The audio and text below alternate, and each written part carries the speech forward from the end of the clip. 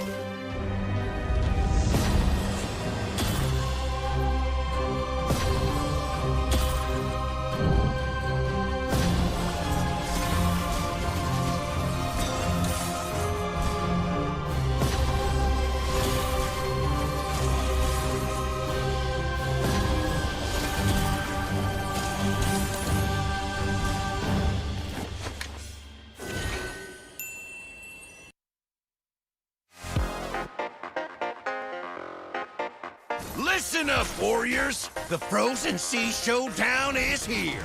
8 Francos, 2 sides. Ready your hooks. Well, the rules? Real simple. Hook 'em over, then bash 'em. Or hook 'em back and stash 'em. Remember, kills will make you stronger. More kills, bigger targets, so swing those hooks. More kills, better hook, so wipe off their looks. Crabs in the river? Hook 'em.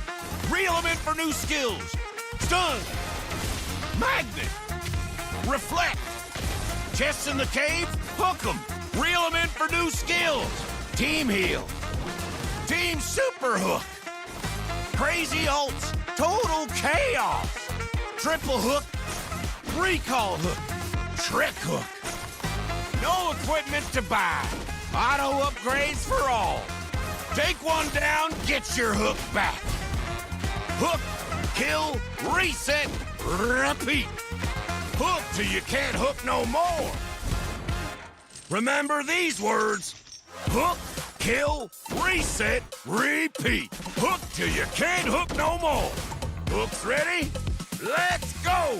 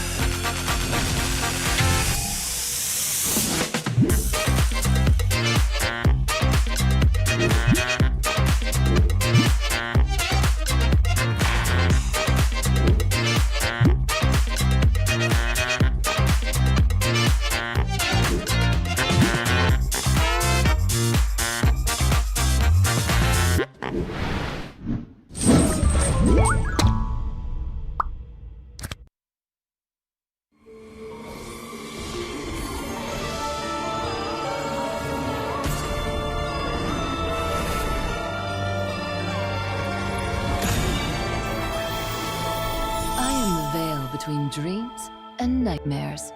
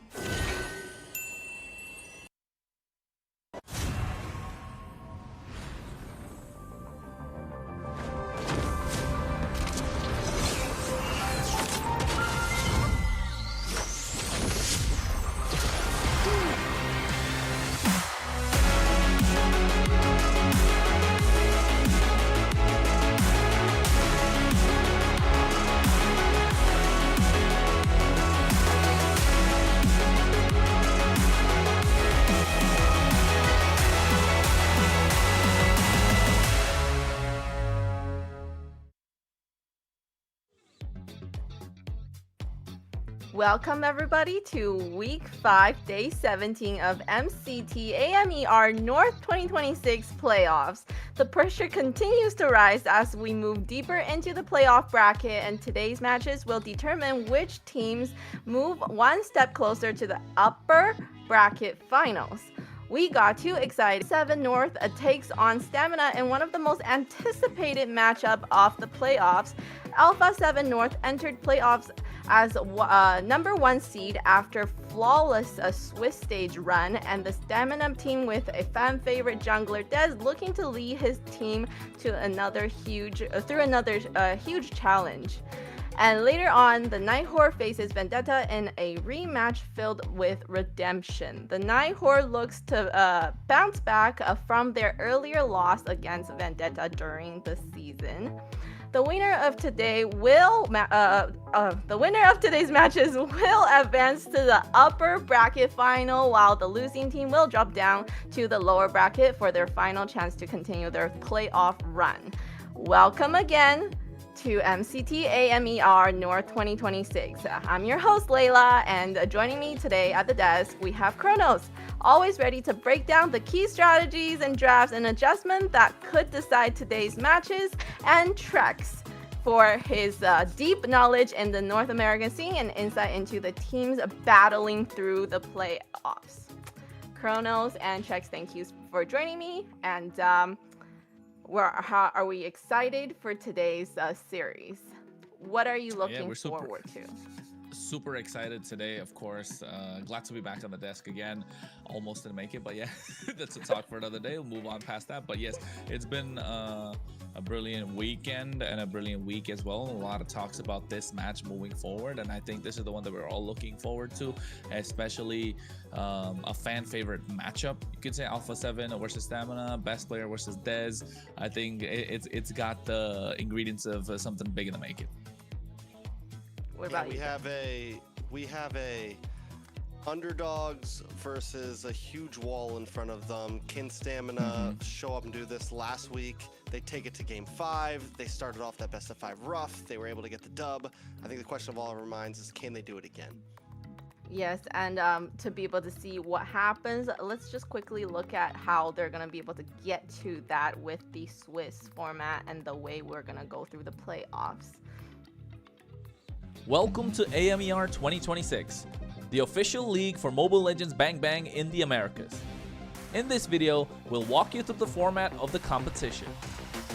The league is divided into 2 regions, North America and South America. Each region features 8 teams, for a total of 16 teams competing in the ecosystem. The regions compete separately during the season before meeting in the Americas finals.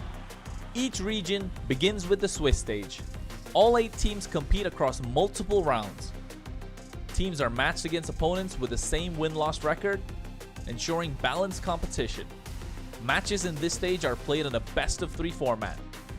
The playoffs are divided into 2 phases based on seeding. Lower-seeded teams begin in Phase 1, where matches are played in a single elimination format. Higher-seeded teams advance directly to Phase 2, which uses a double elimination bracket. Matches throughout the playoffs are played in a best-of-5 series.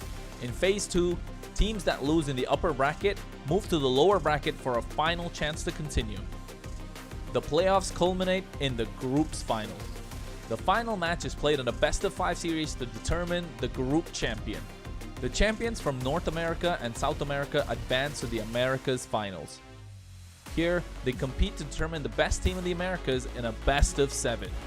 Everything leads here. AMER 2026 starts now. And as we get closer and closer to the grand finals, Trex, when you look at today's matches, which team do you think is under the most pressure with the upper bracket finals now also very close for them? Under the most pressure? Yeah, for today's match. Like out of the four teams today on trying to get to that spot, I think Alpha7 is probably feeling some of the least pressure, honestly. They feel comfortable, they've been rested up, they've been getting to watch every team play. Stamina is probably under the most pressure, realistically, I feel like. I believe that maybe even they don't know if they were going to get this far. You know, they came into this wanting to win it, and now they're sitting here in front Hot of take. possibly their biggest challenger yet. They are, I mean, they're always calm, cool, collective, but still, the reality is they have some big games ahead of them, and that is a lot of pressure. Yes. Hot take, hot take. Hot take. Definitely. Yeah, I think so. Speaking of 'Cause- the pressure, do you think Dez is able to handle that kind of pressure? We have to see it, right? We have to see it. We know best player was put under the heat lamp for a while, right? Waiting to see if he can hold the shape, or is he gonna crust and, you know, just get to the point where it has to go through the kitchen again, got to get reheated once more. So I think he's had those moments, of course, in the previous tournaments, but now it comes to see if can Dez pull it off, right? Because again, he has a massive mountain to climb, a big wall in front of him. We'll see how it goes out today. Yeah, and as the competition gets tougher and tougher, drafting and adaptability becomes even more important, especially with the global ban continue to shape up every playoff series. So let's have a quick look at the global ban system that we have introduced. We'll have the global ban and MCT Americas to bring more dynamism and special strategies. Under global ban rules, each hero can only be selected once by each team. After every match, the 5 heroes used are banned for the remainder of the series. The pick ban applies only to the team that used the hero. The opponent may pick it next game. In best of 7 matches, the global ban resets for both teams if it reaches the final game. Expect new strategies, fresh picks, and much more.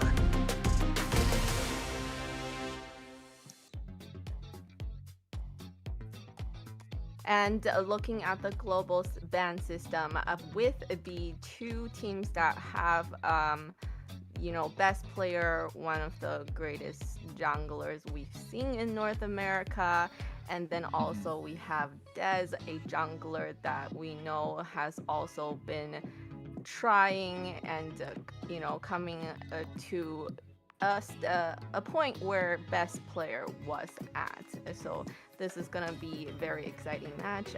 Before we go in deeper into the matches that we're about to see from these 2 junglers, well, I just want to take the chance to let you guys know, make sure you're staying connected with us with everything that is happening across MCT AMER North 2026. So follow us at our official account, MLBB Esports. You can find us across all of these platforms, Kick, Twitch, X, Instagram, Facebook, YouTube, all of it. Make sure also TikTok. that you TikTok, right? We Kids are love TikTok. live You guys like TikTok? streaming on TikTok and YouTube, and Do you that guys is do the where dances on TikTok? diamond drop happens. So make sure you're definitely on those 2 platforms. And And it drops. especially with that, to make all of this happen for us, I want to take a moment to thank our sponsor, runestone.gg. Today's sponsor is proudly brought to you by runestone.gg, helping power the next generation of esports experience. From real-time data to live fan tools, Runestone helps make esports more interactive, more insightful, and more engaging for everyone involved. So be sure to check out runestone.gg and give them the support like the way they have been supporting us. All right, so getting back to these 2 jungler, the matches that they have coming up, the pressure that I feel like Dez is definitely on, because now he's in the shoes of what best player 1 used to be like. You can look at it both ways, right? I think yes, with adding on to what Trek said, he is definitely under a lot of pressure, right, with what's going on and stuff. But at the same time, I feel like, is he really under pressure? Because he knows he's going up against a massive mount, and if he fails, it's okay. There, people are gonna talk the same thing that they have been for years, right? But if he gets the big dub, then all of a sudden, best player doesn't look so hot anymore, right, Trex? Fair enough. Yeah, I think like that view is always a possibility of, you know, if everyone thinks I'm gonna lose, there's no pressure of losing, right? But I think you look at Dez and his team, and the reality is you look at the old format of NACT and things like that, and there was not a bracket like what we're looking at now. This knockout stage, it was not 8 teams. You had to break top 4 to get into this bracket. So what we're seeing now, today, these matches, Alpha7 versus Stamina, Night Horde versus Vendetta, those are the matches we're going to be watching. That is all you would get in old format. So Stamina Dez has never been this far before. He's never had this kind of pressure. He's never been a player to be in these shoes. He's never had the opportunity to go against best player in a knockout stage bracket, right? In a playoffs bracket. Maybe you've scrimmed, maybe you've played in season, but it's just different, right? And I think everyone can kind of look at these things and think to themselves, yeah, this is all fun, like we're here, we want to do our best, but once it starts to become real, like once the idea of, okay, like maybe we can actually win this, maybe we can actually go to, like once that reality is in your hands, then the pressure does become real.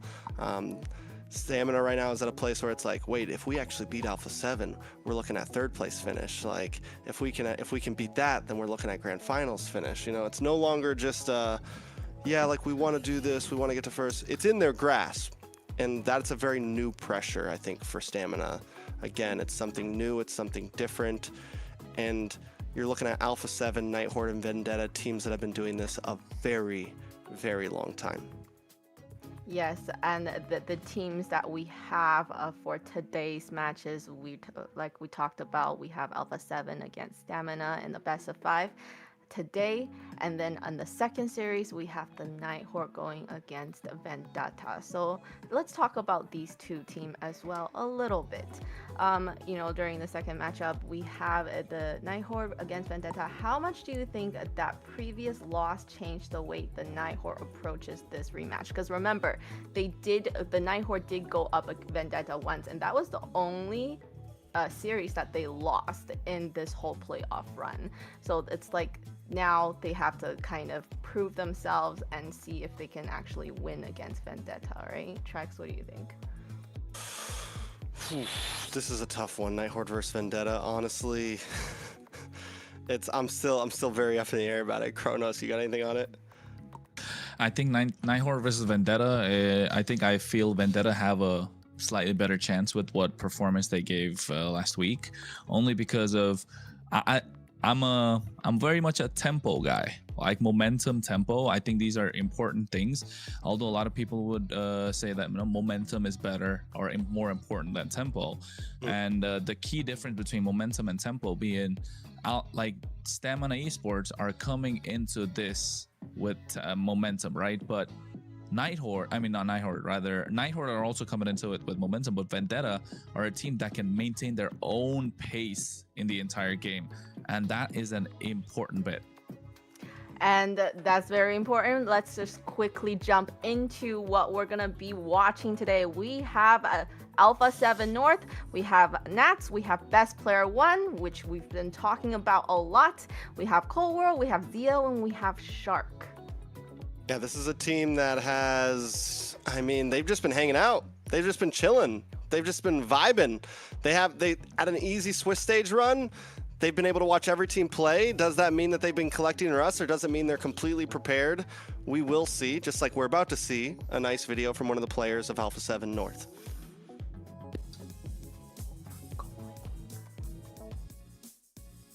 I think my top 5 room gonna be, the top 1 gonna be Ultra, the top 2 gonna be Tamar, the top 3 gonna be Ricky, the top 4 gonna be Mid, and the top 5 gonna be Toy Boy.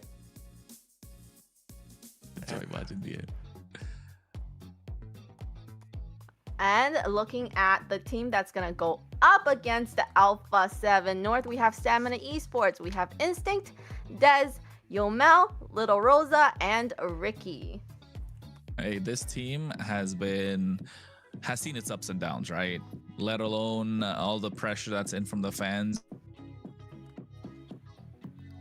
but at the same time, this team has been through its own up and down. It has changed the roams, it's changed the gold lanes. I'm surprised we didn't see a change in mid lane and EXP lane all of a sudden.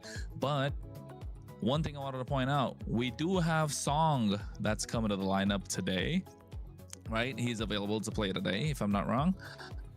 But Ricky still being the first choice. So yes, I think this lineup, now that I feel like it's kind of fixed, we've seen what Coach Bear said, right? Lil Rosa is the main goal laner, and then Diamond's probably going to be the one they're going to play around with a little bit. So I want to see how that changes, right? Does that get to Lil Rosa's head a little bit? Does that make him relax a little bit? Because maybe when the competition is tough within your own team, it brings out the best version of yourself. And that's why we've seen Lil Rosa pull up, especially with the Bruno. He's definitely got deeper pockets compared to Diamond, at least from what we've seen.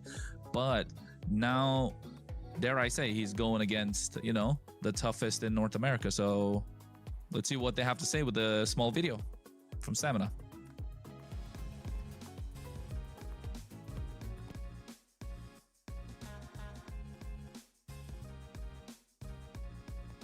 Des.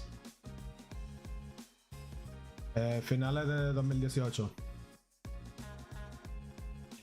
Arif. Marcel. Jun. Rosa. YSS. La ulti de Argus. Flicker. La Collector de YSS. Edith. Nolan. Hylos. Marcel. Jung. Instinct. Best player. Shark. Vaxia. Laken. Shock collar.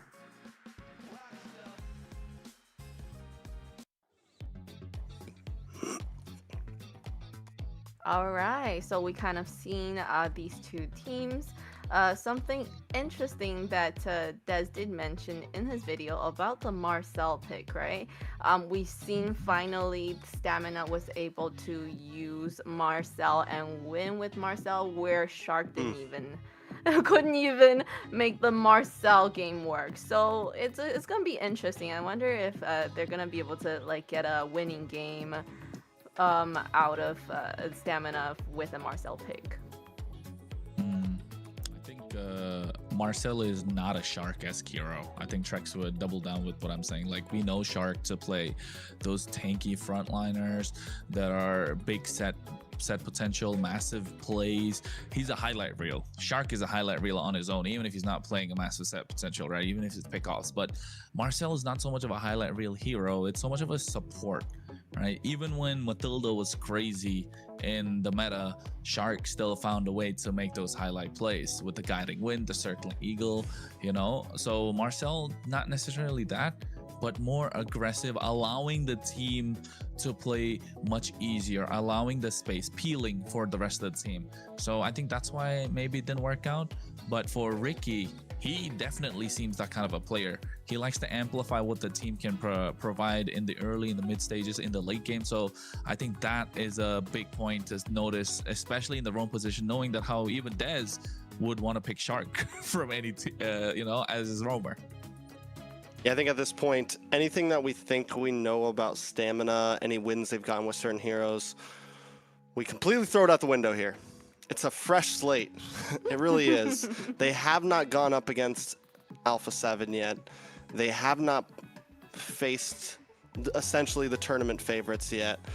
And again, it's going to be a very different story. It's going to be something like they got a close win yesterday, and they've had some great games. Stamina Esports has had some great games, but they are now up against the biggest challenge they are probably going to face this whole tournament. And any ideas we have need to completely get rethought of. We are starting on a fresh blank canvas. And I honestly think it's the same thing for the bottom teams. Night Horde up against Vendetta. What we think we know about them, we are in playoffs now. We are in top 6 territory. Every team is bringing a completely different game. And Stamina has at least showed that a bit. Yesterday, I think a lot of us, last week, we came into those games thinking, how is Stamina going to perform against Influence Rage? They were able to get the dub. They were able to show us a completely different version of themselves. They have to do that again once today. Is Marcel going to be a problem? We will see. Alpha7 may test the waters with them. They're players like Shark, Zia, best player, Cold World. I'm not going to put Nats in this category because I think he's probably one of the more serious players on the team. But the rest of them, they will test you. They will definitely test you. Is it going to happen in game 1, game 2, game 3? We'll see. But those possibilities could come out. Stamina just needs to be ready for it. Very interesting. And we're in draft. We're now into the draft, and the way the first draft. How important is the first draft? Important, very, very important, because you don't want to show your cards too much, but at the same time you want to get advantage. It's a good game to play a pocket pick, right? You could pick up something that's super not meta and get away with it in game number 1, game number 2 also to a certain extent, but you know, after that you just it's a big risk that you want to play any sort of pocket pick. So I think we might see some cheese strats come out from both teams, especially in game number 1. But yes, I think also another point, we've been talking about, you know, Alpha7, Stamina, Dez, best player, Shark, you know, Nats, all of that, but what about Cold World versus Yomel? Yomel is pulling up with MVP performances from the previous week, just saying, and Cold World, if I may say so, he's been the one that's, you know, yes, he's pulled off the gourd, like Shark said, a one-trick gourd, but apart from the gourd, we haven't really seen him pop off with any other mid laner, have we? And also, I really want to see Zia versus Lil Rosa. I think that's a massive difference maker between these two teams. Because Shark can hold his own in their own position, right? Yomel and Ricky can try and fight out the mid duo, but where's the tide gonna tilt a little bit, you know, which favor? Because we know Nats and Instinct are gonna have a brawl, and to be honest, I think Nats has more experience than Instinct. That's I don't think that's a disagreement. That's a debate. No. Yeah, I don't think that's a debate. I agree, but I think Zia versus Lil Rosa, like Zia is good, but kind of flies under the radar all the time, right? Because there's other people that take the spotlight. So this case, like, hey, is Zia gonna play his natural game, or all of a sudden is, you know, Lil Rosa gonna get the better of him? Because the laning phase is super important, and Zia is really good at the laning phase. Yeah, I mean, Zia has been known to take 1v1s off of amazing players, but Zia has also, who did we see him get? Melon got the kill on him, I think. Melon got the 1v1 against him. Zia got his revenge, but still, Melon did get a 1v1 against him. Can Lil Rosa show up and be that person today? Stamina Esports, again, this is where the blank slate of paper, is. Stamina Esports has a chance to put themselves as a team that is to be reckoned with in the MCT AMER's North scene. This is their opportunity for any one of these players to be like, okay, I can go against the best and maybe be in the debate for top 3. You know, maybe be someone that can be like, oh yeah, I'm one of the best gold laners out there. Does that mean they get crazy though? Do they make those risky plays today? Does Stamina take those chances today? I think if you're Stamina, you want to take those chances, right? Because get crazy, you're not gonna, bring it to them. I think in a straight fight, I really think Alpha7 are the better team than Stamina Esports. I'm probably gonna get a lot of hate. Don't come into my Instagram DMs, but actually, you know, you can follow us. Nice plug-in right there. Yeah, you gotta follow him to send him a DM. That's the problem. Exactly. That's the, you know, that's the way it goes. But yeah, at the same time, I think if you're Stamina, you want to take those risks, and we know Ricky is that kind of a player. He takes that risk, right? But will the rest of the team be on the same page when it comes to taking risks? Like, can Dez get to the point like, okay, I want to take the risk? Because we've seen sometimes he plays fantastic. Demon Time Dez comes online, things are going in Stamina's favor, but he doesn't like taking those, you know, out of pocket risk. He doesn't want to get the, you know, he doesn't want to pass it to the running back when he's on the 4th down, right, 10 yards before the finish. It's it's those small things that make a big difference. Meanwhile, Alpha7, they see a moment and they will go for it. And if it doesn't pay off, they brush it off and move on to the next phase, especially Shark. Best player, Nats. We've seen them make massive throws in the MCT so far. So how will they and we know they're gonna do it. Stamina need to take that risk. And looking at the draft, feel like they're okay. I like Stamina Esports draft. It's all kind of a counter to the Harley. You're not allowing best player to play his best game, the Lilia, the Khalid, the Uranus. So that's a lot of counters, but at the same time, you're preventing the frontliners that's coming through from Alpha7 by picking up this Lily. You get mid prio with the Khalid, and they're taking out any sort of early game aggression. I think Hylos is a good choice to ban out here, so you don't give Alpha7 some sort of room to control the river, because we know how annoying Hylos can be. Yeah, I mean, Hylos could even be decent. Actually, no, they already have the Khalid. But Stamina Esports, focus on draft here. Stamina Esports, yeah, the draft looks good, honestly. The draft does look great in terms of against the Harley. Like, this is what so many teams have been. This is what we've figured out as the answer to the Harley right here. The Lilia, the Khalid, the Uranus. Can they round it out more? Well, I think from what I've seen from all the past series of Harley, who said this? It's hard for him to be in the pit, right? Because he's Harley, so he's gonna need the frontliners to be able to be in the pit for him before he goes in and get that red tree. Yeah, he's he shows up to the fight a little late all the time. That's the goal, right? Suyo. You're more of an assassin. Suyo from Stamina? Or from Alpha7 ban here? Yeah, I think Suyo's a straightforward ban. You don't want to give it to Dez. And oh, never mind. They don't want. Okay, yeah, Harith is great too, because you don't want to give Zia a hard time. See, this is what I mean. They don't care about the Dez so much. They know it's okay. They're not stressing. They're like, it's okay. You pick up the Suyo. It's your best hero. We'll give you your best hero game number 1. And if we beat you in your best hero game number 1, you're cooked. I think Alpha7 knows that Harley will, like, if you were talking even skill base, or even my jungler's a little bit better than yours, Harley will get the better of the Suyo as long as you have a decent game. It's kind of a risk, because if best player can't get any crazy kills early on or snowball, and it's going to be hard because it's a Khalid, a Lilia, Uranus, there is the chance that the Suyo can outscale. And don't get me wrong. Moscow pick, yeah, it is all... Like, best player pressures on you. That's what they're trying to say, but they don't care. They don't ban the Suyo. I think Joy is another option if you're Stamina.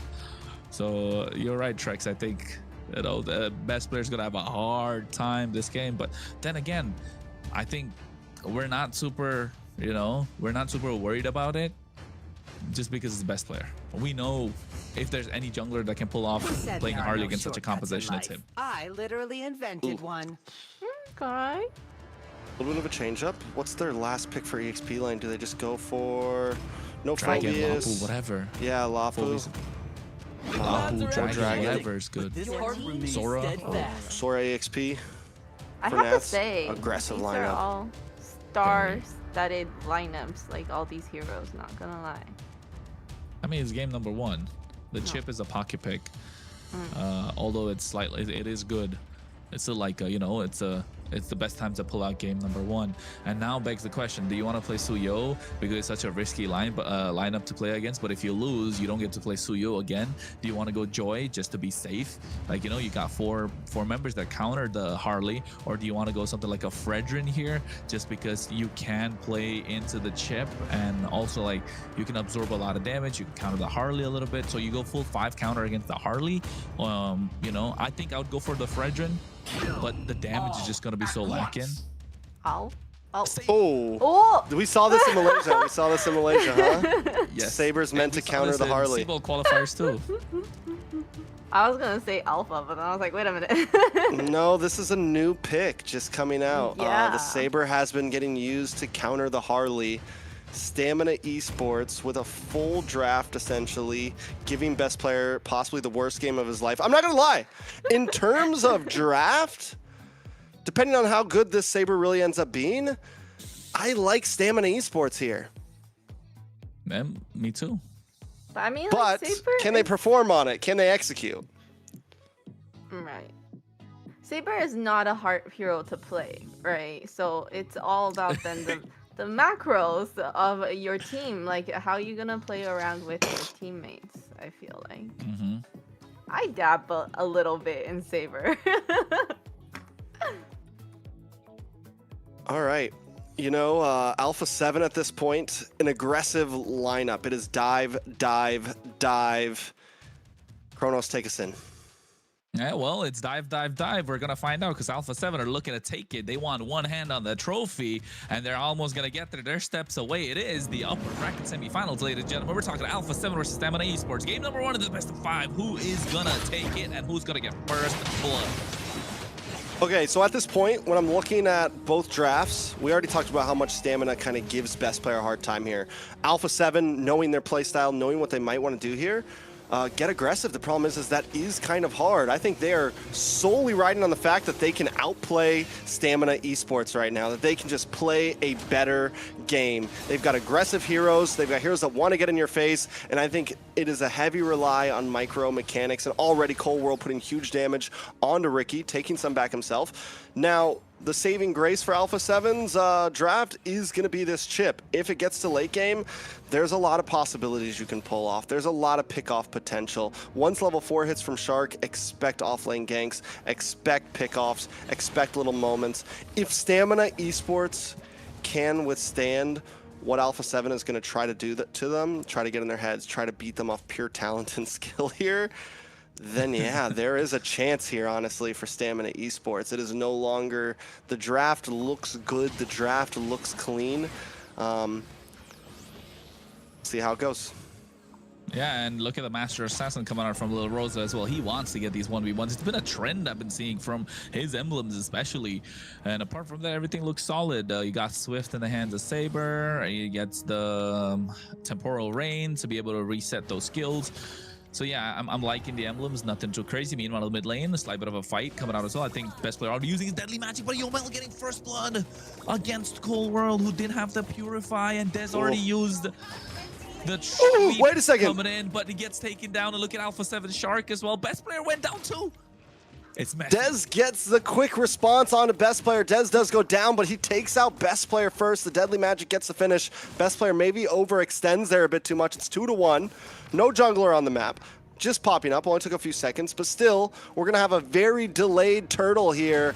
And this is what we were talking about. Stamina Esports needing, listen, throw blows, get in their face, show them aggression. Shark forced to use a flicker there right before turtle. And Stamina Esports bringing the smoke right now. Willing, listen, if this is the way we got to play, this is the way we got to play.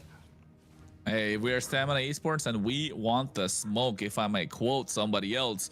Those of you get it, you get it. But yes, I think, you know, this is definitely the way the Stamina Esports need to be playing this game. You want to be in the face of the opposition, and right now Alpha7 have priority of the turtle. Shark going into the back line, looking to drop that shortcut.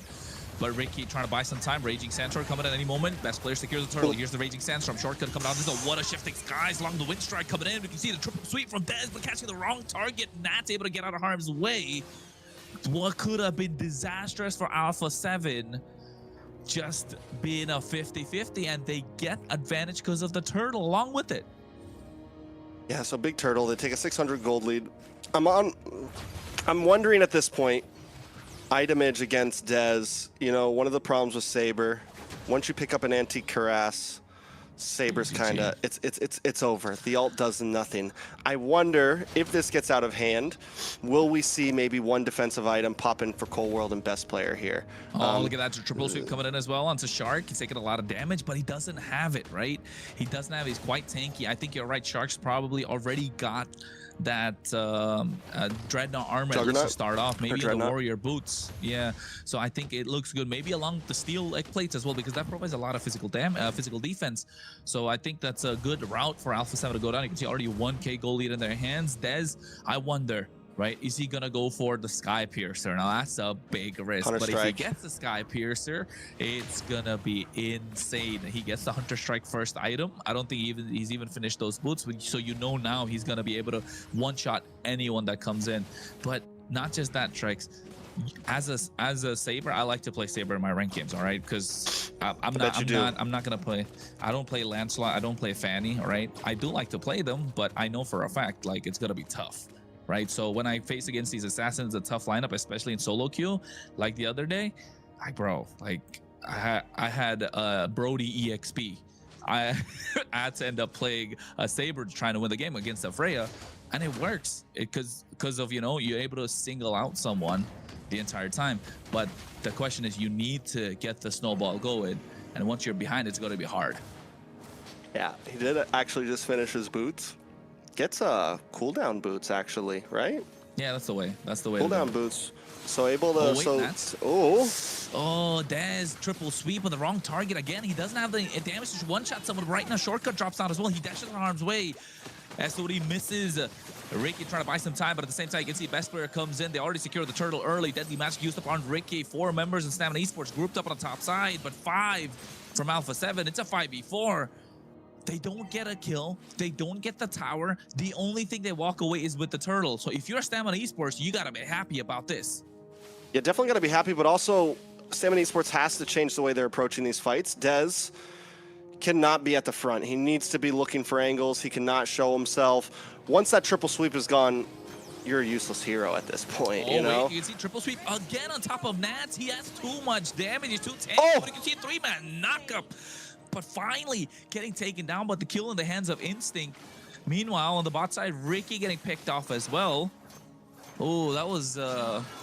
I think Dez, you're right. He has to change his approach. Don't use your triple sweep on Nats every single time. Or maybe he's trying to slow him down. So if the front line's deleted, it could be easier. Yeah, I mean, a situation like that, a pickoff, yeah, use it. You got your homies with you, and you're looking for one member. It's a great amount of crowd control, able to lock down one member for long enough to where everyone can get enough hits in, and you get the kill. But coming into a turtle or a lord fight, Dez needs to be the last person to show up. He needs to be hunting for best player. He needs to be hunting for Cold World, or saving that triple sweep as a tool to stop best player from hitting the retry button. You know, to be able to get your advantage over Lord, something similar to using the taunt on the Fredrin, something similar to using, you know, the heavy spin from Makai. You're using this as an ability to get an advantage over the retry, over the 50-50, tip that scale to 60-40, tip that scale to 70-30, and making sure that you're getting these objectives. It is not just a, we're looking for a kill button, you know? It needs to be used very, very strategically, and that's the way that this hero's been winning, right? Their whole draft was targeted around giving best player a hard game here, giving Zia a hard game here, and that's the answer. So they can't just dive into these fights as if they had their usual, you know, Ube strat, because they're a team that likes to group up, you know, they're a team that wants these big brawls. Oh, the Raging Sandstorm onto best player, zoning out on the turtle. Get a nice shifting skies. He's able to get the turtle. Dez missing out on the retribution. There's a lot of damage down. Dez doesn't have it. Nat's able to get that kill, and now he goes in. 4 members from Stamina Esports. They trade jungler for jungler. A job well done by Ricky. And of course, the rest of the team just able to zone out best player from the turtle, but Dez not able to get that retribution. Trex jitters, nervousness, pressure. Pressure could be true. Again, it's a different ball game. You're in major leagues now, you know? This isn't the triple, this isn't the AA, this isn't the MDL. You're hanging with the big dogs now, which is just the fact that you're here makes a statement. But let's break that down. Best player, even after getting zoned away, still able to hit the retry correctly, still able to get it. Dez a little bit too late. I'm watching his retry button. I'm waiting for it. Rewind it, go check it out. He did not hit it in time. I think his approach to that fight, much better. He came in a little bit late. But overall, trying to get the turtle, there's still some things to work out. Yeah, and I think in that fight to retry, best player used it, had to go back because he was zoned out by Ricky, right? Dez gets the retry, but Nats, the difference maker again, right? That wind stride shifting sky is able to pull all 3 members together, and then all of a sudden, I think that was a panic retry from Dez. The one, I want to take a look at the items really and see how Pretty far sure Dez is at least. Dez didn't even click it until Turtle was already gone. He was late. Oh, the big chunk came down from best player, and then they finished. Yeah, I was like, it was a miss. It was a miss. It was a miss. He clicked it after Turtle was gone. I'm pretty sure. And you know, it's a thing where we see like pressure. Pressure creates diamonds, right? We always say that. It's a quote that's used pretty much in every single sport, esport, every game, you know, and when you're at work, a lot of things, you know, into your burst home. Pipes. Yeah, exactly. That's the other way, like Steph Weezy says. It either creates diamonds or it bursts pipes. In this case, whose pipe's gonna burst first? Because it looks like Alpha7, they got some of those strong pipes. This is true. Instinct, on the other hand, 1-0-0. I think he is the saving grace. He's also holding strong right now on the Uranus. Man. If he can be the one, you know, we've seen normally the Uranus is something used to keep the Harley away. Instinct needs to be that guy right now. He needs to be on best player a bit more. That is their win con. He needs to have vision on best player nonstop. We saw last time it was Ricky who zoned away, but I want to see Instinct a little more involved in this. Oh, Cole Lord able to get that Lord, but you see at the same time SOD connecting. Nice wind strike coming in as well. Lil Rose able to take it away. A top tier 1. Ricky gets taken down, but 2 members fallen from Stamina Esports make that 3. Best player finds a double. And it's not looking good all of a sudden what Stamina Esports had built up, but the timing that they bought for themselves changing, turn things around. Thanks to Nats once again on Desora. Look at Shark in the back line, doesn't care. Too much damage, too much tankiness. And Stamina Esports do not have a reply. Yeah, that fight was messy. It was a nice play from Ricky. They're able to get the stun on. Best player is a nice try, but once it failed, it should have been an abort mission. Dez tries to make his way in. He goes past Cold World, past Shark, I think it was, walks right by the moon. He's hunting for best player, but by the time he gets there, he's down to half health. Yes, he gets the triple sweep down. But before he can even finish it, he's killed. He's taken out. And I think Stamina Esports should have aborted mission. But now Alpha7 knocking on the door. And you know what, Trex? I think this is where the Saber starts kind of like falling off. Not falling off. I wish we could take a look at the items and tell how far ahead he is. But yes, I think this is where the Saber's not so much of a surprise anymore, right? The element of an assassin is the surprise element.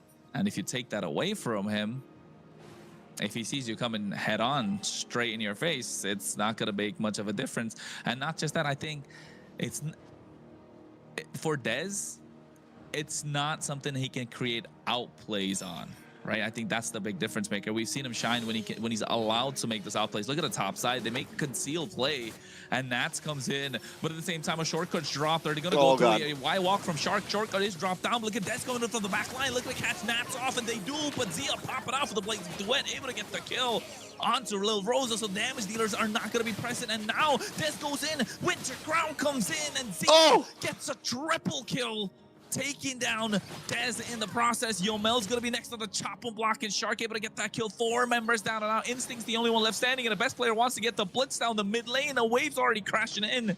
20 seconds, 12 seconds right now. I think it's gonna be enough. Deadly magic coming out as well. Instinct gonna get an immortality pop. Never mind, no immortality whatsoever. Alpha7 find an opening. Base Crystal, 9K goal lead, and put Stamina Esports back into a corner. That is a nice gold laner you have there, Alpha7. Just had to say, Zia shows up, hits the winner crown, last minute, thinks he's going to go down, and everything stopped, you know. Oof.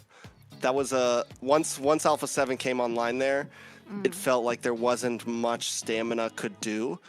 Stamina had a good show in the very beginning. You know, I think they focused so much on countering best player there that they lost all possible crowd control. Yeah, no crowd control. And the thing is best player's not your only problem on that team. Nats was playing phenomenal, was getting so many sets, and every time Ricky would get to the back line, it doesn't matter. Nobody else could follow up because Big Shifting Skies comes in, you know? Big Shifting Clouds comes in. It's just, yeah. Well, it was a fast game, and the way that everything just went, all the turrets just gone like that so fast, and it just really shows that once Alpha7 started getting it their way, there's no stopping them. Yeah, there was like I said, this is Alpha7 right here. You know, I said it before we started. I wanted to really be on the train of like, ooh, and I think Stamina still has some opportunities, but they got to go back to the drawing board. They need more. They need to be able to, I would say crowd control is going to be their savior here in this series, and not just dive crowd control, not aggressive crowd control. They have to keep Shark at bay. They have to keep Nats at bay. This is not you can't watch these games one-dimensional. Taking a look at Alpha7 stats, though, anything you want to point out majorly, Kronos? Nothing really, to be honest. The only thing I would, one thing is Dez on the Saber. It's such a, whoa, if it works, like, oh my god, Stamina Esports, the outplayed the mind games. But if it doesn't, if it's a big whiff, you're like, what's this draft doing there? What's the Saber doing there, right? What's going on? We're going to see a 3-0 coming out from Alpha7 right now. That's the conversation we're going to have after this kind of a game. And it's a big, it's a big chunk into the confidence of Stamina Esports and their fans, I'd say, because at this point now you're thinking, like, we did everything to counter best player, but we forgot Nats, who was the star of this entire game, might I say. If it wasn't for him, it wouldn't work out. And also, if you're Stamina Esports, come on, man. Like, the plan did not work in the early game. So the plan the plan's got to shift at this point, right? It has to shift. So them not being able to adapt on the fly, I think that's one thing great teams do better than good teams. And I think that's going to be the difference maker between a good team and a great team. Stamina Esports is a good team, but are they great? Are they third place finish worthy? Are they better than great? Grand finals? Are they greater than ever? Oh, yeah. Better than great. Can they sizzle, right? Can they sizzle? Can they sizzle? Exactly. There you go. Do they go to the top? Yeah. Layla has no clue what's happening right now. I know that Layla's like, it's all going over her head. So back to the drawing board for them. They tried to just target best player 1, but they forgot that, they have all these great players in all of the lanes that they have to watch out for. Can they own this, right? Can Stamina Esports own this and take it to the next level, right? Exactly. Will they own this, or will they own eggs? No, and I think it's MVP. Shark, great performance. Personally, I think Nats deserved the MVP with the performance that he put out. He was able to absorb a lot of damage. Yes, Big Shark went on a deathless, 306 KDA. But I think it's all thanks to Nats and how much pressure it was able to absorb. And begs the question, did they fumble the draft? I think the draft was good. Trex, you agree as well. We doubled down on the draft, but I think it just comes down to how they were able to execute. The execution wasn't there on point. Look at Dez. He comes in from the back line, looking to catch Nats, but that's such a massive skill, right? The triple sweep. It's a one shot no matter how you look at it.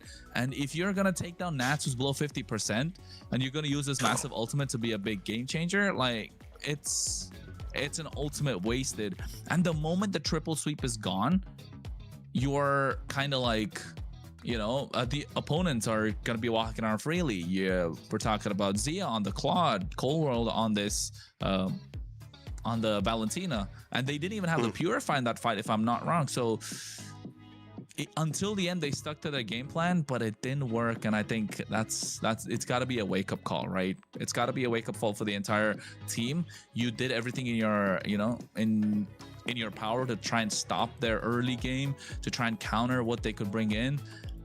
Sadly, I think they were focusing on the wrong target. Yes, Nats was difficult to take down, but I think if Instinct just said, okay, guys, don't worry about it. Let me take care of Nats. Let me keep him in the lane as much as possible, because that's a way where you can counter the Sora, right? You counter him in the lane, which is difficult. You pick up the Valentina, right? That's another way to counter it. So you can use the shifting skies to the opposition, but in this case, Coldwell had it. But another way to counter the Sora is to wall him in the lane. That's why you see the Glues being picked up. That's why you see the Uranus being picked up against them. The Alice coming through as well. Those are options that you keep the Sora in the lane, not allowing him to rotate, not allowing him to be this big playmaker and being in his face the entire time. But in this case, they just wanted to take him down so bad that they forgot the other four exist. So hopefully, if their plan was to put pressure onto Nats, hopefully it worked. I personally don't think it did. And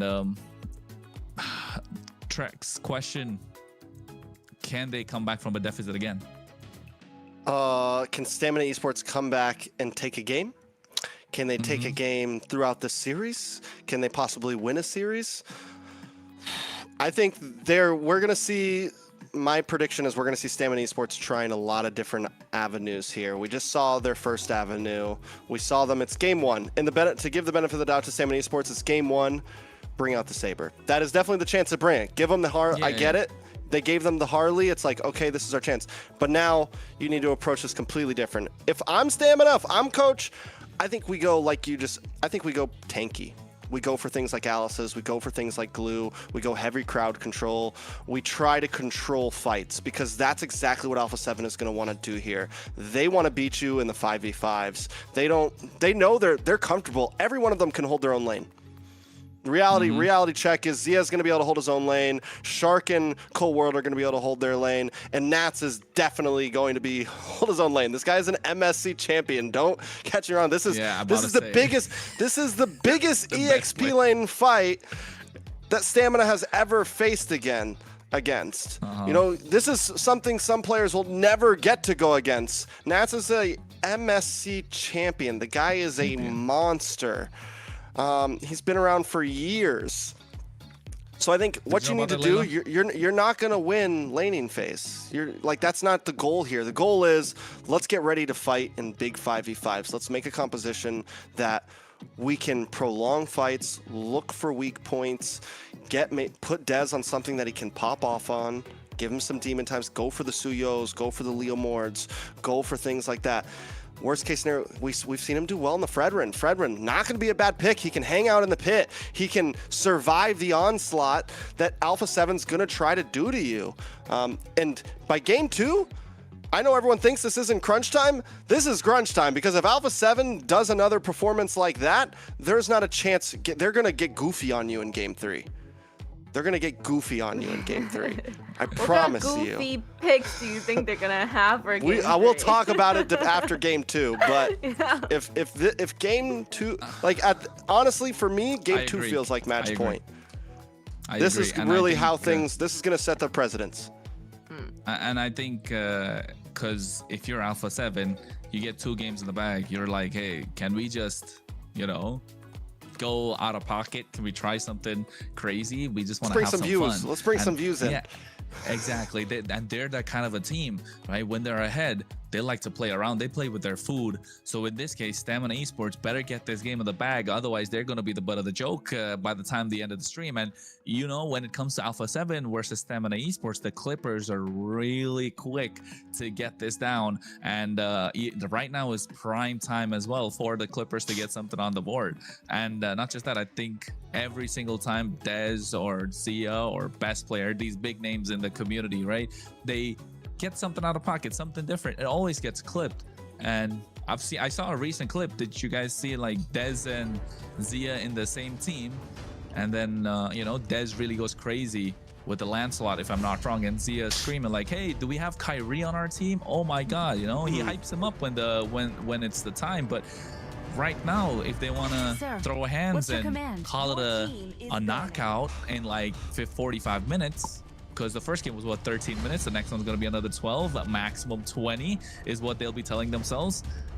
But if it's a 3-0, ooh, Stamina Esports all of a sudden, who look like a contender, 3rd place finish, the hype has been there. A reality check. I feel like Stamina thought Alpha was going to get goofy now. They did a Fanny band just now. I think they keep it simple right now. They've already used a lot of power picks, the Harley, the Claude, the Valentina, the Sora, 4 power picks, and now they try and get this one in the bag, and then I think Stamina's looking for a Suyo pick up here up front. The Harley's already gone. I think game 1 is we give him Harley. Now Suyo can feel pretty comfortable. You don't have to worry about Best Player getting the Harley. They can target ban a little bit, and all of these bans are targeted at Best Player once again.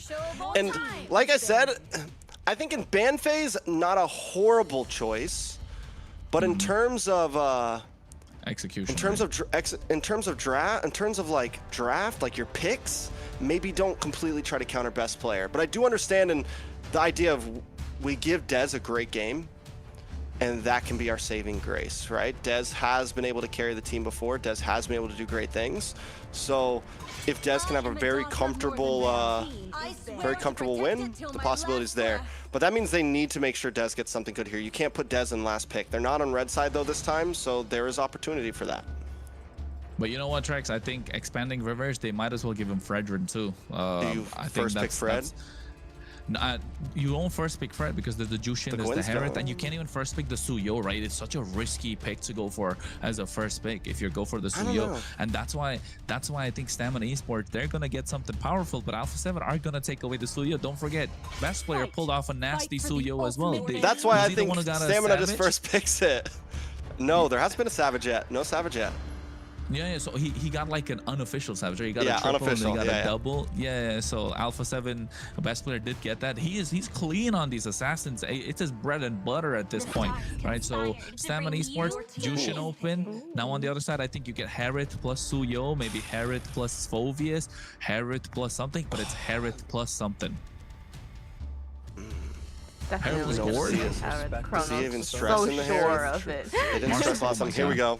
Marcel for Alpha7. Can they get the dub with it? This could be This could be the one that Stamina's looking for, right? We saw Shark not playing a great game on Marcel, but I think they've had enough time. 3 weeks of practice, 3 weeks of kind of scouting out how to understand this pick, 3 weeks of scrims where they performed well, and never mind. They're not giving it. They're not giving it. No. So what is? I think this is a Fred game. You lock in Fred right now. Thank you, Fred. Even though it's not great against the Marcel, I still think you lock in Fred here. Fred Herod, right? I think Fred Herod. 1,000 winters have led to this moment. Ilos? Okay, it's still good. Layla? What about, I was just gonna ask, Leo Mord and Suyo, which one does better? That's a good, that's a 50-50. I think, Who gets the dubs early on? I think, Claude. I like the Claude, but the Herod was just available, right? Herod is so good. And Alpha7 can't even pick Claude.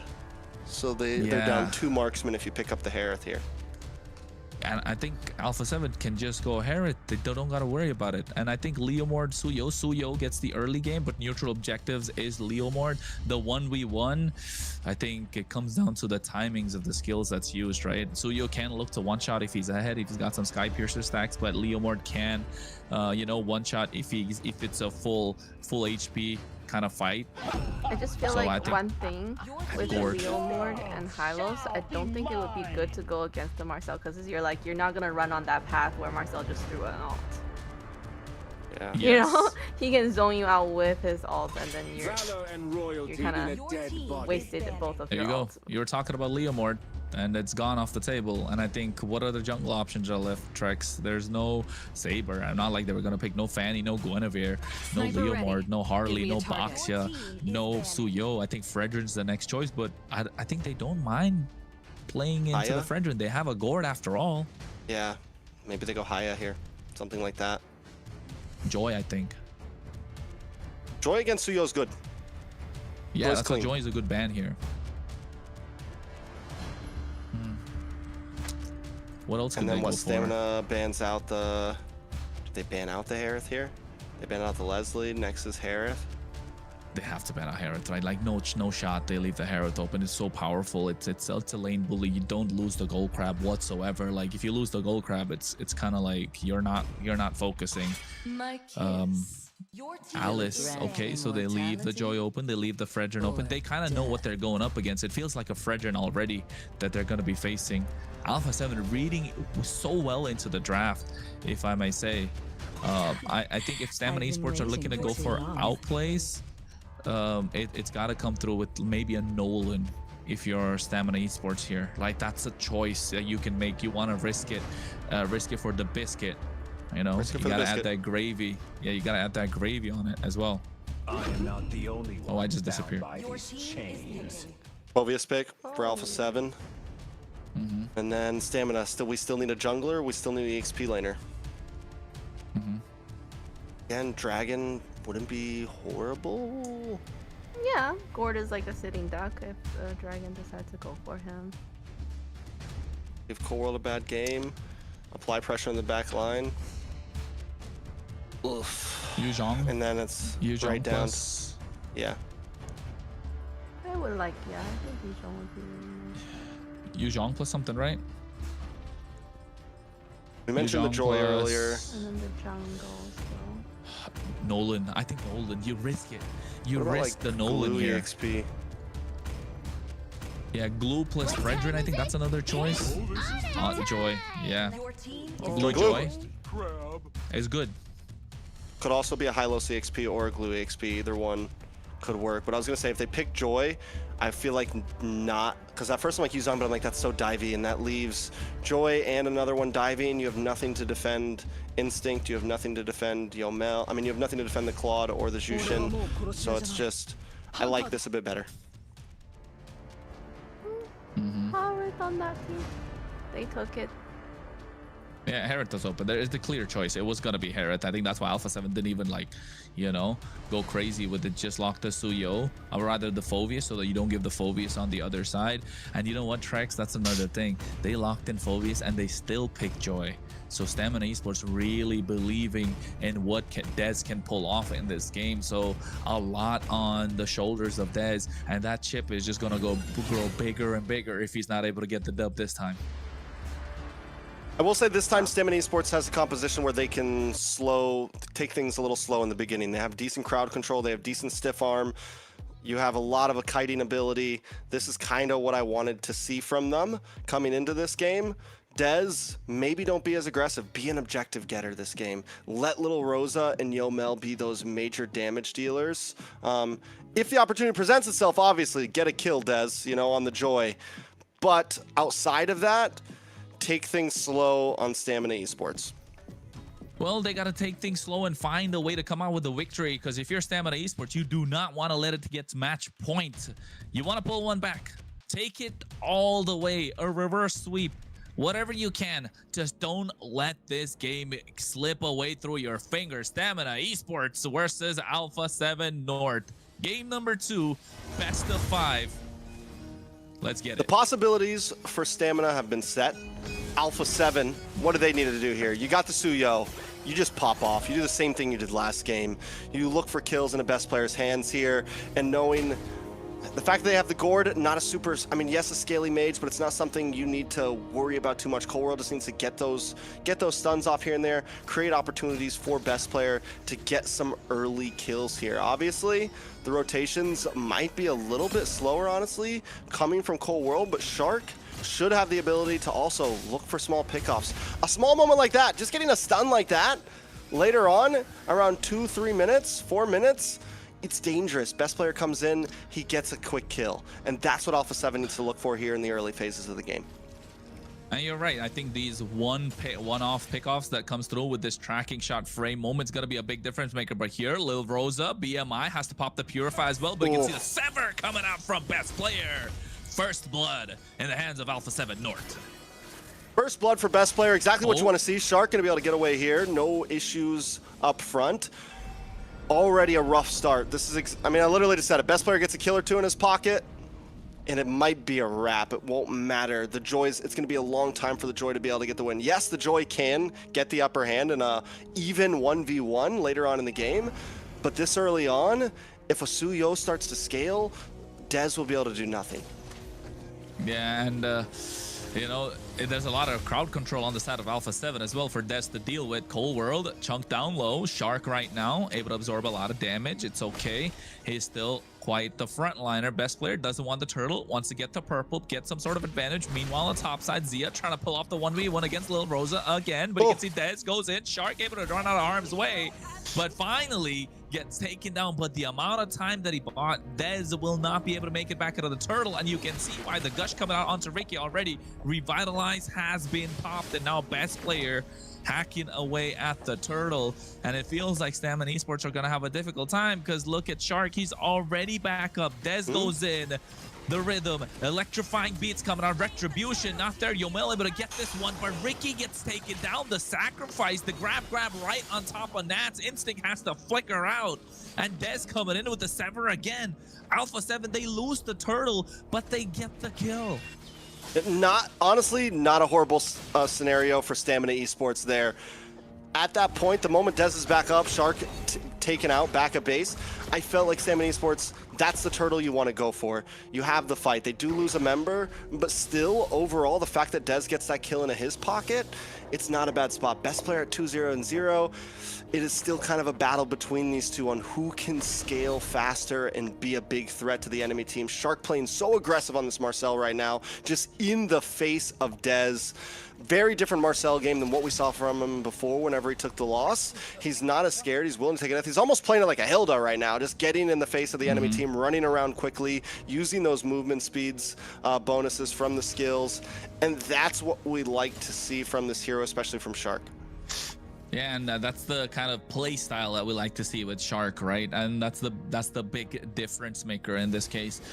So Alpha7 kind of found their footing. They're able to climb up the ladder a little bit. Stamina Esports still looking for the first rung. They need to get there. 40 seconds to the turtle. Best player's been having a fantastic game. I hope he did. Oh, wait, never mind. On the top side, Blazing Duet coming out from Lil Rosa. But Revitalize from Ricky just to make sure Lil Rosa doesn't get taken down. So they use a spell and an ultimate, but still not able to take down Zia, not even below half HP. And Zia goes back right on time. Mana back up, and then now all of a sudden he's going to be ready for these turtle fight. Tracking shot coming in from Shark. Best player gets his hands on the Sky Piercer. Yeah, so Sky Piercer locks in. Any more kills are going to start to become dangerous. Stamina Esports doing a good job, though, at keeping things slow, waiting for moment. Big pop-off in this game. If it doesn't happen to the next turtle, which I think that is still the goal for Stamina Esports, let Little Rosa get that Trinity on. Look for 9 minutes, 10 minutes. That's going to be a big opportunity. Nats, though, making his way up along full world. Gush coming out already on top of Ricky. You can see it taking a lot of damage. Revitalize not available, but at the same time, Lancerfly coming in. Crimson Beacon at the same time. They go in. Best player, Soul Sever, but they finally find Shark and Dez able to survive through that entire fight thanks to the help of the Golden Hour. Nice knockup coming in from the Dark Wave. Instinct taking a lot of damage and bonking his way is Nats, and they find a kill onto Yomel. Best player gets a double. That's 20 stacks. And Dez still not able to pick up the turtle, and now they're going to get down the mid lane. Take away that tier 1. They are feeding everything to best player right now so cleanly. I don't know if they're doing it on purpose or what exactly the plan is, but either way, 4-0-0, all 4 kills into the hand of best player, already 2 stacks onto a Sky Piercer. Not only is he getting this tower, but now they're going to take the turtle as well. This is where things start to get dangerous for Stamina Esports. They are able to capitalize off of the mistakes of Shark here and there, but that is it. And Alpha7 have shown that we don't exactly need Shark. You dive a little too deep, we get you down to half health, we're willing to fight without him. Oh, wait. Electrifying Baits coming out. Shark taking a lot of damage. He goes in with the tracking shot, gets out quite easily. They get the top tier 1. Mid tier 1's gone. I think bot's going to be next one. They're looking to take. And I think regardless of feeding him the kills or not, Trex, the timing from best player has been impeccable this entire game. He comes in at the right time, goes, clears his jungle. His pathing has been looking really good, right? Able to take the buffs whenever necessary before getting into these neutral objectives. Look at his pathing now again. He's able to clear the top half of the jungle, clears the bottom half, and then gets another fight on the bot side. Meanwhile, they've already applied the pressure with the river control, and then when he gets to the turtle, he's going to be double buff, cleared jungle, and it's going to be easy to take down the opposition. Meanwhile, Zia, again, Zaman Force, just to apply pressure onto Instinct, and that's a glue we're talking about that's not able to take a lot of damage.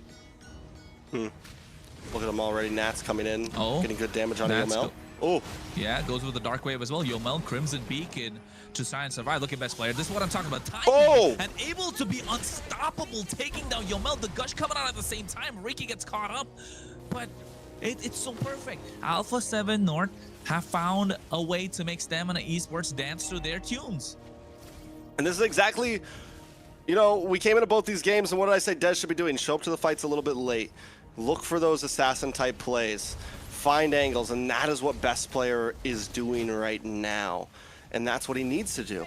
Show up, let the rest of the team get him down to about half health, and then just clean house, reap the benefits. Best player now 5-0-0, 100% of all the kills put on the map from his team. 3.3k gold lead over to Alpha7. And it's not even like, it doesn't even feel brawly. We're only at 7 kills in. No, it's meticulous from Alpha7. Instinct. He's looking to make a play, right? He's looking to pull someone into Lil Rosa. But the flicker from Cold World being so clutch. And now, you know, look at Lil Rosa. Best player's chasing him down. He's taking it down super low, but at the same time, Shark comes into his rescue after the Law and Order from Ricky.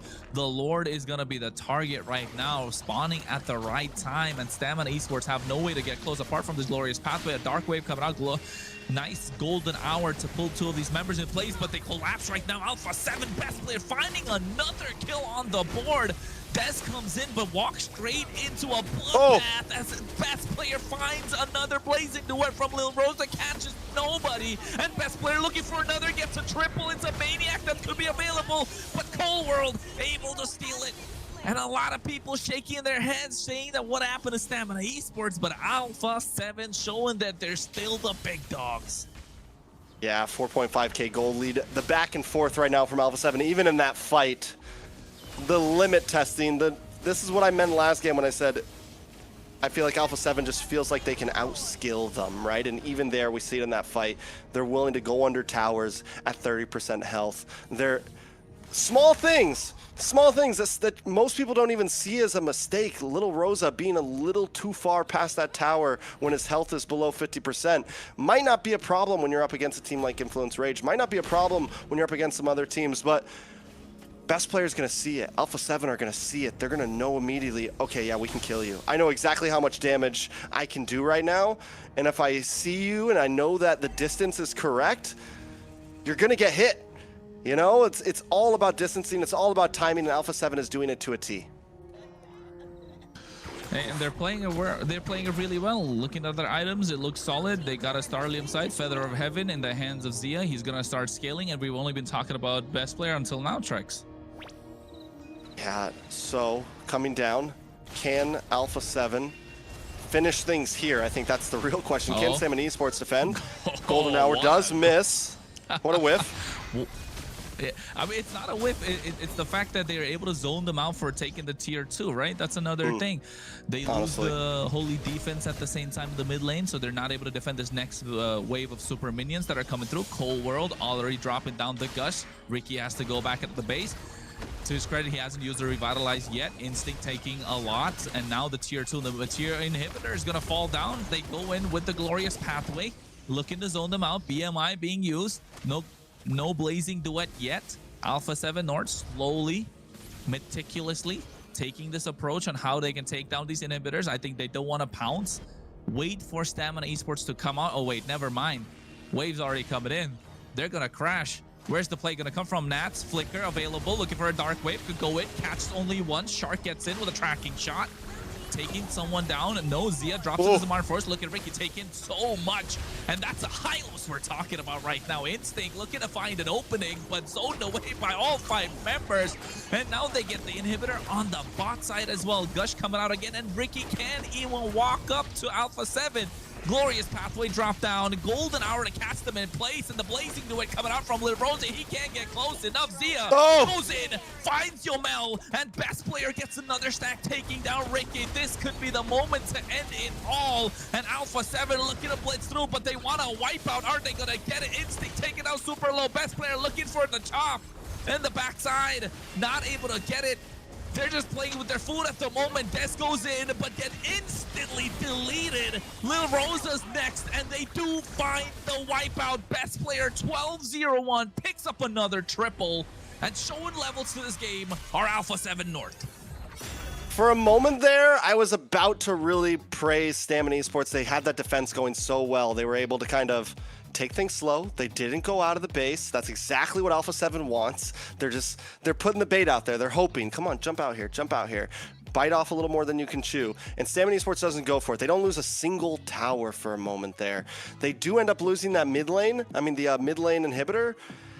And then Ricky drops the glorious pathway, and all of them just try to go for an attack. And the golden hour comes out, immediate bite back. Yeah, and that was just that. Shouldn't have done that. Shouldn't have done that. Shouldn't have done that. Going into the, the Marcel ult with that pass the path is useless once he throws his ult out. And unfortunately, and talking about feeding best player, they're like, I have some. Here you go. Open your mouth. Choo choo. Here comes the airplane. Nom nom nom. 1201. And I think did you guys take a look at the end as well? Like Dez tried to clear or pull the aggro of the Lord to the bot side. Bro got instantly deleted and they all collapsed on it. And it feels like Alpha7 are all on the same page when it comes to this game, right? When it comes to shot calling, communication. But Stamina Esports, I don't know, feels a little divided, might I say so? Or Trex, do you think it's just such a massive skill gap where Alpha7 are showing that, hey, you think we're on the same level, but you know, we're floors above you? Don't ask me that question. You know, that's I know. The clip farming, bro. I'm just saying, yeah. Like right now, we are seeing a gap, however you want to put it, whatever word you want to put in front of that gap. There you go. You can say it. You could say a diff. Clippers, a diff you got to that. say the I least. helped you out. Whether you want to say it's gold lane, EXP lane, mid lane, whatever you want, there is a diff between these two teams right now. I pick option D, all of the above possibly. Right now, Alpha7 is just showing that they are a force to be reckoned with. The real question on my mind at this point is it going to be like this with all of the other teams? Is Alpha7 leagues above everyone right now?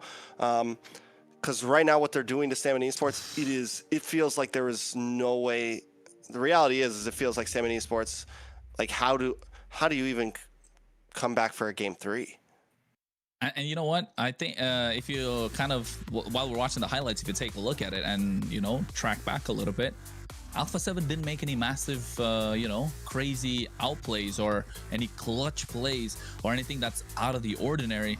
These were kind of like regular plays that you always see in any other game. Nothing. It's an 11-minute sleeper hold. Just a slow push. There was never any super sloppy, big brawly fights. When they pushed down the bot lane, it was meticulous. When best player came up and got that quick kill, like all of their plays were just by the book.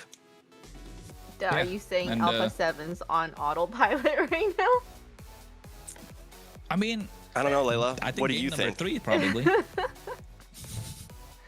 And the MVP obviously goes to best player. He got fed by every team teammate. They're like, here you go, you know, handing it on a silver platter to him. And great way to show everybody he is considered one of the best jungler in North America. Trex. Yes. Is it Kronos? Is it saving best player? I mean, is it saving Dez till the end? Is that a problem? Because let's not forget, we both looked at it. We said they could prioritize the Suyo first pick. They could have gone for the Fredrin in the first phase. Layla called it. A Leomord was available, right? They didn't want to go for the Leomord in the first phase. Went for the Claude instead, which couldn't be used by Alpha7. And Harith was still left open, which is kind of like a better pick in my opinion. Their laning phase, stronger. Yes, you can't dive in, but definitely it's a hero to play around if you're looking to play around someone. So did they save Dez until then? Did they themselves put Dez back into a corner and asking him like, hey, here's this big mountain we want you to carry, and you know, we're not going to give you the best possible tools to be able to carry it as well? I don't know. I'm not against Stamina's draft. I think they had a decent draft. Not the best though. Could have been better. I'm just saying, like, I agree it's not a got terrible the draft. Even in game number 1, they got it wasn't bad. They had possibilities to win. The glue. Imagine they had the Leomord instead. Yeah. Leomord, I mean, the Leomord would have been good. Don't get me wrong, but I don't think Joy's even at bad. the end there, I think right now the pressure is on. We'll get back to the pressure, right? The pressure is on, and in that last defense, there was a mistake made. It wasn't about draft. It wasn't about anything at all. That game could have gone another 2 or 3 minutes easily. They could have defended. Ricky should not have dropped the glorious pathway. They should not have came out of the base to try to do a chase down attack while they were leaving. I think it was a bad call. Whatever the shot call was, it was a bad call. It was a misplay. It was a huge misplay. It cost them the game because they defended very cleanly. They lost an inhibitor, and we're talking 7K gold deficit. They were able to defend. Like, just to paint the full picture, Alpha7 had a huge gold lead, could have tried to force things open, decided not to, was willing to leave. You just got your teeth kicked in, and the guy's like, all right, fine, we'll fight again tomorrow. And Stamina decided to pick a fight. The same thing happened in game 1, right? Same thing happened in game 1.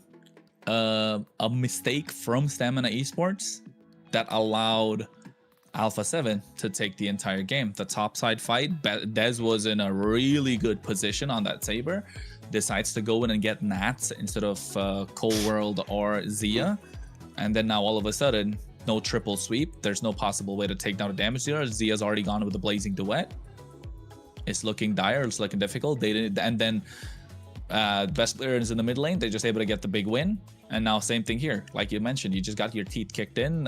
You know, the fighter said, hey, we're look to fight another day. Take your rest up, but get back in full strength if you can.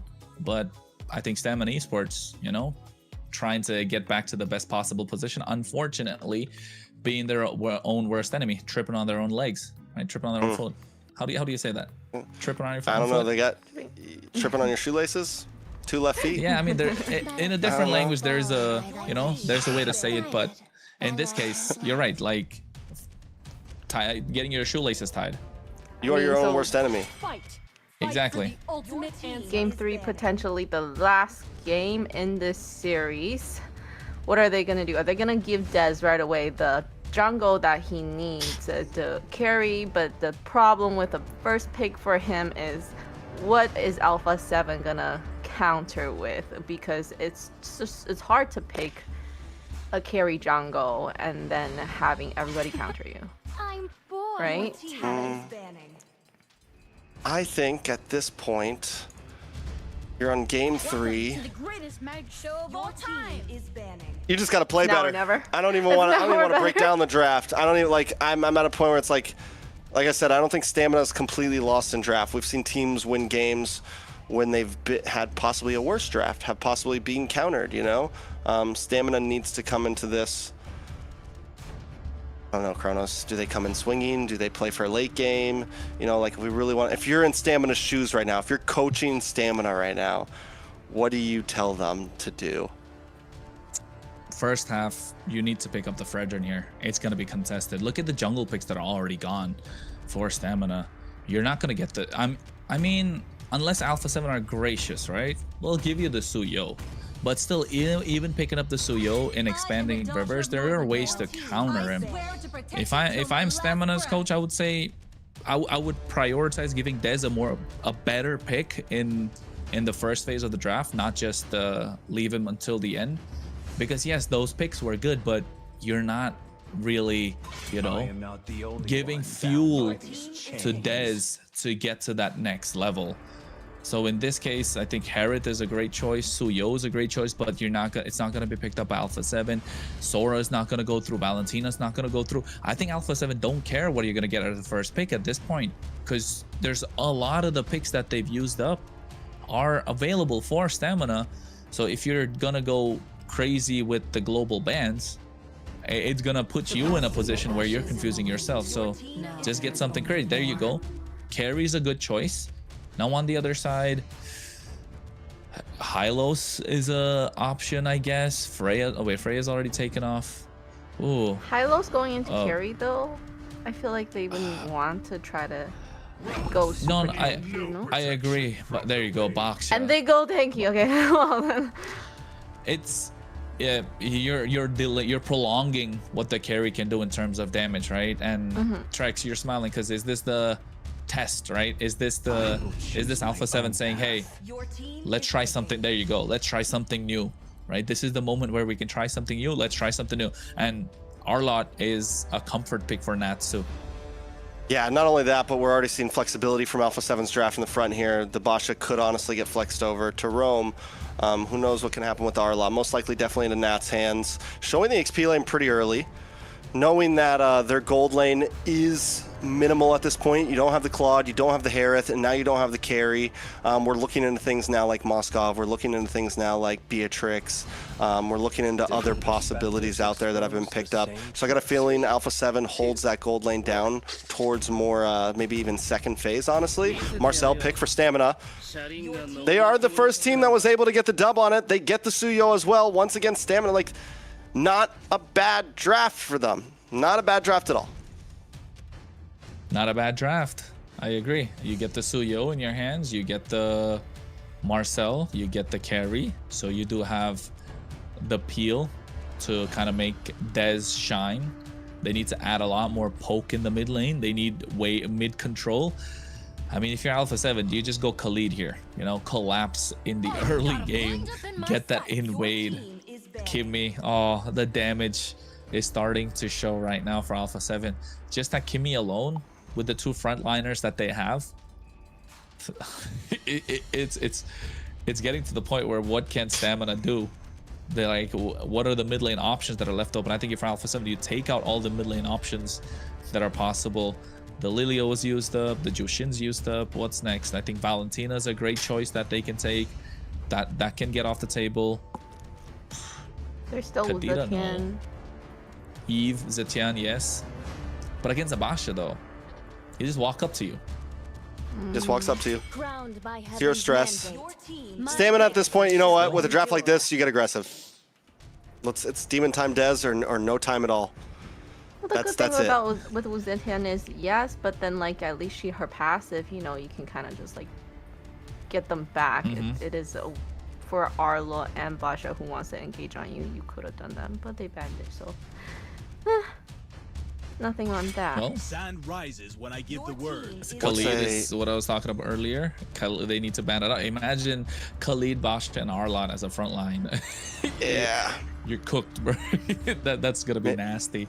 But you know, in this case, again, I think you're right, Trex. If you're Stamina, you need to double down. You need to get as aggressive as possible. We see a glue ban from Stamina here. Anything to mess with the front line. Shark could literally pick anything right now, though. That's the thing. Like Shark, he could pick up a Cho and feel comfortable with it. Like he's the pocket. He could pick up a Grok and be cool with it. I don't think they really have to overthink. Sadly, they don't need to overthink their pick too hard. Kalea could work as well. Kalea is good if they want to. They already have AoE. They have a front line. They just need a bit of a pick off, and then all of a sudden, Alpha7 are looking like they could be crazy, right? And what else? Hylos is a great option again. Just saying. That's crazy tankiness. They can add to the dive that they have. Obsidia coming through. So yeah, they're testing. Well, I mean, what else did he have left, man? They're like right now, Stamina Esports is just there's no carry, no Claude, no Moskov, no Harith. I think it's solid and with such a tanky front line and crowd control line with the Nats and everything. Granger, yeah, definitely a possibility. Bruno is still there, and then there's Beatrix again, you know.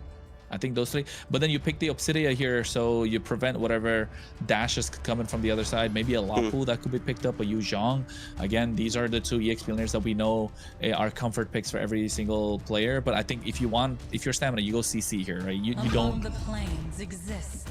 Yeah, Eve is a good choice. CC, play aggressive. Never mind, Dragon it is. I like the Yuzong. You can get past the crowd control of you can get past the quick stun of the Basha, get past the crowd control of Nats. You can focus down onto Cold World and Zia here. That is the goal. You can play inside of this box as well with the Eve.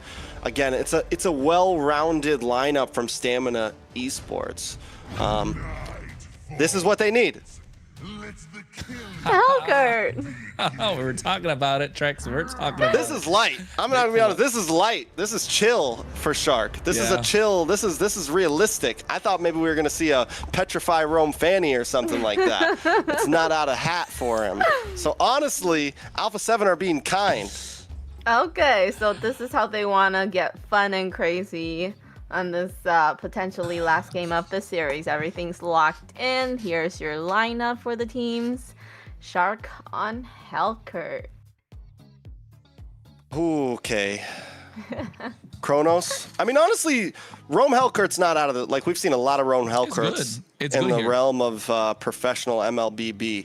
And yes, against something like a carry, it's good. Against something like a Eve, it can be decent. Like, it's going to be able to apply that pressure. And with how Alpha7 have already been playing aggressive and just out-microing Stamina Esports in these fights... targets are locked. You're right. Yeah, that's what I was thinking. The Hellcurt's not bad here against the Eve. It's so stationary, and once the RWMs drop down, hey, you know, Dark Knight falls, and next thing you know, those stingers are gonna hurt. But folks, it is match point after all for Alpha7 North. Are Stamina Esports gonna make it back? Are they gonna pull a game away, or is Aiko gonna get that broom and call it a sweep right now for Alpha7 North? Just say it. It's 2-0 in their hands. Aiko, if you're watching, do not bring out the broom. The thing is cursed. Oh, already first blood. Don't do it still. Do not grab the broom just yet, all right? We all know the thing is cursed. We don't need any replays. I don't need any crash outs. Let Alpha7 calmly take the win if that is the case. Shark, though, already getting a kill onto Ricky. This is what I mean by pressure. Early game pressure. Oh my God. Petrify. Do we even talk about win cons here? Do we even... Everyone might be thinking, Trex, what are you even talking about? What is there to talk about right now? What is there? Alpha7 is just giving them the business. Welcome to top 4 upper bracket playoff Stamina. Stamina needs to, somebody, pick up the pieces. Somebody. Yeah, they need to find answers. They need to find some sort of answers right now, because if you're Alpha7 North, you're having a jolly good time. And not just that, Shark able to get first blood. That is the best possible start to the entire game. And it was before we could even get away from the split screen in the jungle to get to the main screen. So I think Shark just able to amplify. And you can see the Master Assassin Lethal Ignition coming out with the, you know, with the extra bit of penetration that's there on the Assassin emblem. And now all of a sudden, Stamina Esports can't contest the early game. And look at that, Dez going in, able to get the Soul Sever, best player, taking out super low, able to make it our harm's way still. Oh my God, he's able to escape with the slightest bit of HP. And this is looking dire, but Dez wants to go in for the kill, but he's not able to get it. Nats comes in for the back line. He's able to find one. Dez, oh, he's left in no man's land. Shark able to find the stingers. Alpha7 North are putting the pressure on the Stamina, and they are crumbling down. Petrify with a knockup, and finally Instinct able to pull one back. But oh my goodness, the cost of that one kill, so expensive. Okay, Instinct does get something there. That's huge. But can we talk about best player? The guy is at 20 to 30% health, tiptoeing with a full health Suyo, able to bide enough time for Shark to show up and get another kill. Alpha7 does make some small mistakes there, maybe hangs out a bit too long. Stamina Esports finds some oh my lord. This is what we're How talking long does this about. last? Like, nice. Darkness Falls? Even the golden hour. And they didn't do it. They're just making sure Cold World doesn't go in. And I don't, oh, never mind. Shark is hunting. Oh my goodness. This Hellcurt. Clippers were looking for something. Clippers, you found something. Yeah. 3-0-1. Given the Shark, man. This is dangerous. You know, and the thing is why this works so well is because you have your roam in your jungle right now. You've got the Basha. Shark is officially the carry right now. He is the undercover jungle. Double agent Shark. You thought it was best player. No, Shark, this is his jungle now. This is his map now. Hey. He gets to have some fun. He gets to be the big he gets to go 12-0 and 1 this game. Oh, Blade Surge coming in. Best player taking out super low speedy light wheels. And look at the amount of damage. Tortoise's Poissons for a disengage. Dez didn't want to stick around for a long time because he knew Shark was there. The Petrify is available. Those stingers are hurting. It feels like Beloyski is playing at MCT right now. Yeah, I was gonna throw out the Beloyski. I was gonna. Hey, man, I pulled one. I was waiting. Oh, Shark does go down. Oh. Dez able to get a shutdown. That's good for Dez.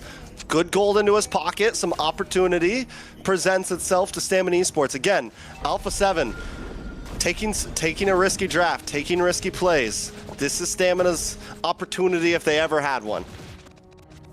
It is. It's the moment that they need it, right? It's a -1 right now into the turtle. So you got to maximize what you can put in there. Also making a 5-man rotation. Instinct, meanwhile, on the bot side. The Black Dragon is baited out. They're going in. He does not have the Petrify. Alpha7 bait out a massive ultimate just before the turtle. Shark does not have the Dark Knight Falls, looking to hunt someone down. Ricky, tracking shot, catches 2 members, 3 rather, no stun. Best player getting the turtle started, and look at Shark. He is playing with his food right now. He's vibing. He's having the most fun he's had in 4 weeks right now. But he needs to watch out for Dez. The damage is still there. Yeah, they go in. Nice Furious dive on a Shark. Turtle being taken away, but look, no, Dez, what are you doing? Layla, you were asking about autopilot.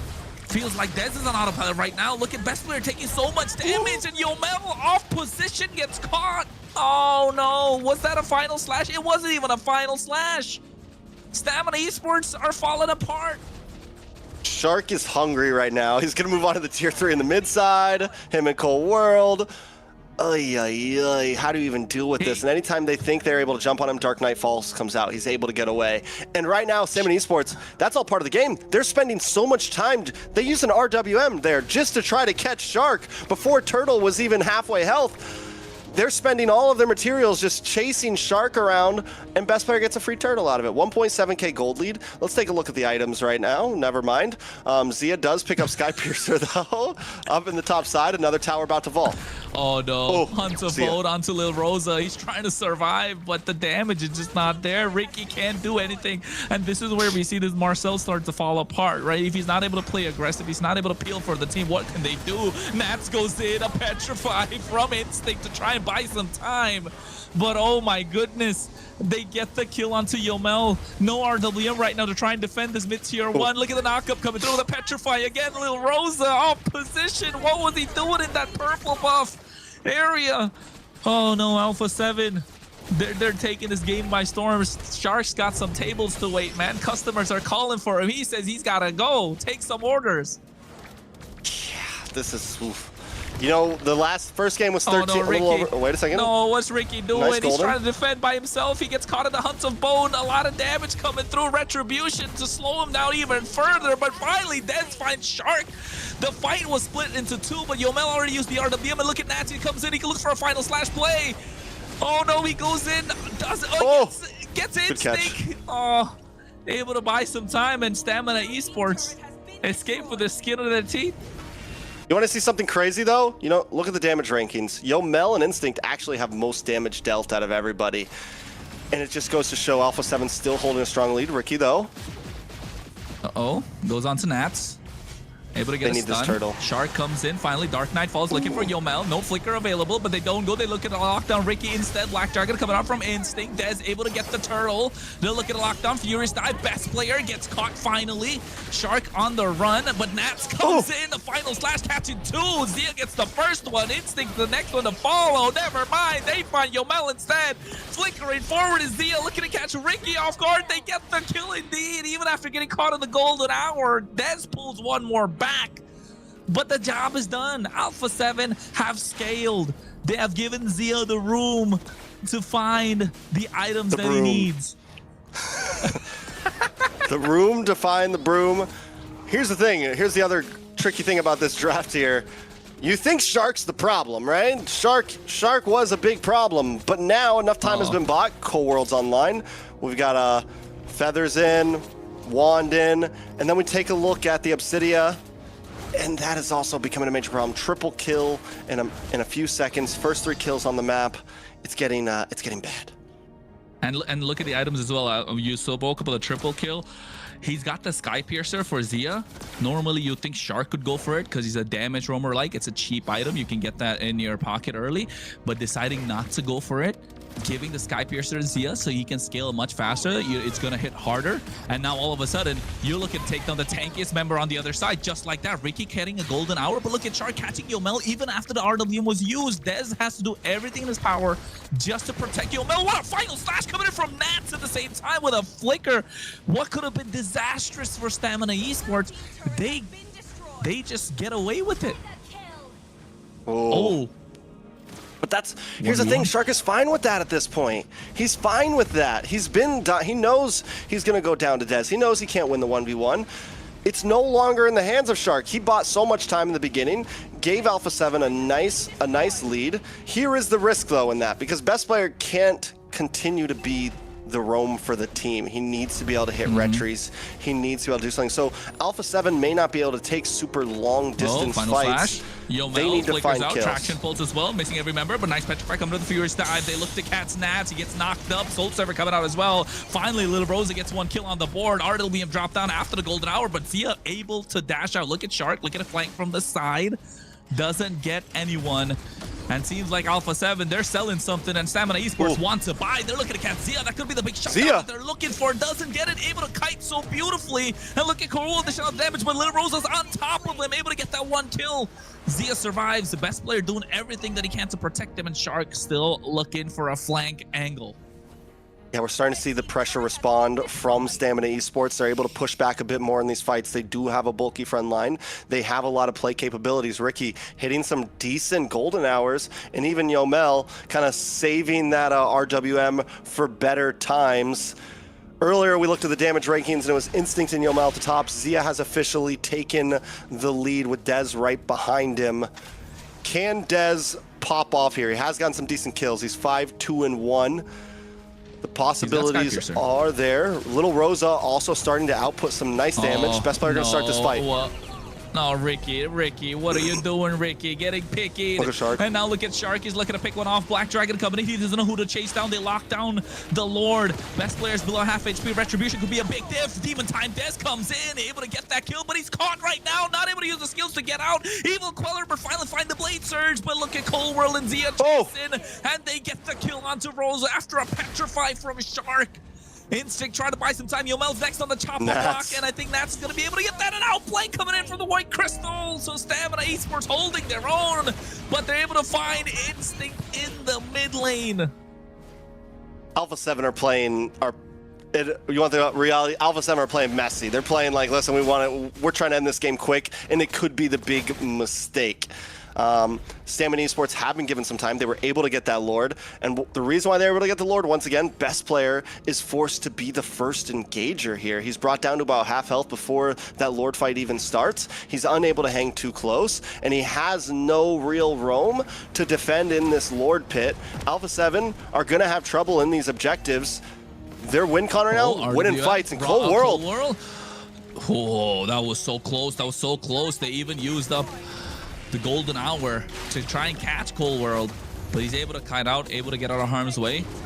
Shark getting the split down on the bot side, demanding a lot of attention. They're looking for him. It's hunting time to find this Hellcurt. Dark Knight falls, able to escape.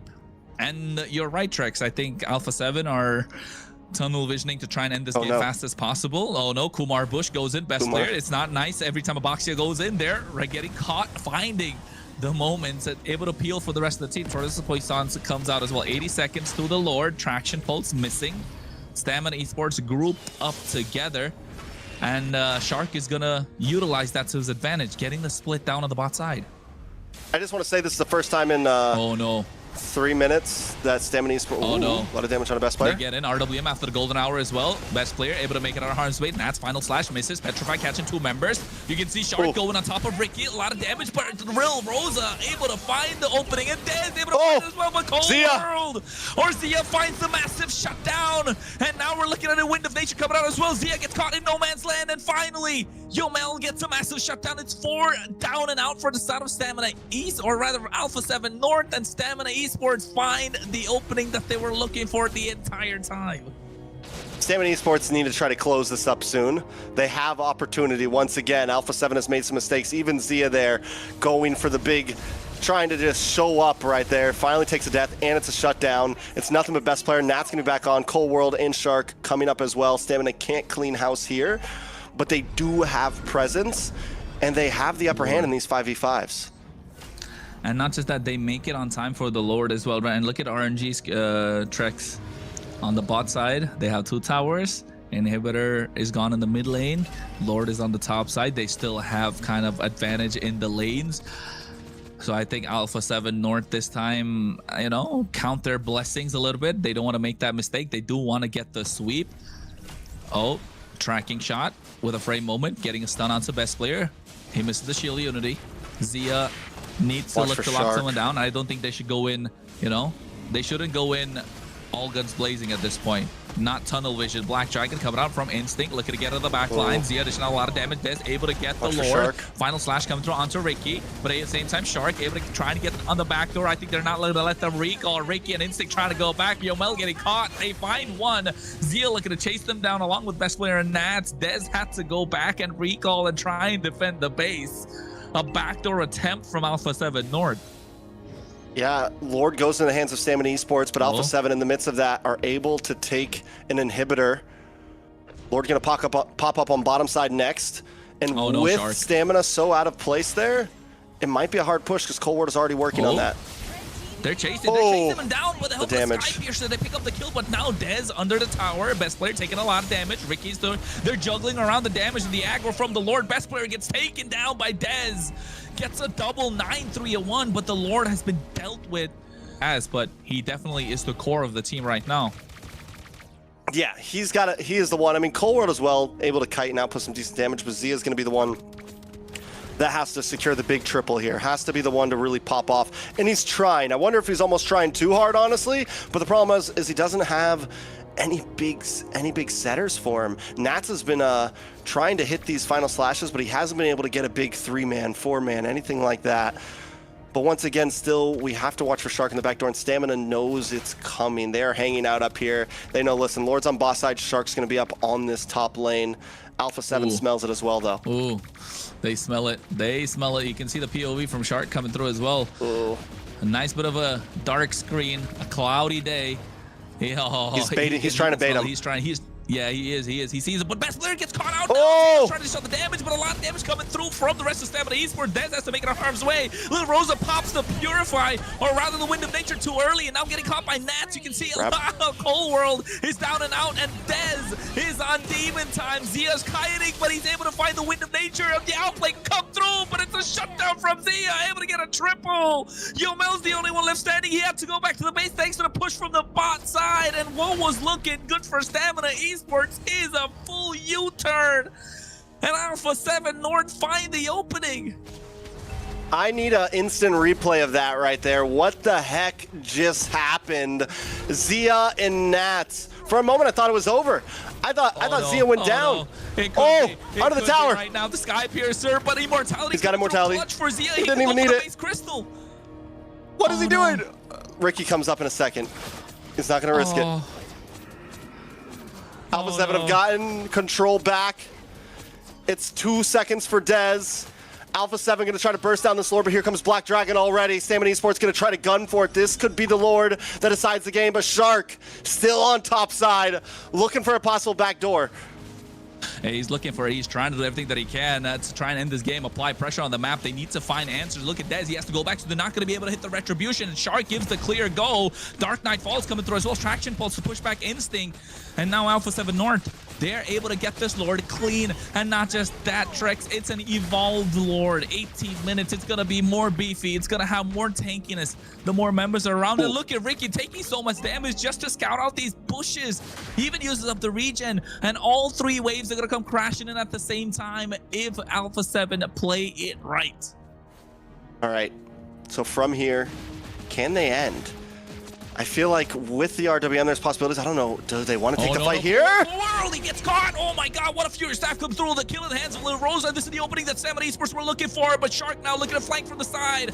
Black Dragon has to run away. It's still a 4v5 at this point. Zia is alive, the core of the team. The golden hour coming through, catching best player, and they're doing everything that they can to defend. The Shark trying to get the split down the bot side. Ricky goes in. He flickers as well for the tracking shot, but no follow-up from the rest of Stamina Esports, and Alpha7 have to get back.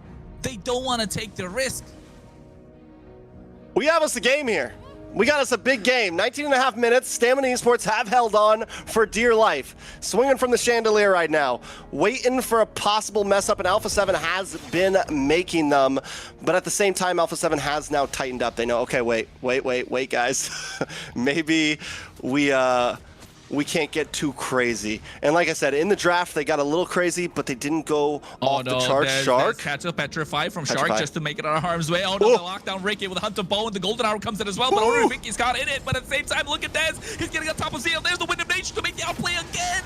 Instinct comes in, the Black Dragon. Immortality switched out for the Wind of Nature, and Shark trying to buy some time, applying pressure. And look at Dez. He has to go back into the lanes again just to try and get the clear. Zia is so clutch with his item swaps. Wind of Nature pop, sell, and then get the immortality. Oh my god. Zia can win the 1v1 against Dez at this point, I feel like. For a second, I thought Zia was done for. Best player gets caught in the RWM. Petrify coming out with the help of the Furious Dive. He's taking so much damage, but the traction pull, he still walks out alive. He walks out alive. I think a lot of that comes down to Stamina being a little too scared to completely pounce on one member, right? It's, we've fallen into this trap before. Little Rosa. Shark has Darkness Falls. He should be good. Oh, no. Don't bite the bait. Look at that. It's taking 4 members to be on the bot side just to make sure they catch Shark. Nats comes in, looking to get in the bush. Gets caught right now. There's the shower rest to do. Here comes the blast. Oh no, Dark Knight falls along with it. Real Rosa gets the Wind of Nature on point as well. No buy and sell come through. Golden Hour catching 2 members. Here is the re-engage with the Black Dragon. Best player trying to go through as well. Nats aggressive. Gets the Vengeance on point. Hunts a Bone missing. Traction pulse not catching anyone as well. There's the item swaps. They sell the Wind of Nature for the Rose Gold Meteor, and they get the Wishing Lantern. So now you know if Best Player gets caught in the RWM again, he will be deleted, right? He will be taken down. Last Lord of the game possibly here. Shark still hanging out on boss side. Stamina Esports know the clock is on. They're going to try to rush this. Oh, Best Player goes in. Taurus' Poison, 5,000 HP on the Lord. Retribution in the hands of Dez. They're able to secure this one, but look at Shark on the bot side, able to go through. Golden Hour just slow them down, buying enough time. Winter Crown coming through as well. Little Rosa going to get caught. The bonus there, and Little Rosa's going to get taken down. Zia finds another kill. And now on the bot side, the Shark gets taken down. Oh, it's messy. It's so messy. Final Slash missing as well. Petrify missing at the same time from Instinct. A lot of these skills are missing. These spells are missing. It's looking messy. It's looking brawly. And yet, it's taking everything that Stamina Esports to have to kind of hang in this game. I feel the same way. Like that's all we can do to express our feelings right now on this. Oh no. Oh, Ricky, he missed the tracking shot frame moment with the flicker. He tried to play again, so now he doesn't have the flicker and they get punished. Golden Hour coming through, catching Nat. Best player taking a lot of damage. Immortality is still available. Taurus' Poissons, he pulls the aggro to the top side and able to get the clear. Look at Nat zoning out 2 members by himself. Tracking shot frame moment, a lot of damage. Final Slash coming through as well. Nat's gonna looking to get taken down, but flickers out of harm's way. Zia's immortality's popped. It's not looking good right now, and they finally find the shutdown. The Rose Gold Meteor came in too late. Stamina Esports looking to end it all. Cold World's immortality gets popped. Shark going in. They're looking to try and take the base. Crystal, but Yomel is there, and they finally get the Lord down. Dez finds the kill, but they're still not able to get the Crystal. Final Slash coming through. No minions, no minions, no minions, no minions, no minions. Yomel finds best player. They need another wave. It's Nats against the world. Yeah, it's Nats against the world, but Stamina Esports, after a 50-kill game, 24 minutes in, finally get the game in their hands. Just when everyone around the world felt like this would be a 3-0, Stamina Esports put a game on the map. It was bloody. It was messy. It was all over the place. Kronos did most of the talking because these guys were going at it non-stop. I was able to get my rest in for the next series. Layla, what a game. I agree. I agree, Layla. Yes. We agree wholeheartedly, even though we can't hear you. It's gonna be a thing, huh? Yeah, it's been a thing. What a Not game! gonna- What a it's been- game! It was an amazing game. They held on for dear life, and they were able to turn that game around. I'll talk about the kills Dez had, that he really was carrying with the Suyo, right? Great time to bring out the Suyo. Great time to clutch on the Suyo. Honestly, the You know what? Retries won them that game. A lot of that came down to who was going to get those The last lords. lord. I think if Amazing. Alpha7 was able to secure not just the last one, the last what, 2 or 3? Or no, the last one and the one before that, Alpha7 only got 1 lord there, and that was when, because of They Shark got being 2. able to apply pressure. Nope, Alpha7 got 1 lord. Oh yeah, Alpha7 got 1. They got 1 evolve lord. Stamina got 3. So I mean, overall, Dez being able to secure those lords is what honestly I think put them into that game so heavily.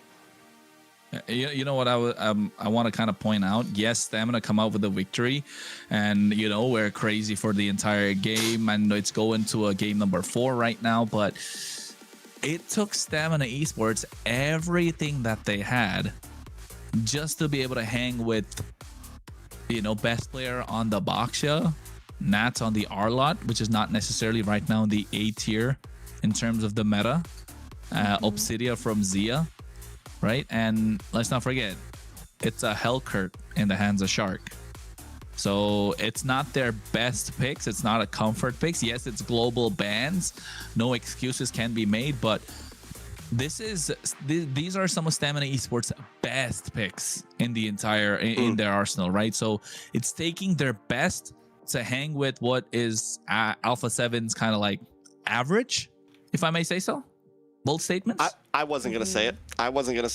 But I know you weren't gonna say it, but somebody had to say it. But here's the next question, right? Stamina has Mr. Fear? really slowed down a lot of the possibilities of Alpha7's picks. Alpha7 has picked a lot of strong picks in their gold lane. They were banned out heavily there. Same thing coming into Rome now. Was this all part of the plan for Stamina? Hey, If reverse that sweep was is the possible. plan, amazing, right? Had everybody on the edge of their seat for this game. Very great know what? entertainment value. True entertainment value, and I'm glad Eiko didn't get out of the broom. That's for sure. He might have. That might have been why they He really might lost have. that game. Oh, Honestly, no, we gotta watch Who that. knows? We gotta watch that. Pull Hopefully up. he did not. Oh yeah, but hopefully. If he did, he's regretting it right now. I'll shoot him a DM. Don't Show me bring where the out broom is right bro. now. Better be in your freaking closet. Closet, yeah. But you know, the plays from Zia though, it took everything they had. Like again, like call me a broken record. I'm all for Stamina Esports to pick up the win, get the series going. Big fan of Dez with what he's showed out the entire, you know, MCT, calling him Demon Time Dez and everything. But if it's taking you so much, and look at the outplays from Zia on the top side. It was a 2v1, and he's able to get double in the top side after play right Nats there. came in. Yes, but like this could have been a possible end if it was 1 second. You know, if the cannon minion was like below half HP or something, everything was going the way of Alpha, or nothing was going for the way of Alpha7, and still Stamina Esports were struggling to keep up. So hopefully now that's a little bit of a wake up call for Stamina Esports. Dez able to get the MVP. Well deserved. He was clocking those kills, able to find those angles, flanking from the sides. The Sky Piercer stacks were starting to rack up. I wish we could get to take a look on how much they had. I think it was probably about 70, 80 maybe at that point, right? Maybe even 64 or something, maybe 6, 7, just because of how many deaths he had. Who knows? But yeah, but I think this should be a moment for Stamina Esports to be like, breathe in, breathe out, and just say like, hey, we didn't get swept. We're back now. At least now we can go into the next game thinking we can get this win, because Alpha7, we're not going to take the disrespect. We're going to bring everything that we can to you. We'll see about it. Dez is definitely the star of that game there. I feel like everyone played well. Honestly, Black Dragon on Instinct was very clean as well. But Dez being able to kind of take his team through there, and that seems to have, he finally gets a Suyo, something we've been kind of waiting for. It's what we like to see. Can they continue this? That's the real question, Layla. Can they continue? Well, we'll have to see. What do we have left for Dez, right? He still has Leomord that he has done really, really good on. So we could possibly see that coming out in the next game. And with the global ban, yes, now Alpha7 probably will think about their draft a little bit more for this one. What can possibly counter out all Leomord? That's what I would be thinking next, because there's Demon Time. I think right now Leomord's going to be a contestant. Yeah. So do you just first pick it? And the thing is I think the big problem here is Stamini's. I mean, Alpha7 gets blue side. They can kind of run this the way that they want to, and whatever they want to prio up front, they're not going to be exactly answering like before. So I think Alpha7 comes into this match with a pretty big advantage. If they decide to take blue side, if I'm them, I would, especially with how limited they are on certain picks. Blue side's huge for first phase of draft. Get what you want in cleanly in the beginning. And then again, you know, you just go back to the basics of you put Shark on something more roamy, something more tanky, so that you can open up space for best player to actually secure these objectives. You know what though? It would have been crazy if they got the win with the Hellcurt, wouldn't they? It would have blown up in the internet. It would have blown up into Dez's face. Still might blow up on the internet. Let's be honest here. He got a first blood in like 20we seconds. Yeah, we didn't even see it, you know, because Hellcurt, we're still focusing on the split screen. We didn't even Nobody see sees it. We didn't even see the map. We don't even know what We didn't happened. even finish our sentences, our opening lines. Yeah. How dare That's he? crazy. Doesn't he know he's supposed to wait like 45 seconds before you get a kill? That's the rules. Exactly. I know, right? At least 30 seconds, not 20, Like, bro. Like, come on. You let the first wave get to each other. You know, you at least let your waves meet up, and then you fight. It's like a gentleman's He agreement. was in a rush. He was in a hurry. And now we're here extra long. Thanks a lot, Shark. I'm just kidding. I know. Those tables are gonna wait longer now, Shark.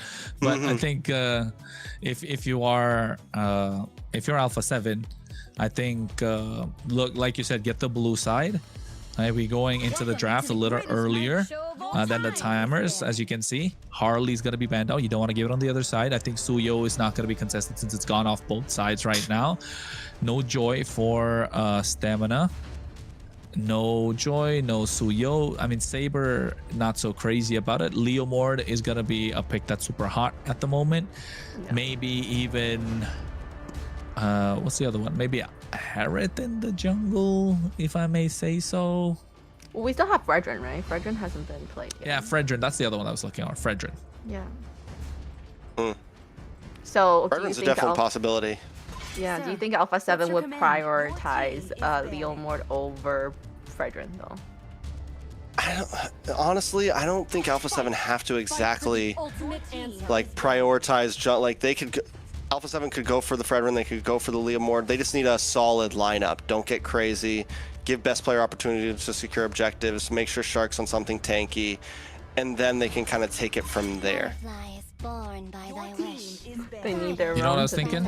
There's still YSS available for both these teams. Right. YSS has been also performing if they want really to well. reach deep into their pockets, I'm trying to see. I was going to say Phoveus is a good choice if they're looking to give it to Stamina Esports. I think here you take out the Freya, right? You don't risk it if you're Stamina Esports, or you give them the early game and then kind of like buy time to get into that late game power spike like you did in the previous one, but it's gonna get messy again. Never mind. With a question for YSS, I feel like he does do better as a jungle than when you put him on like gold lane, because I don't think he has been doing like really well in a gold lane position. Depends on the matchup in the gold lane. That's what I would say. He's definitely been a rare pick in the gold lane, and we have seen him pop off. There goes the Leomord, so there it is. Yeah, this is what we want. Let's secure best player, something solid. Or is it more like denying Dez of the Leomord? Both. It's both. Right? Yeah. And honestly, Alpha7 probably feels at a point where if Dez isn't going to be a damage dealer, like if Dez picks up the Fredrin, we can win everywhere else. Like, we feel like Zia can Carry outplay Kaja? Lil Rosa. We feel like Cold World can outplay Omel, you know. Do Carry Stamina Kaja? just go carry Kaja? I'm just saying, like, why They not? can't pick carry. Right. No, they can, right? Stamina. Oh, wait, they can't. They global can't. ban. Yeah, you're They right. picked You're it right. last You're right. time. They just played at the previous game. I thought Alpha7. Then so Alpha7 can go carry. They Kaja still if have need. Harith in their roster. Yeah. Harith. Okay. Herod Zetyan Yeah. looking good. But here, carry Kaja, right? Like, don't think Carry too for much. Alpha. Kalea You Kaja. lock in the carry now for sure. You need to make sure Yeah. Zia has something solid and doesn't get because if that gets banned out in second phase, then you're really reaching for Zia. Carry our Claude even, like, okay, with Claude is already can't picked pick up, Claude. so yeah. Khalid is good. I think it's got to be goal in here. You got to lock in the carry. Or maybe you I'm go sure for Zia Granger. has many heroes that he Granger? can use. Man, Trex, you've been working too hard, huh? Saying you have the poke, you have the distance against the Zitian, you have the distance against the Harith. Barza for range. So, okay. How was your trip to was it Disneyland?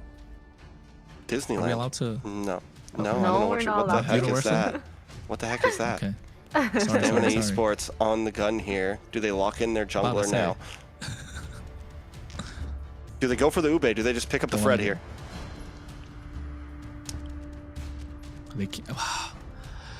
They do have the Zetian, right, to get the damage from behind. They can play it front to back a little bit. There's not a lot of jungle options. They already exhausted the Joy.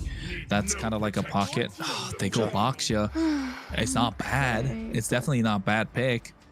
They need to get something early in the roam to try and amplify what this What Basha about can like do. Jawhead? Yeah, what about like Jawhead roam for stamina? There's nothing to combo with like not enough Yeah, burst, right? you don't have like a to melt Suyo, someone you don't have down. a Liam Ward. I've been waiting for too long. Kalea is an option that's available. Gatutkacha was an option that's available. It's gone. Hylos is gone for stamina, so they're not able to pick it. I think Glue is an option that's available, but probably gonna be banned out. Alpha7 can pick up the Glue, and so can stamina. It looks good on both sides. Glue kind of counters the Basha, makes it not counter exactly, but makes it difficult for the Basha to live. Same thing with the Leomord. So I think Glue in the hands of Ricky in the roam position could be super solid. Have they already picked the glue? Yeah, they already picked the glue. Glue's gone. Game 2. Oh, then Hylos they glue. gotta ban it out. Then they gotta ban it out. This world desperately needs. Ban out the Yuzong. That would be a scary pick on Nats, honestly. Nat still has a Lapu in his corner. He still has possibilities, things that could jump onto this Harith. Well, I think I Play a would be a ban. little bit worried about what Zia's gonna pick. Like I said, I think it's Granger, Vendetta. I mean, Vendetta. Beatrix, my bad. Beatrix. say. The bees. The bees. I like Granger. I think. Moskov. They picked Moskov, right? No. That was No, they Stamina didn't. in game 1. There goes the Grok pick for Oh. Stamina. Okay. Yeah, so Moskov not looking so hot right now for Alpha7, I'd say. Honestly, again, I think the poke, you already have the Farza, you're going for a front to back, Bruno? you're going for pocket. Bruno could be a possibility for the crit. Dare I say Leslie? I don't know. Clint?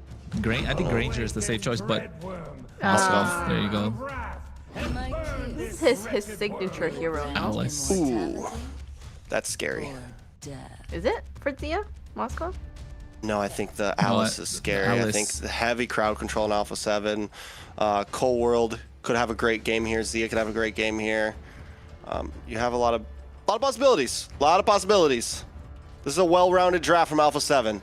If Stamina can beat this, then they can show that, listen, last game wasn't just a fluke, that we can go toe-to-toe. 100%. They got the front to back. They got objective control. They have split push capabilities. They got the mobility. They got Alpha7 got the whole package, and now Stamina Esports, they look like they got the whole package too. They're not lacking in terms of physical damage. They've got the sets. They definitely have neutral objective control, early game. Yeah, this is a good game we got on our hands right now. We'll see. How do we feel about the CC pick, Layla? I don't like it. I just feel like it's a physical damage that is not that strong, especially the fact that you cannot focus on a certain hero with her yo-yo. That leaves it kind of annoying to do. Yeah. I would prefer a XP that has a physical damage that you can lock on to somebody. Fair enough. Fair enough. I think it does, at least like the shred helps a little bit in terms of, because they have the magic damage in the gold lane, but it does weaken their, one of the ways that they were able to win previously was heavy crowd control. Having a heavy EXP laner and something like this that's a little bit more of a kiter could definitely cause them problems, like you said. But Kronos, it's still match point. Stamina takes back one. Bring us into the Land of Dawn. Hey man, Land of Dawn, and we go indeed. It's game number 4, like you mentioned. Do Stamina Esports show that the previous game was not a fluke? Alpha7 looking to call it a series and move on to the upper bracket finals. Hopefully we don't get a first blood before we get onto the main screen. I think both teams, I think Alpha7 are locking in at this point. Stamina Esports, though, we're given the chance to lock in. And that's not always what you want to do. When you're 2-0, you finish things up. You put the bow on top. And they let Stamina Esports get some momentum here. And knowing some of these players in Alpha7, they've taken losses before like that in big matches that have really come back to haunt them. Is this going to be one of those moments? Or are they going to finish things here? Stamina Esports already taking a fast pace. Oh, nice. Coming through onto Shark, forcing out a flicker as well. We can see Cold Whirl at the same time. Looking to damage down. Yomel able to kite. I think another flicker is going to be baited out. So 2-3 flickers out the entire game. And now Zia going in and trying to shove damage onto Rosa. 30 seconds to the turtle. Emblem's looking all right. Nothing too crazy. Anything you find crazy, Trex? No, overall pretty simple. Not a lot of movement speed in the hands of the roams here. Honestly, both teams just taking it slow. But this is, I want to point out that first fight. Alpha7 once again gets hyper aggressive, and I think Stamina Esports wants that. Like that's what you need to do. Let Alpha7 be the engagers. Take things slow. That's where Stamina Esports have been able to get these wins in some of these skirmishes in past games. Alpha7 wants to try to wrap things up. They're going to push in. We already saw Cold and Shark believing they could get the kill and wasting flickers. Oh. Feather Airstrike coming through point blank range, but I think cancel out a little bit thanks to the help of the damage coming through. But now Instinct, it's a Yo-Yo Blitz with the help of the curtain call. Zoning out best player. They get them super low. Contrary to what Layla said with the CC, I kind of like the CC. I understand when she was coming from in terms of locking someone down, but you peel for your team so well, giving out so much damage because you're lacking that physical damage department. Now look at Nats. He's caught in a difficult position. Throne of Ruin coming out. Retribution still in the hands of Dez, able to secure the turtle after the Fury of the Phoenix. First blood. Instinct gets that.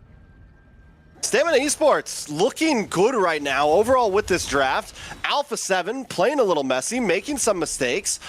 Maybe, once again, getting too aggressive. The whole idea that they could just outskill their way to victory is starting to hang on a thread, and they need to play this a bit smarter. Oh, no. Oh. They collapse onto Core World, not giving any space. The Steed comes out from best player, but look at Instinct with the Vengeance, dishing out so much damage in the Yo-Yo Blitz and Curtain Call. And this is what I like about the CC. You are not supposed to play this hero so passively. If you're able to play aggressively like Instinct is, it gives you more opportunity for your team to pick up these kills or get the space that you kind of need. And now all of a sudden Alpha7, who are so aggressive in the past 3 games in the early game, now Stamina Esports have finally found confidence thanks to the previous win. Yeah, and with Instinct moving around, even last game, he was playing aggressive, he was creating space for his team, and now he's on something that can actually output some damage. This could be Instinct's time to shine. You know, we've always been focusing on Dez, we've been focusing on Lil Rose in the gold lane. Instinct needs to put some dubs on the map, and he's up against one of the best, so this is really the chance to do that. The recalls. Yeah, he's trying to get into the head. He's saying like, I'm still good. I'm not letting my team down. I still got the confidence to take it to the MSC MPLPH champion in Nats. But looking at Stamina Esports, the rotations are coming in a little cleaner than it was in the previous year games. Yeah, very clean overall, and Alpha7 just kind of slow to a lot of this. Oh, Shark flickers out. Nice flicker, nice tech charge, but now too big. Like this flicker's not available, and the tech charge not going to be available for Ricky. They do have the Fear of the Phoenix, however. Shark scouting out these bushes. Fear of the Phoenix comes out to find them, gets a stun. Dez able to lock in the turtle. Nice bit of river control from Stamina. Yeah, Alpha7 doesn't even really try to fully contest. Best players on bot side, clearing jungle. I think at this point, Alpha7 knows we got a Moskov, we've got a Farza. We need a little bit of time to really output the damage, especially with the fact that Stamina Esports was able to get some early game kills. This is the right play. We weren't able to get the advantage in the laning phase. We take things slow from here. Feather Airstrike onto Yomel, Cold World. Getting the poke down. Shark doing the same. He's just in the face of Ricky, and Ricky doesn't mind it. He's a Grok after all. All right, so what does Stamina do from here? Do they just hit the gas? Do they keep this up? They don't exactly have a scaling roamer, so I think it's not needed to be like, oh, we need to put 3 or 4 kills into the hands of Dez right now, right? But with this advantage, if they can get this third turtle at this point, try to get that gold lead up to 2K, get Little Rosa involved a bit more, get Instinct involved a little more, and already look at Instinct making his way up top, looking for some pressure. Dez. Yeah, and not just that. Also, Stamina Esports trying the best that they can to bait out flickers before a neutral objective comes in. Yomel still has a flicker in place. Instinct gets the War Axe, so you know the damage is going to start showing right now for this CC. Stamina Esports looking, it's slow. It's slow. They're not pushing it, like you said. You know, they need to find openings for themselves. And same thing with Alpha7. They're not pushing it because they got a Moskov, they've got a Farsa, they've got the high ground, and they can definitely play around it. This is definitely one of the slowest paced games we've seen so far on this 4th match in this best of 5. It's an 800 gold lead, nothing too major. Nats as well, another late game hero. Stamina Esports, they got to be careful coming into maybe not even this turtle, but First Lord time. Watch out for those big plays from Nats. The Stamina Esports can keep taking a more spread out approach to these fights. They may be okay. Steed comes out, SOD missing as well. Instinct flick, right, popping the Vengeance. Yomel flickering as well. You can see Little Rosa dropping those on force. Cold War flickers are harm's way. No Feather Strike available. Best player, no Steed. So they have to get a disengage going, and Shark not able to find the opening, hit the Raging Sandstorm. He could go for a point blank right now. Throne of Ruin coming in, catching only one member, but he can see finally they get Yomel, no flicker. And they make sure he pays the price. Dez was trying to hack away at the turtle, and now all of a sudden they don't got control of the pit. Shark able to buy some time, and Best Player able to secure it with the help of the Retribution. Ricky pushing them back. The wall comes in, but only cornering him. And Alpha7 get 2 kills now off of that one fight, which was extended. Instinct taking so much damage. Spear of Misery to push them back, and now Zia hacking away at this tier 1 in the mid lane, opening up the jungle and the map for themselves. The moment Alpha7 felt like, oh wait, the damage isn't there anymore as much for Stamina Esports. We're tanky enough to kind of hang out in a fight, to go back and forth, push a fight the distance, and start outputting. They completely jump on it. And this is where we're going to start to see the push and pull, and Alpha7 should have control. Little Rosa still not quite there yet. Zia wasn't even involved in that fight, and Alpha7 was still able to get the kills. Things could start to look troublesome for Stamina Esports. Best player creates space as they take the tower. Feather Airstrike comes through. Cold World in a really good position, and this is where the Farsa starts shining, right? Even though they have, even if the opponents have kind of a counter to the Farsa, this is where it starts shining. When you're ahead, when you've got the frontliners to chase somebody down, that high ground, that Feather Airstrike just nuking the backline or even the front line of Stamina Esports. They got to start building those silence robes, the radiant armors, even the Athena shields at this point. Otherwise, Cold World's going to start becoming a problem. And oh, wait, Fear the Phoenix. Never mind. Caster's curse, bro. I was going to say, he's not having a good game so far, and clearly you can see 0-0. Yeah, Cold World's been having a bit of trouble. Even last game, unable to really keep that distance real well. When he was in the right spot, he's able to output. But right now, the target is on his back. Stamina Esports know it's a problem. Oh, tech charge. Zia's able to kite with the help of the flicker. Des caught him earlier, but walked into a barrier. You know, I think Cold World in this game, rather the series, has been a little iffy about his positions, right? Even in the previous game, walking into the bush, kind of like face check it with Kimmy. You got to remind him he's not a roamer anymore, right? He's a mid laner. Yeah. He's got to hold on to that ult for the right time. He's got to make sure his spacing is correct. Best player, though, looking for some pressure. Wastes the steed there. Now the re-engage from Stamina. Yeah, Dez gets a nice bit of stun as well. Feather coming through. Cold World has to cancel it out. Now look at Instinct getting the yo-yo blitz. Didn't have the curtain call. It could have been disastrous for Alpha7, but now they got good position in this Lord Pit. You can see Dez as well as Rosa making the right SOD connecting, looking to get onto the Lord, actually getting blocked halfway through. And now Fear of the Phoenix coming out. Steed from best player. Instinct taking so much just to zone them away, but they finally get the Lord in their hands. Dez with his retribution. Shark getting the kill onto Instinct. Dez has to run out now, and Ats looking to make a play. Flicker with the help of the Feather Airstrike from Cold World, able to find Rosa. And now Zia taking Ricky and pushing him back. The Lord is going to get stopped in the tier 2 in the mid lane, and Alpha7 are looking to make quick work of it. Alpha7 lose Lord, but completely went out, I feel like, in that fight there. They take out Little Rosa, they take out Instinct. Instinct tries to make the big play. This is what we want to see from him. But unable to succeed, unable to execute. If he gets that kill on a best player, it's game-changing. It's possibly game-ending. But he takes the death instead, and now Alpha7 able to rearrange themselves. Top towers getting crushed in on. Lord already down to 30%. Stamina Esports able to get nothing out of this push. They actually end up losing. Yeah, and you're right. They end up losing, and even on the bot side, they do have a set of super minion waves coming, but Alpha7 just had a slight bit better map control.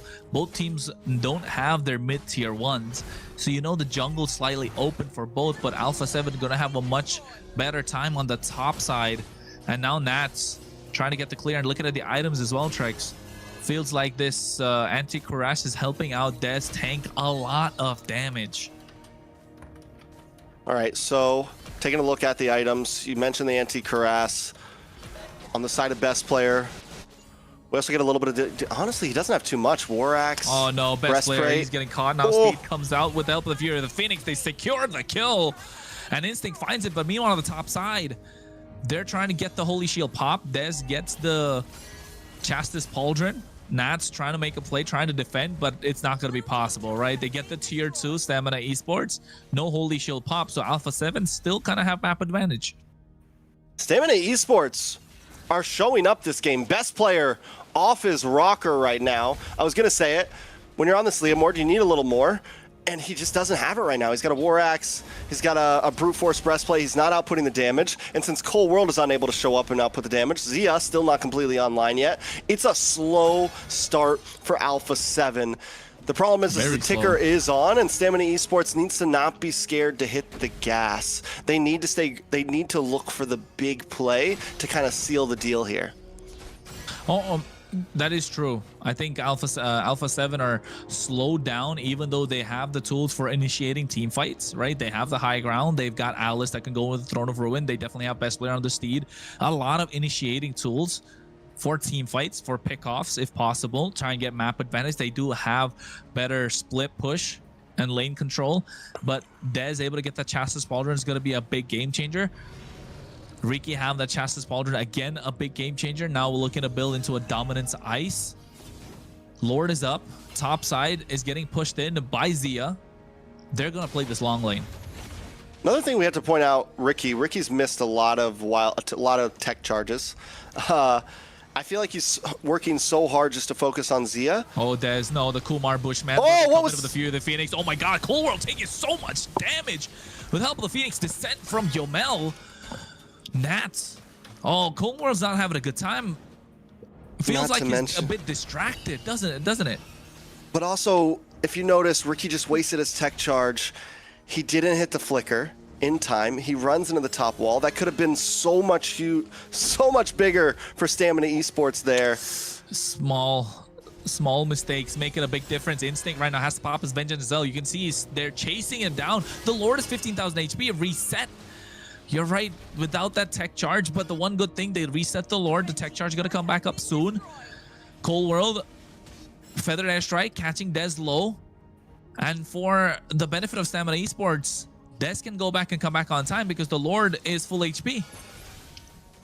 Yeah, tech charge is back as well. Shark looking to try to zone away. Alpha7 Steve. need to make a play happen, but look at the damage on a best player. Yeah, the best player taking too much. Lord again reset, but he can see the Phoenix coming right on time. But they're super low. Shark with the Raging Sandstorm, and Zia able to find Ricky. Feather Airstrike comes through, and this is the moment they want to go gung-ho. And Alpha7 North trade one, but take out 3 members. What a play from Nats at that moment. Yeah, huge. What was that? 4-man? 4-man Throne of Ruin? At least a 3-man. Shark comes in as well, and Z is able to. He's got his Trinity. He's had it in for a little bit now, so the damage is starting to stack up. Best player secures Lord, plus a huge push coming in. Cold World finally landing some feathered airstrikes and not doing them right next to the opponent. SOD. The damage is on. SOD misses. It could have been disastrous, and Yomel could have got taken down. They lose the inhibitor. They have the Lord. It's still not come through, and now it's going to come through the mid lane, or rather, still comes through the top side. It was chosen before the tower. Yeah, it was the minions were already leaving before I think the inhibitor went down, or it had already chosen the top side before the inhibitor went down. So bad RNG for sure on Alpha7, but still getting that inhibitor pre-Lord push is huge. I mean, it's still fine, though, if you think about it, because now with the Lord pushing it on the top side, it's going to be more difficult for Stamina Esports to defend. Ricky gets the Athena shield. Lord coming and crashing on the top side. Dez, again, he's on a tankier hero, so you can't expect the damage. Feather Estra coming through. Nats doesn't want to make the play for the Throne of Ruin Ray yet. Flickers are available. They're looking to take down the inhibitor on the top side. Steed comes out from best player. Lord, 20,000 HP. It's not an evolved Lord. We're still 16 minutes into the game. They're looking to take away all 3 inhibitors. Concealed from Shark, concealed from Ricky. They're looking to push each other back. But Shark still holding his ground, and so is Ricky. And I think Stamina Esports are looking to defend this. Really well done. No Steed from best player. Now finds it. Feathered Airstrike coming through. Yomel has to flicker out. The Wishing Lantern damage is too much, along with the glowing wand. Yomel, what? He was bobbing and weaving, but able to survive. That's just showing that at this point, even if Cold World makes some mess ups, the damage is fully there. This is the late game potential that Alpha7's composition has. Shark on the hunt, and Alpha7 looking for a re-engage on the boss side. A few of the Phoenix coming through as well, looking to catch someone, but Yomel gets caught out. What a tech charge, catching 2 members, but at the same time, the damage to catch best player is there for Stamina Esports, and now they're looking to chase down Zia, able to kite. Shark being the front line. Nats is going to be the sacrifice to allow Zia and Cold World to get out of harm's way. Yeah, Instinct is shredding at this point. Nats cannot just hang out on the front side. War Axes are in. We're seeing some true damage to help pick through the sustainability of Nats, along with the anti-life steal from the side of Ricky as well on his defensive items. That's true. I think you're right. In terms of the life drain effect that comes in from these dominant ices, it is going to be a big game changer right now, and Nats is not able to hold his own. And look at the damage dealt. Cold World clearly miles ahead. And then there's Instinct, Yomel, and Lil Rosa. So Lil Rosa still hasn't hit that power spike, or hasn't got the time to shine yet, because we've rarely seen a Zaman Force that's extended, right? The Feather Airstrike is just too much of a tool that they need to respect and get out of harm's way when that's dropped. Ricky, those tech charges, when he lands them, they look so good, but not many have landed. Yeah, I think we've gotten like 1 or 2 here that have been huge, but he's switching it up. Instead of just trying to focus down on his Z. Oh my god, the damage. No, tech charge just to run out, and our Shark could get the kill, and he does with the help of the oh no. And Raging Sandstorm to get out as well. SOD connecting from Zia. Rosa gets caught by Nat. 3-man Throne of Ruin. Fury of the Phoenix just to stop them, but best player's on the chase. He's on the hunt. Den's trying to buy some time. Zia's taken out super low, but he can see Little Rosa's getting caught as well. Steed coming out, the Immortality spot. They're trying to buy some time, but finally they find the opening, and this is Alpha7 North at their very best, holding their own, biding time. And now all of a sudden, Stamina Esports have their backs against the wall. 3 waves crashing at the same time. The Steed comes out from best player. We thought he was down and out, able to find the first kill of the game, and now looking to chase them down. Yomel's the only one left standing, and Alpha7 North find the opening, find the base crystal, find game number 4. What could have been a sweep getting taken away in game number 4. A beautiful ending to a beautiful series. The SOD connects, and the moment it did, they just know, okay, it's time. We see the Throne of Ruin come in. This is the layering of skills that we've been seeing a lot of that game from Alpha7, and all it took was doing it one more time to finish things up. The way that they connected, very, very well done. Unfortunately for Grok, it is a great hero that when you do land those sets, it's amazing. But there's so much room for error with a Grok, I feel like. So to be able to set with a Grok is actually very, very hard. As opposed to, you know, an Alice all that pretty much gets you there. So, unfortunately. Early When you recalls don't from have the Instinct. ability. Early recalls from Instinct. The curse. The curse. He had a great game, though. He didn't have the time, or he didn't have the ability to kind of carry, but it was going to come to, I feel like so much came down to him, and he was able to kind of hold his own with Nats. He was able to hold his own against best player, but towards the end, it wasn't going to be down to just one player. Alpha7 won that game off of the ability to work as a team, off of the ability to make those calls for those big fights. I feel like every time they won a fight, it was due to Nats getting a huge Throne of Ruin, comboed up with something else. They were in full uniform throughout that match, and that's what brought Alpha7 that big victory. Zia 3-0-3. Shark also with an amazing game, 4-0-5. Not only getting some big sets, but also attacking backline and getting kills. And I like how you mentioned they were kind of in sync, right? Uniformity that when it comes to these team fights, and also showing that Alpha7, yes, they can play aggressive in the previous game, in game number 3, which they did, but also understand their power spikes, right? Yes, we know them to be a powerhouse team. Yes, they're probably favorites to take it all, be the #1 slot for the main stage in MSC.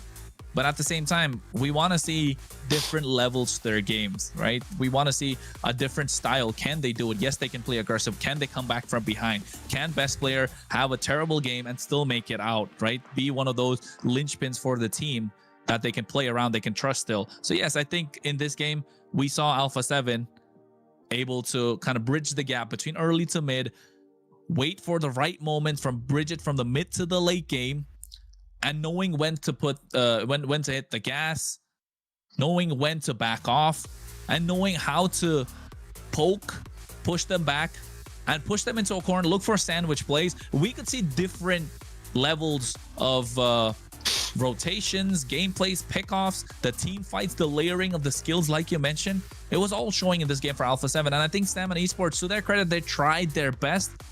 But I think in this game, we could see that definitely Alpha7 is a better team.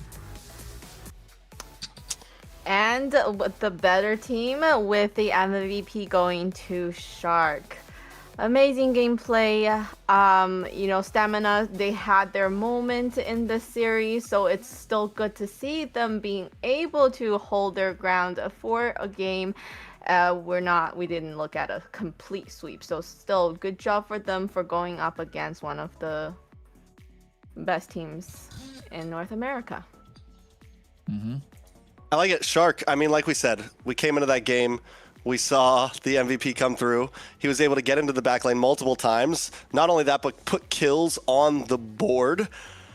Taking a look at some of the highlights, this is the big one, I think, that really put the game into Alpha7's hands. We see a huge Throne of Ruin coming from Nats here in just a moment. I'm pretty sure that's this play. Maybe I'm wrong. No, here we go. Boom. That's the one. 4 members caught with the Throne of Ruin. And it shows like he's been consistent, right? Even with their losses, their wins, he is very consistent, even though the few losses that they had. And that's something that people have tried targeting, like in game number 1, Dez did try and take down Nats as much as possible, but I think it's still an EXP lane that's, you can call the EXP standard for North America. Yeah, I mean, EXP standard, Rome standard, Gold Americas. standard, America standard. That's the Alpha standard. You gotta recognize the Alpha, guys. You gotta recognize the Alpha. The Alpha of, you know, RTA. of the Americas. Alpha7. America. Yep. Wait, the 7. Is it 7 players? They are the Alpha7 right now, right? Yeah. They are I mean, they the have- Alpha. I don't was really know gonna where the say, 7 what's comes the from. 7 for? Maybe like 7 players in the team. I don't know. Like, I think it's really, just you know? we got to dig in a little bit into the You history could of ask. Alpha 7. You could ask. Okay, so anyways, welcome back. Come back. Joining us now, we're gonna have Zia from Alpha7 North. So let's give him a big welcome.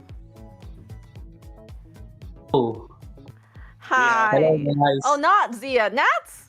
Okay, we have No, Nats. this is Zia. No? No, this is Zia? Zia. Oh my goodness.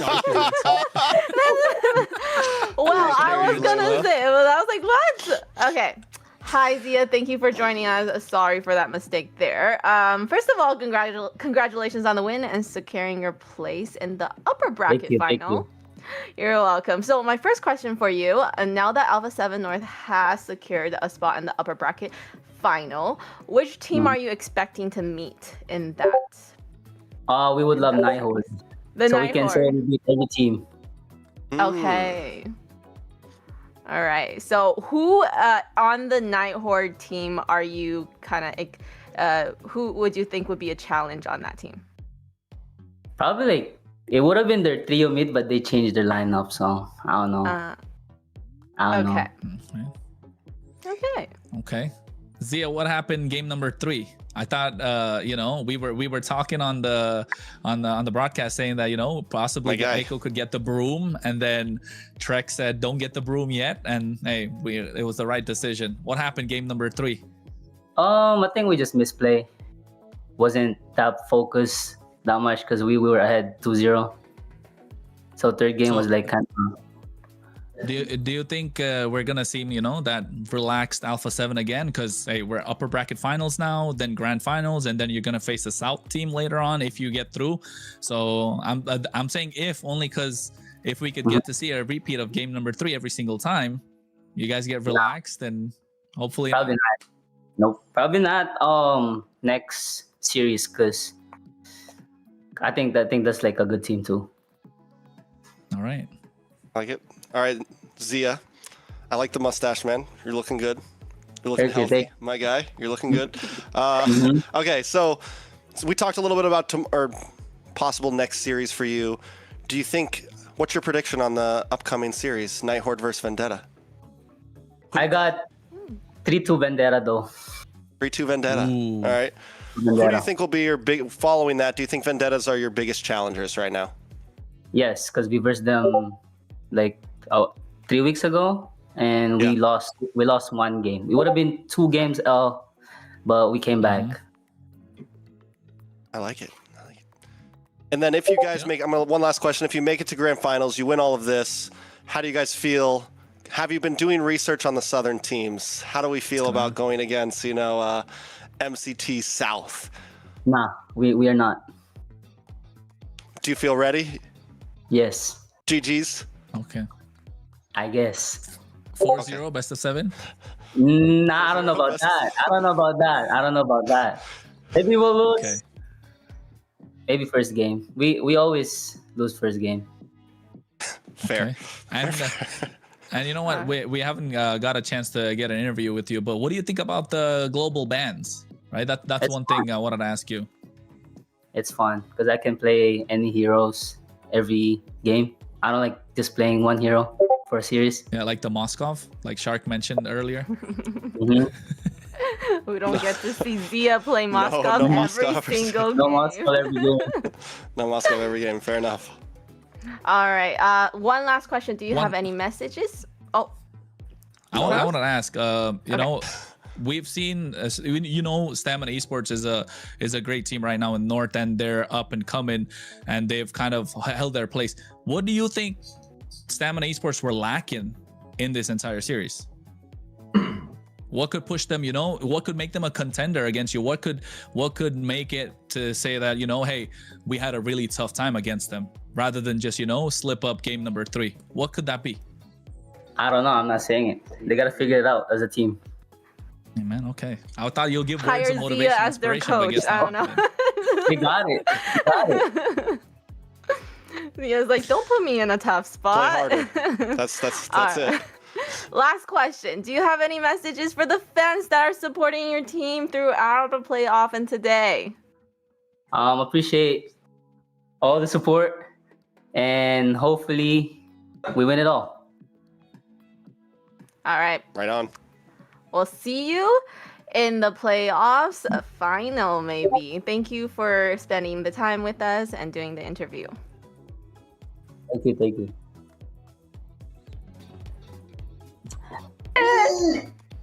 All right. Ooh, That was you know what? Were they all boot camp together, or just Yeah. 3 of them? I don't know, They're but all a couple of them are definitely hanging. So You just see Shark Yeah. chilling They're back vibing. there. I wonder. Wait, you know how Ashley says that she plays the game laying down? Does Shark do that too? Yeah, I think so. he has the opportunity. Yeah. Sometimes Why not? he's a lazy shark. Sometimes he's a baby shark. Sometimes he's a Well, super shark. He was a scary shark I'm when glad he he's not played super Helker. shark anymore. Yeah. Mm. We had to get rid of the super shark. Back to his Yeah, roots. just shark is nice. Back to the deep ocean. All right, so they're hoping to see the Night Horde for their next match coming up. So what does that say? That way they can say they beat everybody. It Yeah. wasn't even about. Vendetta is gonna win it though. Yeah. So because the next series coming up is the Night Horde versus Vendetta, and if Zia's saying they're gonna see the Night Horde next, then the Night Horde has to win today to be able to see them in the upper bracket finals, or Well, you know what? We in wouldn't the have been able in the grand finals. to even have an upper bracket finals. You know what we needed, Layla? What? We needed our sponsors. Tell us all about it, Layla. Yes, okay, as always, none of this playoff action would be possible without the support of our amazing partners, and today's broadcast is proudly supported by Runestone.gg, helping power the next generation of esports experience. From real-time data to live fan tools, Runestone helps make esports more interactive, more insightful, and more engaging for everyone involved. So be sure to go check out Runestone.gg and give them the kind of support that you have been showing for us as well. Thank you, guys. And thank you, Runestone.gg. Good one. Thank Yeah. you for leading me into that one there. I got I you. was like, "Oh." Thank you.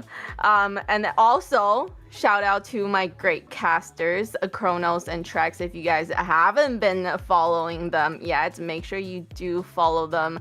They have been guiding us, guiding me throughout the whole game. And we'll take a quick 3-minute break and we'll see you guys back here soon. Every diamond count, and with Bonox, recharging is easy, fast, and secure. Jumping now, choose your top up and get ready to dominate the map. Plus, use the code MCTBNX to get 5% discount. Skins, events, hero, everything within reach with a single top up. Less waiting, more action. Recharge with Bonox and play it at next.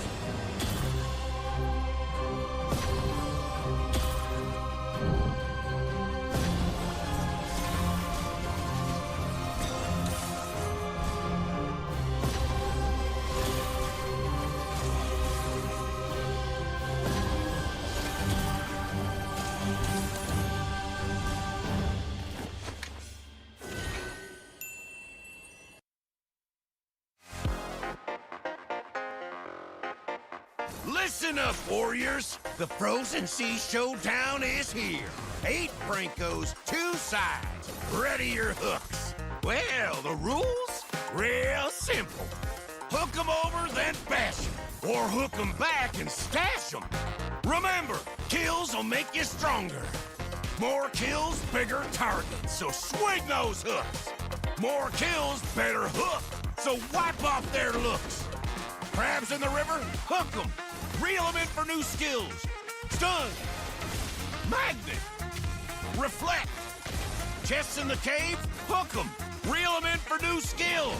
Team heal, team super hook. Crazy ults, total chaos.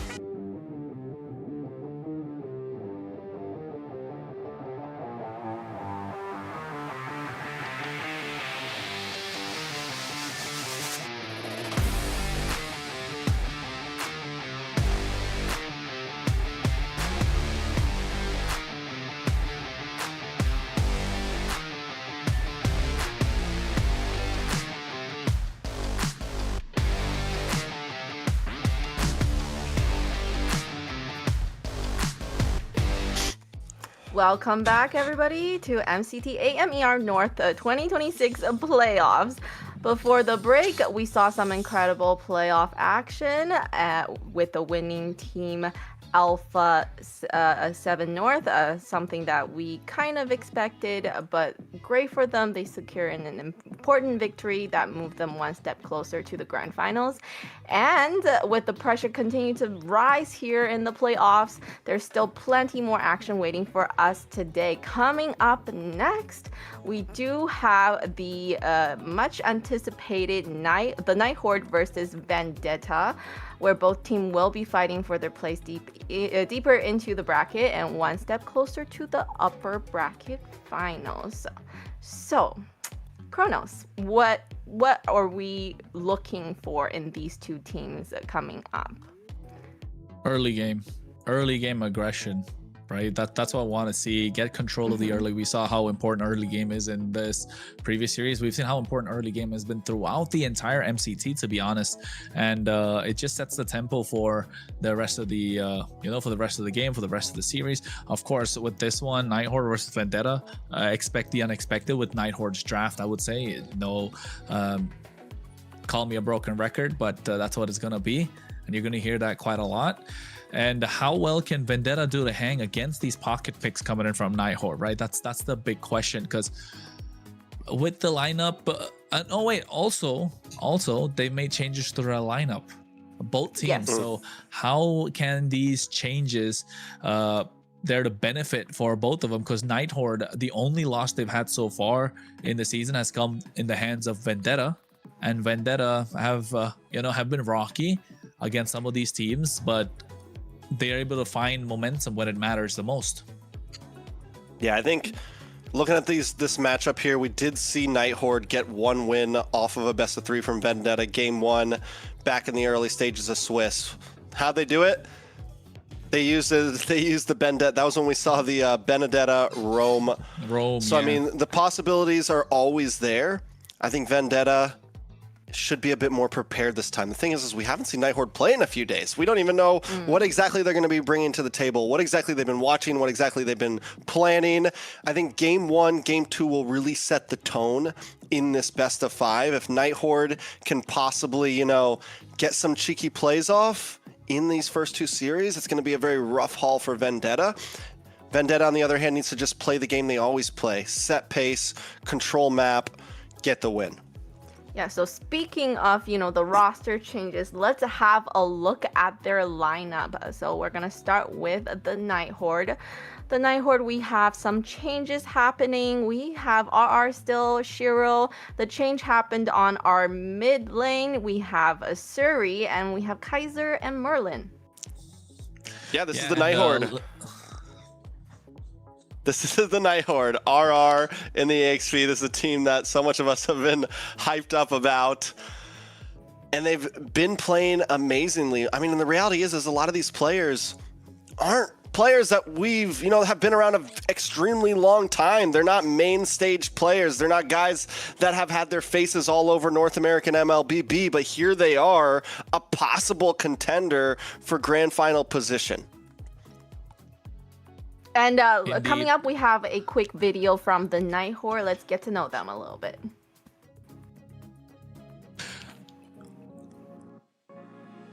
Dream team for Roma, I'm gonna go with Joy Butch because he knows how to control the map and make a lot of good plays. For mage, I'm gonna go with Choro because he plays a lot of good mages and his macro is good.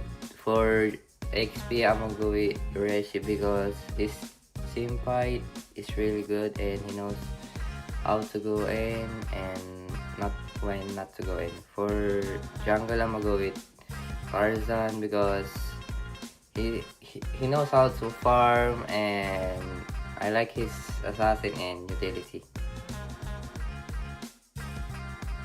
I'm sure that.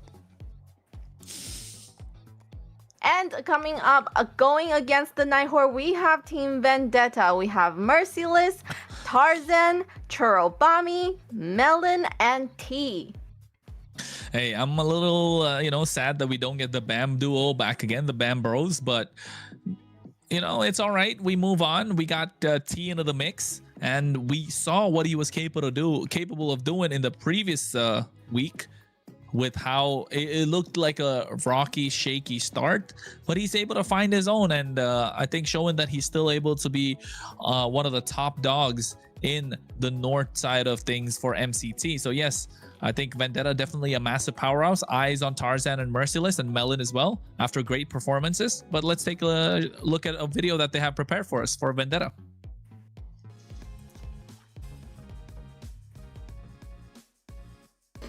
Hello, I am Merciless, XP laner for Team Vendetta, and I'll be ranking the top 5 XP players for MCT Americas. I think 5th place, I'm gonna put myself.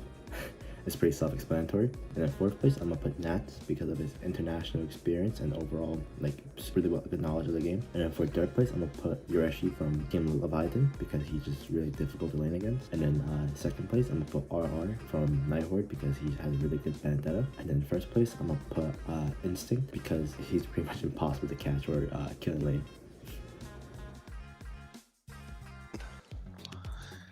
Did he go reverse or did he go? He said first place was Instinct. That's all I caught. He said first place was Instinct. He put 5th for himself. I know he did, but at the same time, you're wondering if he was confused and meant. Yeah. But I think he mentioned something great about Instinct, right? He's really hard to catch in the laning phase, and we could see that in the previous series. But just that Nats was slightly better. All right. If he did go reverse, he puts himself above Nats. That is a good question because that's what I'm thinking about. You put Nats in 4th position. Something sus about that list. Yeah, we need answers. Maybe if we get another interview he wants with to him. smoke.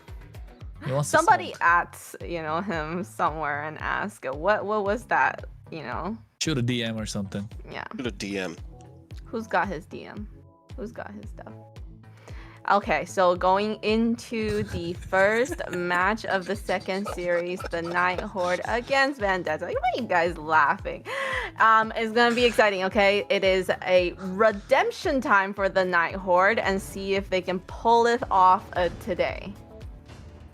Going into the draft. Traps is Night Horde on blue side. Broken walls. Let's get ready, guys. This should be a big one. This best of Canada 5. I think USA. a lot of us have been waiting for this one. Canada versus USA. Broken Layla. walls. Okay. What is this? You're Canada. I'm USA. I'm just there. I'm just Canada versus USA. Fine. He's gonna cast it. Anyways. I was like, I have to fight off both of you? What's happening? But okay. Yes, I'm gonna support Canada. All right, go Canada. Okay, she's not even being neutral about it. Trex, are you gonna support USA? Or am I the one that's gonna be the non-biased caster in this? Exactly. That way it all right, balances let's call out. it down the middle, folks. Ding, ding, ding. Draft is underway. We got Hilda banned out on the side of Night Horde. Freya taken out from Vendetta.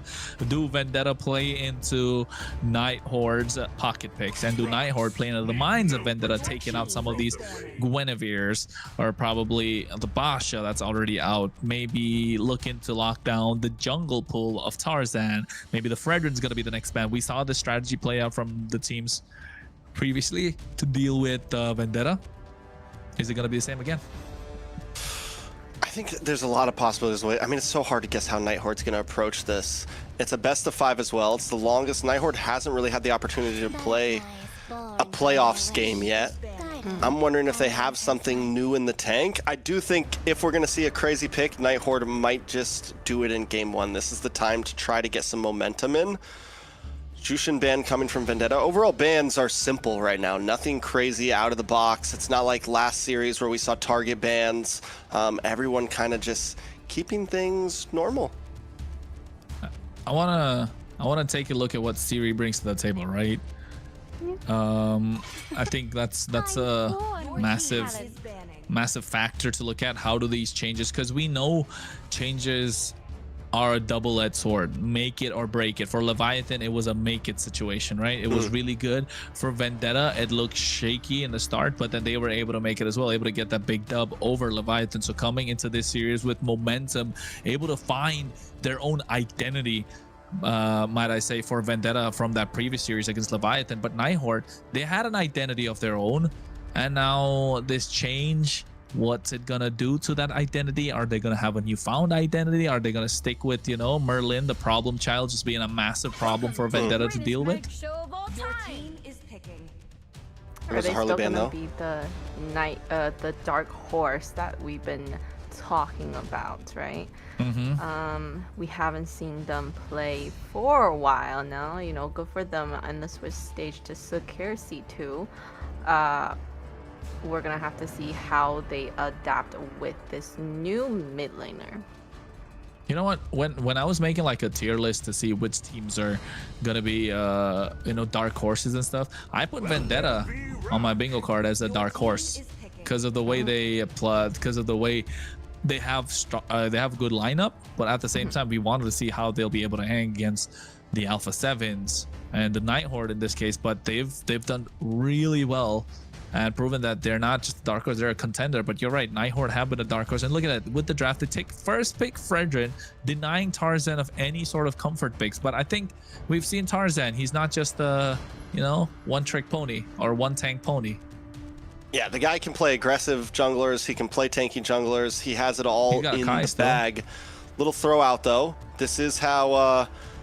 this was the jungle pick that Night Horde chose in their game 1 where they beat Vendetta previously. You get the Harith pick, you get the Marcel pick. Vendetta has been unable to secure a win with the Marcel just yet. We finally have in the playoffs at least seen it win some games, especially after the revamp of him. Will this be something that Vendetta can do? It does kind of leave an opening for Night Horde to maybe put an aggressive roamer into Merlin's hands, something that just wants to bypass and get onto the back line. Show us why he's the problem child. I think it Night Horde definitely... here, Eve open. Yeah, I think Eve is a solid choice, but then into the I think you don't go Eve or Claude. You get something to like Hylos maybe, just to make sure. Yeah, I was gonna say, just because of the golden hour that's there in the hands of the Marcel, I'm not a big fan of the Eve into the golden hour. So the Phoveus is a solid choice. It's a straight counter to the Herod. You don't overthink too much. You need the damage in the mid lane, so you get Siri on the Lunox. Hey, debut for Siri, and we're gonna find out how well his Lunox can fare. Yeah, Lunox hasn't been the most popular pick. It's kind of, we've seen it very scattered, and it's definitely an interesting pick up front. It can be aggressive, it can do the damage, you have the brilliance for escapability. I'm worried that maybe it's a little too early for a pick like this. We don't know what the roam yet is going to be of VTA. We don't know how tanky VTA is going to be, so we'll see how it plays out. Yeah. Suyo, yeah, great choice, because so you don't want the jungles to slip through your fingers. Already a lot taken out for Tarzan.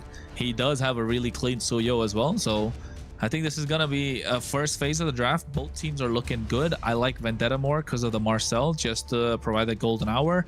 The Lunox, you need to pair it up with something in terms of a single target pickoff or crowd control, but also at the same time, Lunox does do well against the Herod in the laning phase, doesn't it?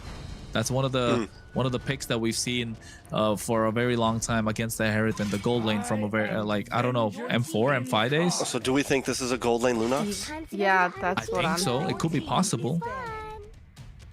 feel like I haven't seen a lot of gold lane Lunox, more mid lane Lunox. I feel like she's not gonna be leaning When the against body Pare. suffers, your team the spirit. The Vendetta ban. No. No, you're not gonna pull that off again, there, Merlin. We're not gonna see that happen again. That's Vendetta ban is crazy. The respect ban to that. Only one team that you see something like that happen against is definitely Night Horde. Zitian Lilia ban. VTA could pick the could honestly pick the Eve for themselves here. Really good here. Eve is so good. Into the Fredrin, and then you have the Golden Hour tab up the Zaman Force. So basically a lot for Vendetta to play around with. They can play aggressive, definitely. They the Eve does do well in the mid lane against Lunox, can poke out. So you got a nice bit of AoV. You got a box play that you can work out for yourselves, but also at the Night Horde.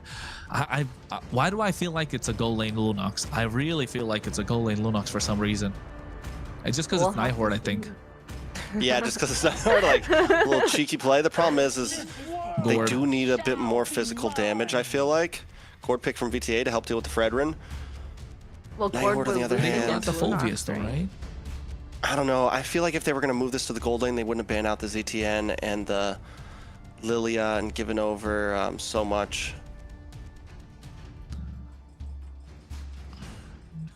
I think you just lock in. You just keep it safe and lock in the Claude here or something. But it's Night Horde. Come on, like that's their MO. you don't want to take the Claude. You want to get these pocket picks out the way, especially in game number 1. We want to see these risks come through. So maybe come they on, go, Night Horde, straight to maybe your they go identity. Hellcurt here. Xborg roam, or yeah, Hellcurt roam, and pull out something else in the mid lane. Glue? Never mind. Blue Claude, keep it simple. Boring. They're saving that for later. They're saving that for later. Match point like Bernoulli. I mean, this is why we like Night Horde though, because they have had the ability. They can play crazy games, but they can also tighten up and just play regular good old-fashioned MLBB. Nothing special about it. Just a normal draft that can help you win a game. Full dive, Night Horde though. Full dive from them. Definitely have a lot of sustain to get control of these turtle pits, these lord pits, with the help of the Fredrin. Playmaking ability with the Phoveus, flickers and all that stuff. Blazing Duet, the Chaos, the Brilliance to make it our harm's way. I like the Gord. It gives a difficult time to Fredrin. Kalea is a great option here. If you're VTA, you force them on 2 Purifies. Sora. Oh wait, yeah, they had the Marcel. So Sora is a great option in the EXP lane since there's no Valentina coming through. Also, Layla? a little divey on the side of VTA, except for like the Gord, still a little divey. Yes. Yeah. I feel like Gord is definitely gonna lose against Lunox in the laning phase. Also, just so easy for her to pop her all if Gord decides to alter. I was just looking into Siri. His favorite players are Kadita, Novaria, and Sicilian. So not Lunox. I thought maybe, with a debut hero, he might, do something that he is known for. But it's not. We'll find out. We'll find out. Quickly, Layla, which draft do you like better? The Night Horde. Actually, wait. Say, oh, Canada. Oh, well, Canada. But they have Sora and Suyo. That's kind of deadly. Well, we're gonna find out which flag is gonna fly high. It's the Night Horde versus Vendetta. Best of 5 treks, upper bracket semifinals. Take us in. We're jumping into game 1 and one of the most anticipated matches a lot of us have been waiting for. It's Vendetta up against the Night Horde. Last time, Kronos, Vendetta was able to get the better of them. They took the series 2-1, but not without Night Horde taking the first game. Or are we gonna see a playback of that? We might, but then again, it all comes down to how our Night Horde are going to be able to hold their own. They did make a change to their mid lane in the series, so want to see how this fares, right? How this fares against Vendetta, who have found their footing, who had one series they could play by testing out T before they come into this one. I think that's a slight bit of a big important point to note. I think T showed up though, and T, I think a lot of our worries was T was going to be a little rusty. T was going to have some issues. He was rusty for about one game, and now he's been, after game 1 last week, he was on fire. Up on the top side though, a little bit of action. Tarzan? Oh, first blood. I was gonna say, you were talking about T. He was taking it to Tarzan, putting him in a difficult spot. But then again, you know, once the split is out, Tarzan has to sever. He's gonna gain back a lot of HP. So yeah, I think Vendetta still able to hang on for a bit. We did see T play with the, or rather T play with the glue. Wait, was that Merlin? Yeah, that was Merlin. Why am I getting confused? But yeah, Merlin caught off in a difficult position. Tarzan able to get that one. But now, meanwhile, turtle's up in 5 seconds. Shiro is gonna make his way there quicker. I think it's gonna come down to how RR on this phobia is gonna be able to make these plays. Tarzan though. Oh.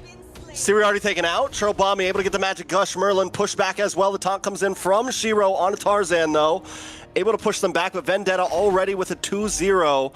Turtle coming in. And T gonna try to move back. But look at the shifting skies. A nice play. A lot of damage. Dark wave. Nice dark wave. Shiro able to take out Tarzan with no retry on the field for Vendetta. Shiro may be able to pull something off here as Merciless tries to fend them away. T also trying to create space. Turtle does get reset, and now we're down to about 80%. Does Vendetta just give this up? God damn, what an Appraiser's Wrath with a dark wave, right? It was looking good for Vendetta. And then all of a sudden, RR comes in. I was saying that RR is still going to be the one to make the plays for Night Horde, and what a play he made. And Shiro was able to get the Appraiser's Wrath at the right time, and they got the kill on the right target, which is Tarzan. T now gonna get taken for a ride here, and look at the damage. T goes down. Kistler popping off. Night Horde ever so aggressive. You mentioned early game before this started. You mentioned the importance of how these two teams are going to play, trying to set their own pace. Vendetta are normally pace setters, but Night Horde are not, you know, they're not someone to be taken advantage of. And if they find a moment of weakness, they will also capitalize. This is not two teams that are going against each other that have some huge skill gap. At any moment, either team here, I think, could try to steal this game away. Yeah, and I think not just the fact that Night Horde don't like, the Night Horde can set their own pace, but Vendetta like to play with their own tempo, right? They don't care about how ahead you are on the other side. They have a game plan, and they're gonna make it work to what they got to do. 50 seconds for the next turtle. RR Merciless on the bot side, they're just hanging out. Shiro, again, it's nice rotation to the bot side, trying to make sure RR can get the slight bit of advantage. Meanwhile, in the river though, T able to get control, and Merlin's having a little bit of a difficulty creating problems for Vendetta. Yeah, but at the same time, Vendetta's also holding decent pick control. T's doing a great job at slowing down Merlin and pushing back Siri. We just saw it. He's quick to move around. He's not wasting any time. What we really need to see though, can Tarzan kind of pop off here? He's got 2 kills, but he also took a death, sets him back a little bit. And Shiro on the other side just needs to play steady, kind of like what we saw in that first turtle. If he can do the same thing once again, not go down, keep his distance. We all know how well Fredrin does on these objectives in the pit. Well, Tarzan gets the Sky Piercer, so it's going to be a bit advantage for Vendetta if they're able to pick up the kills. And I think they want to maximize what they can do. So T and Churro with this Mystic Gush will be a big difference maker. Merlin wants to zone out Tarzan as much as possible. A lot of damage. Does land down on a Merciless. Merciless going to get stunned up. He's going to be forced to back off. Tarzan making his way to the turtle pit as Shiro controls it. Watch for T with the golden hour. Gush does not come out just yet. Nice knockup from Merciless. Tarzan getting some nice damage out, but look at the damage on to Merciless. Kistler able to find a beautiful golden hour to try to slow it down, but it's still not enough time. Vendetta, tries to close distance. They find RR as Melon jumps in and Tarzan finds Siri. Night Horde has to back off, but still, Melon's low as Merlin tries to find something before he's taken out. Kistler doesn't have the Blazing Duet, has to be a mile away, but they don't want to let him go. T able to get a quick stun, but Vendetta can't quite close the distance as Shiro moves back onto the turtle. Yeah, it's been back and forth, right? These teams are taking their time in these team fights. It's not super blitzy. It's not super fast. It's not throwing all your skills, layering it. They're picking their timings really well, understanding who's their target, thinking twice before they take any step. And you can see Tarzan right now, 2 stacks on the Sky Piercer. RR has been the playmaker. Big Magic Gush pulls Shiro in right after he gets a turtle, but he's still able to get away safely as RR jumps in the back, but no, Tarzan with a beautiful snipe into the backside. Merciless trying to pick up something before the rest of his team falls, but he's just unable to do it. T does drop. Merciless back to safety. 2 down on the side of Night Horde. They're looking for the re-engage here. Brilliance comes out. Asiri backs off along with Merlin. Tarzan, the back and forth between these two teams right now. Merlin will get away to safety using the split. But overall, this is a much more brawly game than what we saw previously. Yeah, definitely a bit more brawly compared to the last game in the previous series. And you can see Vendetta trying to maximize the Sky Piercers in the hands of Tarzan, right? In that fight, it was back and forth trying to get the aggro of the turtle in their favor, and then RR making a flicker dark wave play. Didn't work out for the best. Shiro did go in, get the Appraiser's Rat down. Merlin trying to be a problem again, but that golden hour from T making sure it'd be the big difference maker. Merciless could have survived if it wasn't for the blazing duet that came out from Kistler. They go for a re-engage. All of a sudden, Tarzan's got 20-40 stacks on the Sky Piercer, and now Night Horde have are gonna find it a little bit difficult to walk up to these team fights, especially Shiro and Merlin. Yes, they're tanky, but that's what the Sky Piercer provides, especially in the hands of the Suyo when he has the execution line, the iframes, just to be able to immune certain taunts, certain skills, some crowd control that can come in with the surge, and then you have the evil clutter to get out, and now you're going to see him farm up so much faster to Shiro. So I think in the next minute, if you're Vendetta, you want Tarzan to farm up the jungle as quickly as possible and get the advantage, get the level advantage before the next objective shows. Yeah, I mean, at this point, 6-1-1 on Tarzan, even without the level advantage, he's doing decent damage. But yeah, the retry, right? Can he? It's hard to go against a Fredrin in the pit. Yeah. It is tough. It is hard. Not many people, there's not many heroes that can really hold their own. And the goal is, can T get the big golden hour in time? Can the stun come from Churro Bombing in time?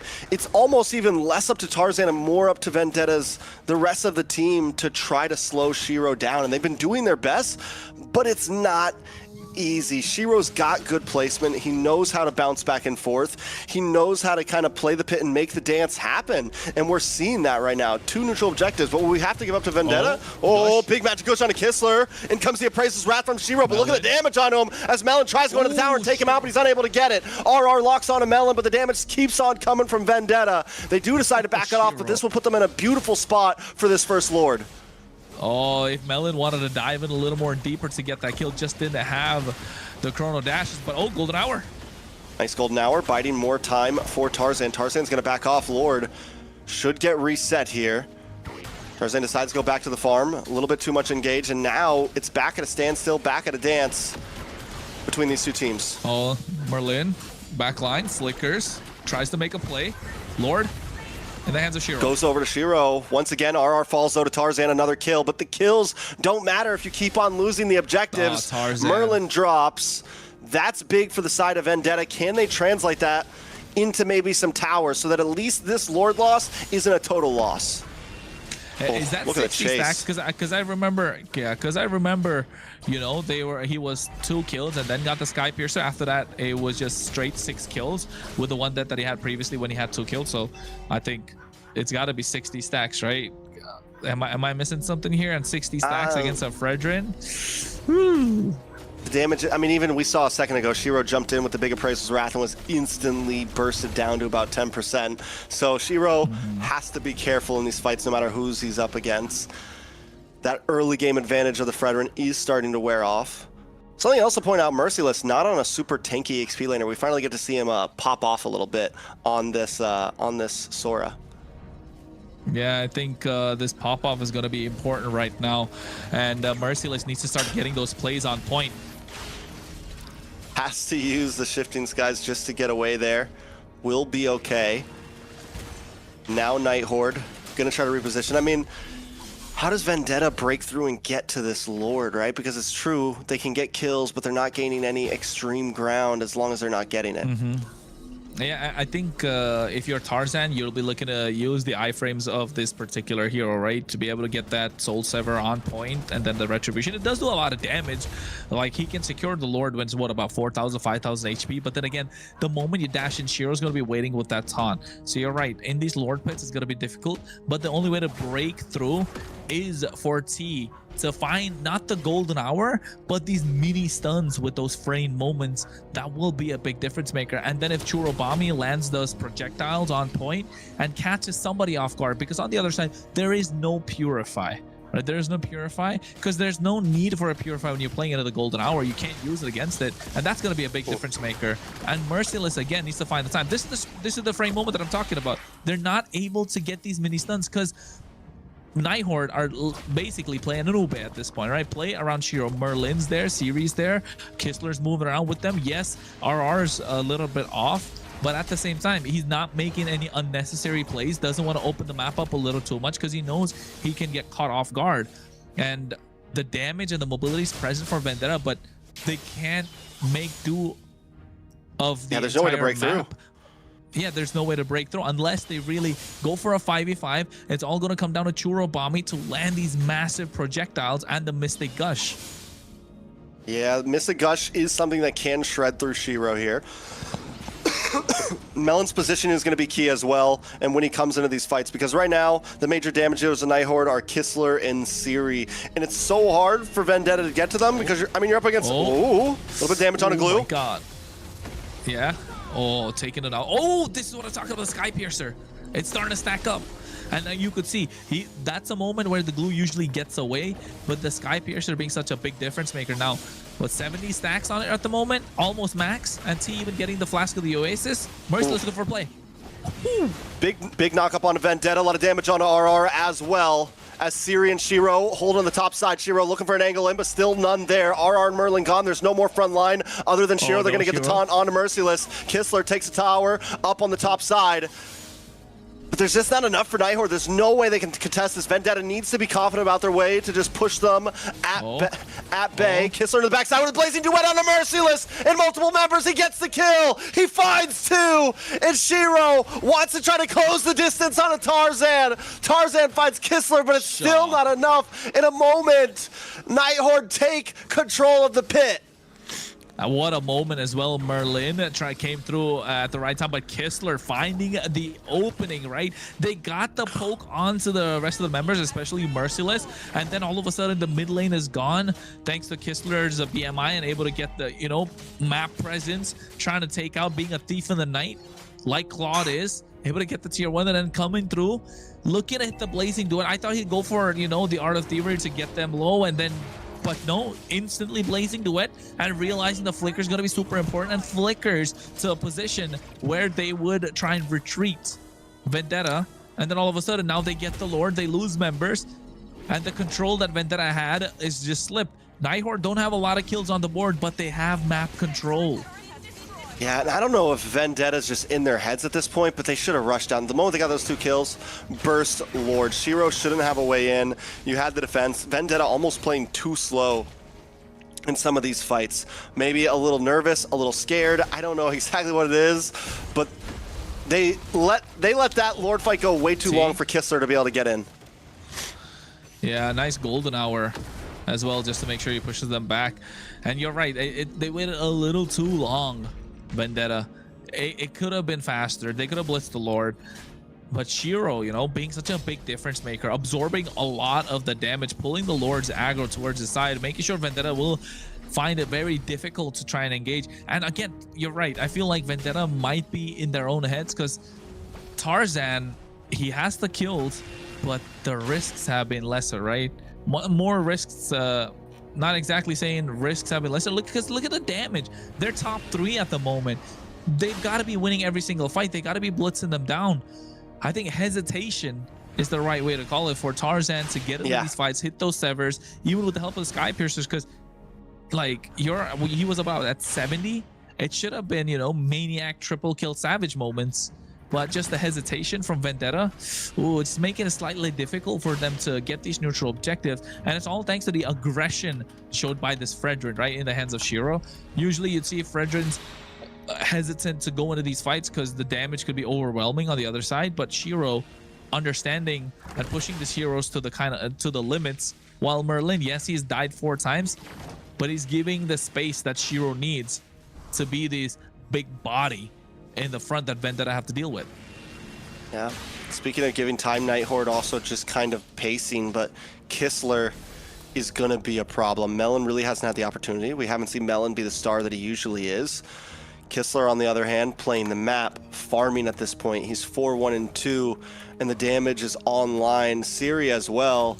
You know, Night Horde picked up the Ube strat, and it's working perfectly for them. Vendetta, they need to think a bit more about how they want to approach this. We've seen them play the map before. They have to continue that. And not just the fact that they're playing Ube, they're taking it at their pace with the lead, with map control, deficit in terms of kills, and they don't really have such a crazy lineup where they can get the lead too, but the fight breaks out. And Shiro wastes no time at all. Night Horde just bursts down the Lord. Vendetta unable to do anything about it. Tarzan now looking for a target. Shiro jumps in, right into a face full of Vendetta. But Vendetta's not going to force it once again. They're going to back off. They're going to kite.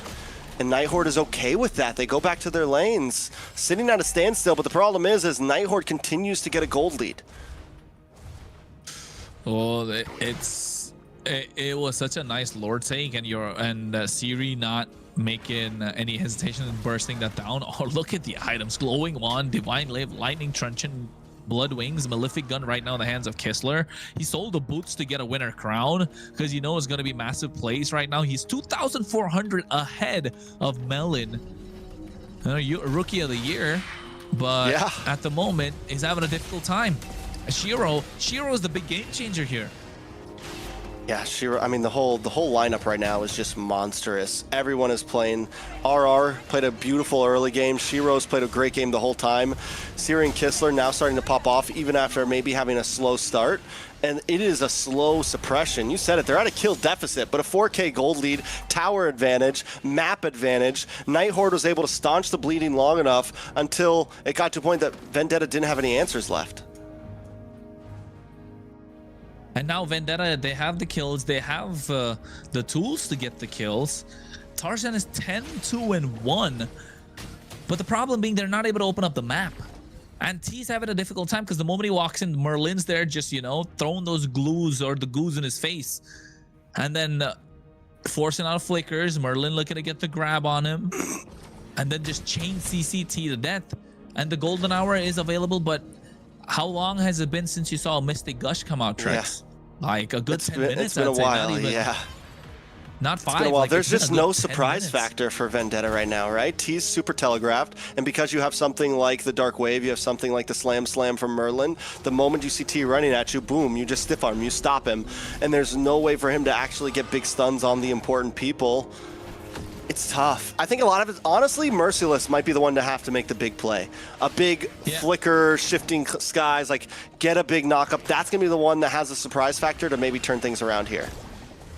And the fact that Night Horde already know about it, it's got to be Merciless. That's why they're trying to keep him in check, right? They're looking to find him before they create the opening for themselves. And you know Kistler is going to be difficult to catch. He has a flicker. He has a BMI. He's been clean on the slot so far. You're not going to be able to catch Siri because of the brilliance.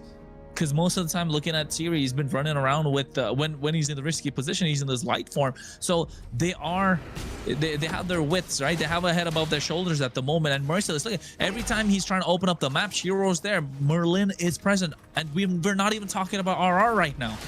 So Night Horde played it really well. And Shiro will get this health back pretty quickly. But the thing is when he's half health, this might be the time to engage. Merlin also low. Vendetta looking to claim some space, but Night Horde, no. They're like, fine, we'll take a little bit of time as well. Vendetta, though, we've been talking about them being passive. Is this the time to finally strike? They move on to Merlin. Merlin forced to use a flicker, gets a slam back. A nice taunt from Shiro. Shifting Skies is wasted as Merciless is unable to catch anybody. Blazing Duet from Kistler along with a winner crown. Melon and the rest of the team are running.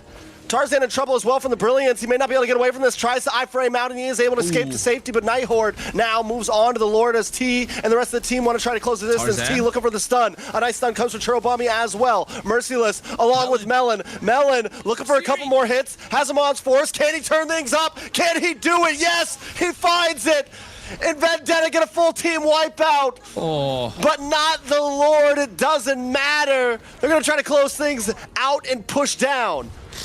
Hey, 20 seconds is enough. The Lord is going to come through soon in about 10 seconds, but I think they have what it takes to try and take it down. T taking a lot of damage from the tower, but still, they know it's an end angle. The Lord was secured by them, Trex, so Vendetta do get this victory. An amazing game from Vendetta. Both teams stalling things out. Night Horde doing a great job of finding their own lead. Vendetta doing a great job of looking for one moment to strike. And I feel like Vendetta's won so many games like that off of one play, one fight. Because in the end, that's all it really takes. Yes, even though, you know, they did good, okay? With the Fredrin, you're still able to get a bunch of red trees, which is really a shame for Shiro because he was able to do all the things that he needed to do for the neutral objective. Unfortunately, like Trex said, Vendetta is really good at capitalizing on mistakes and turning the game and just getting that momentum. And we could see that as well. They picked the fight at the right time. That's what Vendetta are all about, right? The experience. They're veterans in the game. Yes, they've got a rookie, but he was rookie of the year, what? Well, last year.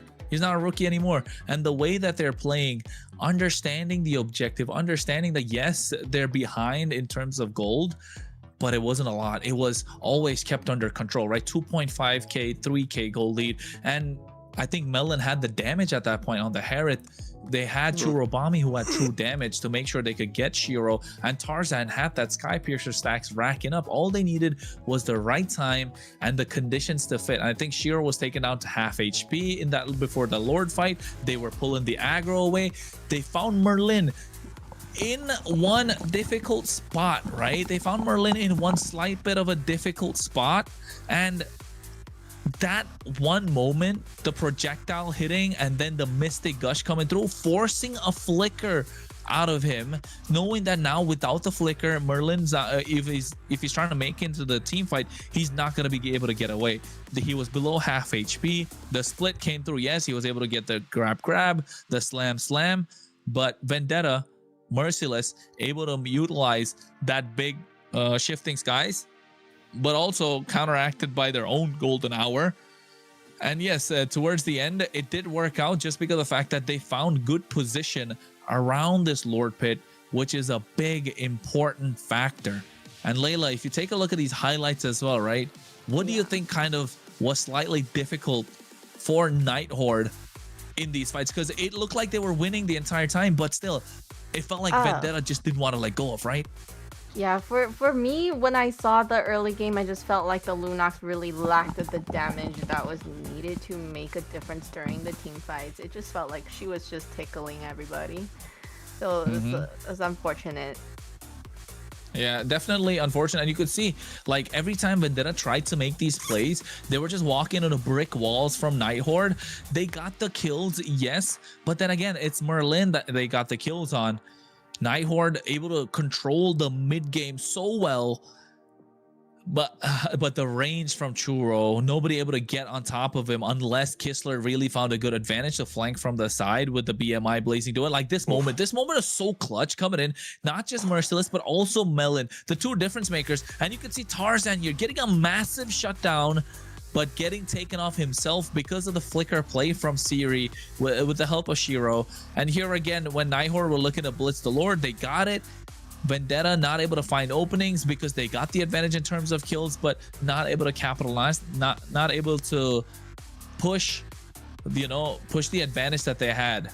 And Trex, I think towards the end, it just came down to how Night Horde lost out in this fight, right?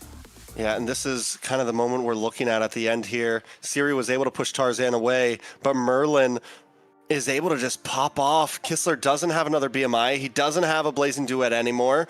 Vendetta's patience, something that was kind of annoying us that game, their ability to just kind of like wait and wait and wait ended up securing them the win once again. So in the end, it seems like they know exactly what they're doing. Even when us as Outlookers are like, guys, come on, like, let's do something, let's move something. They're just waiting for the perfect moment. And Churobami with an amazing MVP, 2-0-11, might be the first Gord MVP we've seen. Yeah, no, I think we saw one before from Kohler, right? I think on the Gord. But yeah, yes, I think in terms of patience, right? Patience from a Vendetta show, and that kind of shows how much of a veteran they are in this game. We've seen this this meta being so nice in terms of what it can provide for certain teams with advantage, but there's always some sort of a counterplay. And knowing that the game's not going to be able to slip away like it was before. It's not button mashing. It's about finding the right target. And look at the last fight. Siri was there trying to catch somebody off guard. T was able to get out of harm's way. And then all of a sudden, Gush comes out after catching the projectile. So Siri's caught. And then at the same time, on the other side, Shiro's taken out super low thanks to Melon's Zaman Force, Synchro Dashes, blah, blah, blah. They get the Lord. Tarzan, if he wasn't able to escape from that fight against Siri, right? In the bot side, he got the winner crown, sold it, immortality, and then using the iframes with the blade search just to make it out of harm's way. If Siri committed to that kill, would it have been any different? Because Tarzan wouldn't come in, clean up with a couple of kills that he got and then get the Lord? Or would it still been like, you know, did Vendetta do enough in the pit? I think they did enough in the pit. Yeah, I think Siri, honestly, even if she doesn't commit to Tarzan, I think she shouldn't have even left. I think going after Tarzan might have been the real mistake there, right? Because once Siri's gone, Melon and the rest of the team know, oh wait, it's only Kistler and Shiro over here. We can jump in and get a big play to happen. If Siri was still up in the pit, then they may have never been able to re-engage. Again, if it's ifs and buts and what could have happened. And maybes. In the end, maybes, possibilities, you know. We want absolutes. Absolutes. And Vendetta absolutely won that game, right, Layla? Absolutely. What about America? Any of the sure things that might happen in the next game to come? America. It is the Americas. Technically, it's the Americas Championship Tour, so you're not wrong there, Trex. You're not wrong there. Unfortunately, really, when they had that Lunox picks, I was thinking Lunox can definitely get on top of Gord when he ults and was able to kind of zone him out or stop him from, you know, just standing there and dealing the massive amount of damage that he was able to do. But unfortunately, that's not how it went. And is that the kind of gameplay that we will be seeing from Siri? It seems like Siri is not aggressive. I mean, I wouldn't say. I think because there was a point in that game where he was playing well, and also a Lunox, unless you're getting like early game kills, a Lunox isn't the easiest hero to see all the things that are happening. Siri played a decent game. We definitely still want to see more. Weren't able to come through and make the whole win. I think in the end, Vendetta won that off of just their patience and skill there. I wouldn't say it was anyone exactly's fault on Night Horde. The Fredrin ban starts coming in though from Night Horde. They still choose blue side. They stole the Fredrin last time. This time we see it get banned. People really don't want Tarzan on these heroes, huh? And it's just crazy to me because the guy still wins on Suyo's. He still wins. When these two teams first face, he beat them with two assassin heroes. The teams that he won with, he had a Harley and Leomord. That's how Tarzan won the 2 games against Night Horde. So this just kind of surprises me, honestly. I mean, they're underestimating Tarzan, right? I think he definitely wants to prove them wrong, Sean. But to Tarzan's credit, as well as Night Horde banning it out, he is really good. Yeah, he really just might be that good on those. Yeah, and the problem with the tank jungles is it amplifies not just himself but the entire team around him, right? It's such a focal point for the team. It's a pivot for the team to play around, and they don't want to give that team playing option to Vendetta. So I think it's all right taking out the Fredrin, taking out the Phoveus. But also what I want to kind of point out is Siri did have a decent game, right? He didn't have a crazy game. He didn't have a underwhelming game. Now we're in the next game. We're gonna find out if he's able to, you know, if he's able to impress with what's been going on so far. And then maybe I want to ask a question, but we'll see that after the next game. I wanted to ask it now, but then I thought to myself, let's keep it on hold. Gotta impress Layla. Layla's not impressed yet. Yeah, not impressed yet, right? As a Canadian, you're not impressed, right, Layla? Well, I'm just looking Siri at needs to step it up. Maybe, Siri, you hear this? You know, the mage and the roam kind of duel is also not that synergy is not there yet. You know, he just came on. So now their team, synergy's so. bad. It makes sense. It makes sense. We'll see, right? We'll see what they do for the second game. I'm born with your talent. But talking about Tarzan, definitely Basha. the focal point of Vendetta as a team. He's the shot caller. Harley. Okay. Basha from Tarzan. Harley, man. Kind of surprised about that. Last time they banned the Basha, picked the Fredrin. This time they banned the Fredrin, picked the Basha, and I think that Guinevere ban was an answer to, listen, we know that you want one of those, so we're gonna at least get a trade here. VTA has the option to put Basha into the hands of Tarzan here. No, I think you go Uranus plus Carry, right? Or Uranus plus Kalea, just to stiff arm this Harley as much as possible. And then from there you can pick up the Basha as a third pick, but you're gonna be lacking in terms of goal lane. So you either go, I think Uranus plus Kalea or Kalea plus but yeah, it's gotta be one of the two or both. If you're Uranus and Basha Lilia. Yeah. I was thinking Valentina. They said forget what you gotta good. say, guys. Uranus, Valentina. I told you, one or the other's got to come through, because yes, it makes sense for the Basha being picked up. Yeah, I told you, man. I told you so. But you know, the Basha, because they already got a jungle pick on the other side, right? But yes, I could see it because it's Night Horde. They can go with a roam Basha, so like exactly, it's possible. It's it's not possible. There's a big chance they'd take it right here out of just because, I mean, they've been so worried about Tarzan having these utility junglers that the possibility is definitely there. And it fits Merlin, honestly. A fast-moving roamer that can get to the back line and kind of be a nuisance. Maybe, oh, they still pick even of the Valentina? Sometimes you gotta do what you gotta do. You can't always be scared of IMU. Hylos. Ooh, Hylos is solid. that mid trio looks strong. Yeah. Does VTA go for their jungler right now? Carry or Kalea, right? Well, might not be bad, and then ban out more from Night Horde, ban out the Harith. And I think secure Tarzan. You're right. Secure Tarzan. There's not a lot of options left after Basha's banned out. They can ban another jungler just in case of Basha. Just get it. It's okay. Unless they go Uranus jungle. Oh yeah, but we don't like that, right? that is true. It's good, but against the Fredrin is great. Maybe it's good against the Harley too. But you wanna have an extra front line against the Harley. So I think Uranus EXP makes more sense. Might not be good against Hylos. Leomord. Leomord. Forgot this guy Leomord exists. pickup. He hurts. He does hurt. He do be hurting. And Tarzan once again on an aggressive jungle. So literally almost a mirror lineup in terms of what got picked up, except VTA still need a roamer and Night Horde still need an EXP lane. Phoveus is banned out. There goes the Moskov on the side of VTA. I mean, what do you don't really have to worry about much on the EXP lane against Uranus, so don't really waste any bans on it. Who do you think would be faster, the Hylos or the Leomord? Like Hylos on the Glorious Pathway or Leomord on the Steed? That's just clicked in my head, you know. What if it's a Steed on the Glorious Pathway? Then that's cheating. Because the Hylos is on the yeah, like it would. What if they're on the same quite team? A lot, right? Remember, would it make him like base speed? Would it make him base speed? Yeah, no, Des had a game where it was Leomord and Hylos on the team and they won. They were like, fast boys. They were on. Yeah, they were riding the horsepower into the back line. The horsepower. The horse combo. They can't even run away from that. Yeah. The horsepower twin engine, you know. What if Leo? Never mind. Never mind. No, go ahead. No. Well, no, it can happen. They have Valentina, so Valentina can get the all from Hylos, and then you know.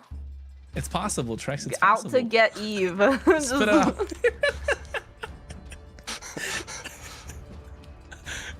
So we get the sword, man. We get the Grok. Kronos is breaking down over here. I'm sorry, guys. I'm sorry. I'm sorry. No, let's get back to it. Let's get back to it. What are you laughing at? The Sora. I'm just reading stuff, but yeah. Sora being banned out, Grok is gone. I think another Khalid is a good option. Kalea, I was called it out because you want to stop the Harley. So now you're left with Khalid open as a roam option for Vendetta. But also there's goal lane. I think you want to lock in your goal lane, denying on the other side. Claude is good if you're looking to pick it up, but Carry is another great option. So if they want to pick Carry, pick it now. If you want to pick Claude, maybe later and pick up the Khalid. Yeah, they can't go, because the thing is, Night Horde can't go Harith, right? They have too much magic damage already. So you definitely, I think, take the Claude here and leave Night Horde very limited in terms. Or you go Carry and you go last pick Kaja. For the Claude? Or for the... Never mind, for Vendetta, Claude. But they go Claude instead. That's one Claude's of the better comfy, options. it's safe. Melon's good on Claude. Don't big brain it too much, Kronos. It's a global ban, you know? Just trying. There's your physical damage. Ooh, that is a composition right there from Night Horde, I'm not gonna lie.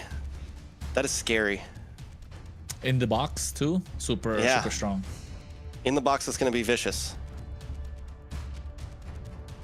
Alright. But what's it gonna end be for Vendetta though? To finish it Layla? off. It is. Last pick, See what Layla. Harley does. Last pick. pick. Rome, right? We're out of time. It's a Rome, yeah. They need setting. They don't have CCs. They need a setter. Pressure's on.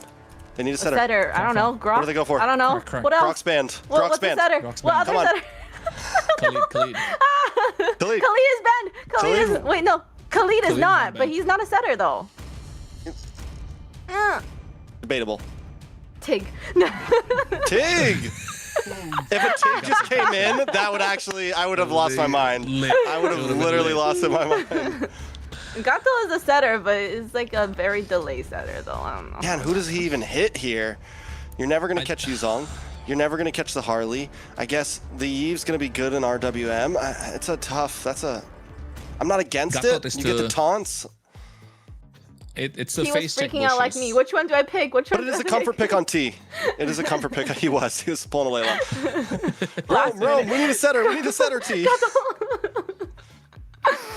He's like, Grok's banned. Well, the Gato is to kind of face check bushes, right? Into the Harley. The Khalid would have got slightly melted down. The passive is going to help out quite a lot for the Gato Kacha, but also able to taunt the Harley when Harley dives in with a hat trick with the help of the... Well, I don't know what the taunt's called, but yeah, we're going to help with the taunt, right? And then you have the Unbreakable to help out quite a lot. So yeah, Vendetta looks super solid, but hey, they already have 1-0. Is it going to lead to match point?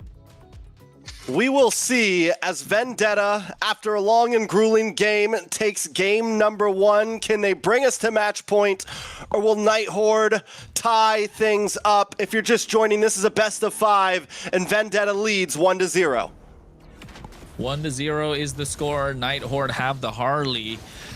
So they definitely have a lot of pick-off potential and nothing to stop them at the moment. Just the soft counters, nothing hard. And Tarzan looking to maximize advantage in these neutral objectives with the help of the Steed. But I feel like all eyes on the EXP side of things. Who's going to pop off first? Is it going to be Merciless? It's going to be RR? Are they going to get this Black Dragon Petrify Furious Dive combo? Or is it going to be Merciless that's just zoning out Shiro the entire game? Because Vendetta, they know how to pick their timings, right? Pick their poison, find the moments, and then pounce, right? They're not always hungry, or rather they are always hungry. They're just looking for the right moments. And look at the emblems, nothing crazy, nothing out of the ordinary. Both the marksmen choosing to go for a Festival of Blood, so you're gonna see a lot of sustain. Same thing with the Quantum Charge. Both the tanks similar, both the junglers, yes, magic emblem with the Lethal Ignition. Apart from that, you got the Killing Spree. Both the EXP laners, though, I think this is Brave Smite in the hands of Merciless. Nothing crazy, nothing out of the ordinary. It all comes down to how the execution is going to show, especially in these neutral objectives. Are they going to find a pick-off before it happens? Oh my god, they do. That is huge. Once you stop talking, I was literally about to pump Merciless up and be like, he's got his comfort pick. He's on the Uranus. He normally is such a... he has a problem on the Uranus, and Night Horde knows it. They make an early pick down to EXP lane to set him back a pace. And with Turtle up now, Merciless still at level 3, this could be a problem for Vendetta. Yeah, and Black Dragon.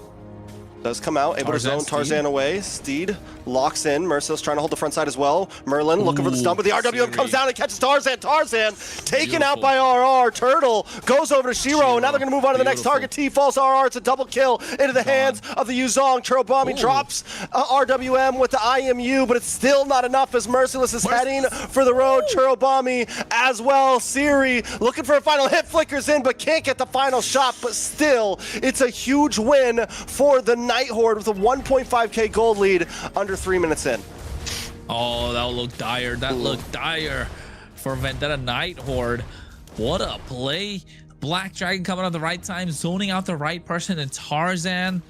And then all of a sudden, you see the RWM. What a beautiful RWM catching with 3 members at the edge. And it all came down to the EXP lane play, because you want to, if you're Harley, you want to get the numbers advantage, get the early pick off onto Merciless on the bot side. You unlock RR early, and not just unlocking RR early, you're slowing down Vendetta as much as possible because they don't have much of a front line apart from T. So Merciless is not going to be able to zone out Shiro, and that made it difficult for Vendetta. Look at the gold lead, already 2,000 in the hands of Night Horde. But we saw this. It's a repeat of game number 1 in a certain way. Only thing, kills this time not in the hands of Vendetta, but gold lead, Night Horde do have it. How are they going to multiply this and increase the advantage that they already have and possibly take it to a 3k, 5k goal lead? That's when it's going to start showing. Like, look at Shiro hunting only Merciless. Yeah, and I think honestly it's a great play. Merciless will become a big issue, and the more you slow him down, the more advantage you're going to have around second, third turtle, things like that. First Lord, once Merciless gets, honestly, an item or two. We've seen Merciless do insane things pre-level 15. We're talking pre-level 10. We've seen him just be a nuisance, and we know what you want to do on the Uranus. You want to get in front of the Harley as much as possible, zone away. Even with the death right now, Merciless holding his own. In comes T, able to get a nice little bit of stun onto RR, but RR is going to back off. Does Vendetta win out on this rotation over the turtle? I don't know. I think Vendetta definitely can get their hands on the turtle, but, you know, already Kissler. they make their way back up. Kissler making his way down as well, able to get ahead of Melon. Merlin comes out. The glorious pathway. Out comes the seed from Tarzan, but the RWM always catches him, and RWM Churobami's own, but it's still not enough every time. Night Horde just stops Tarzan in his tracks. That is, I mean, that had to be the call before game started. Listen, every time you see the Phantom Seed come out, drop the RWM. It's so good, right? I mean, yes, Churobami dropped down an RWM as well, but it's not so good as the original coming out from Siri. And the play, you're right, coming in at the right time. Oh, look at Melon on the bots on the top side. Ooh, The 1v1 we didn't know we deserved. Tarzan gets a little bit of poke onto Kissler, T there as well, but Vendetta still forced to back off. It's 2k gold lead over to Night Horde. They're not even forcing fights, they're just getting objectives and getting map control. And Tarzan has been good the entire time with these steeds, but like you mentioned, getting caught in the RWM. But the timing of the steed also coming out just after the glorious pathway is used, so it's not like he's, you know, not playing it right. He's doing everything that he can, but Night Horde just a step ahead, just one step ahead.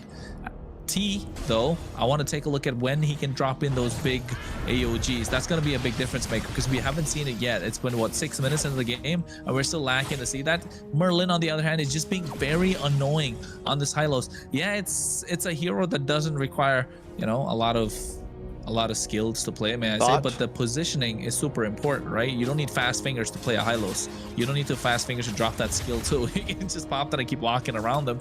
But oh, Merciless. Ooh. Merciless, he's gonna survive. He survives. Yeah, he'll be good. He will be able to get away.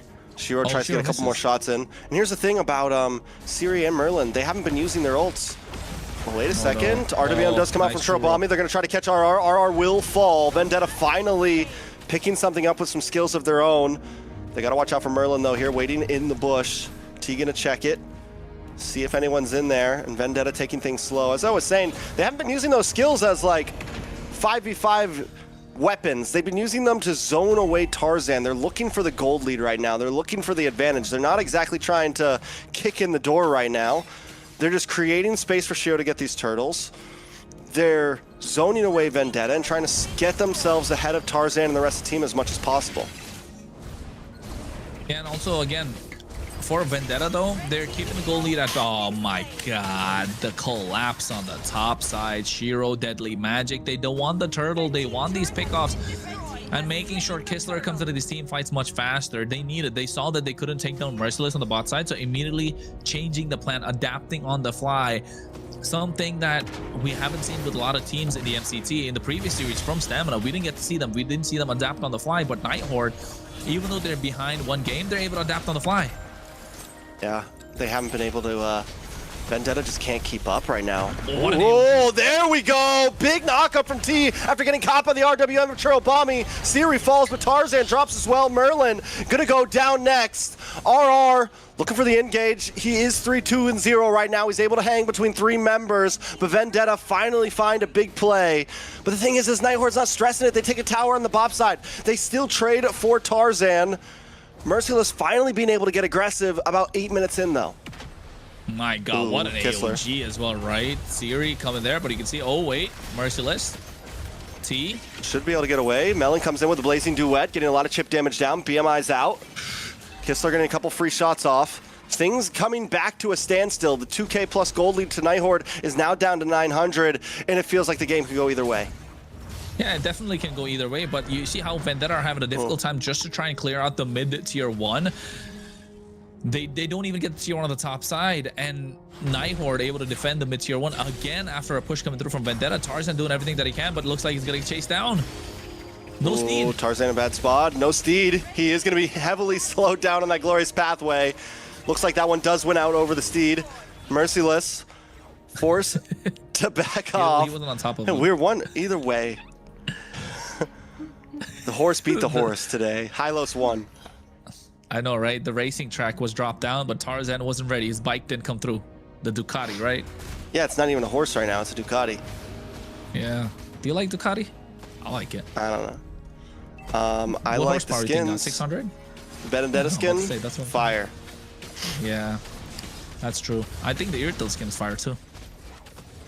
I don't know if I've really focused on that one that much. Merciless taking a lot of damage here.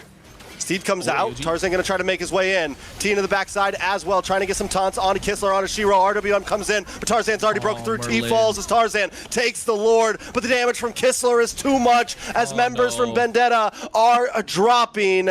Shiro falls, but it's still enough. Melon going to try to run away here.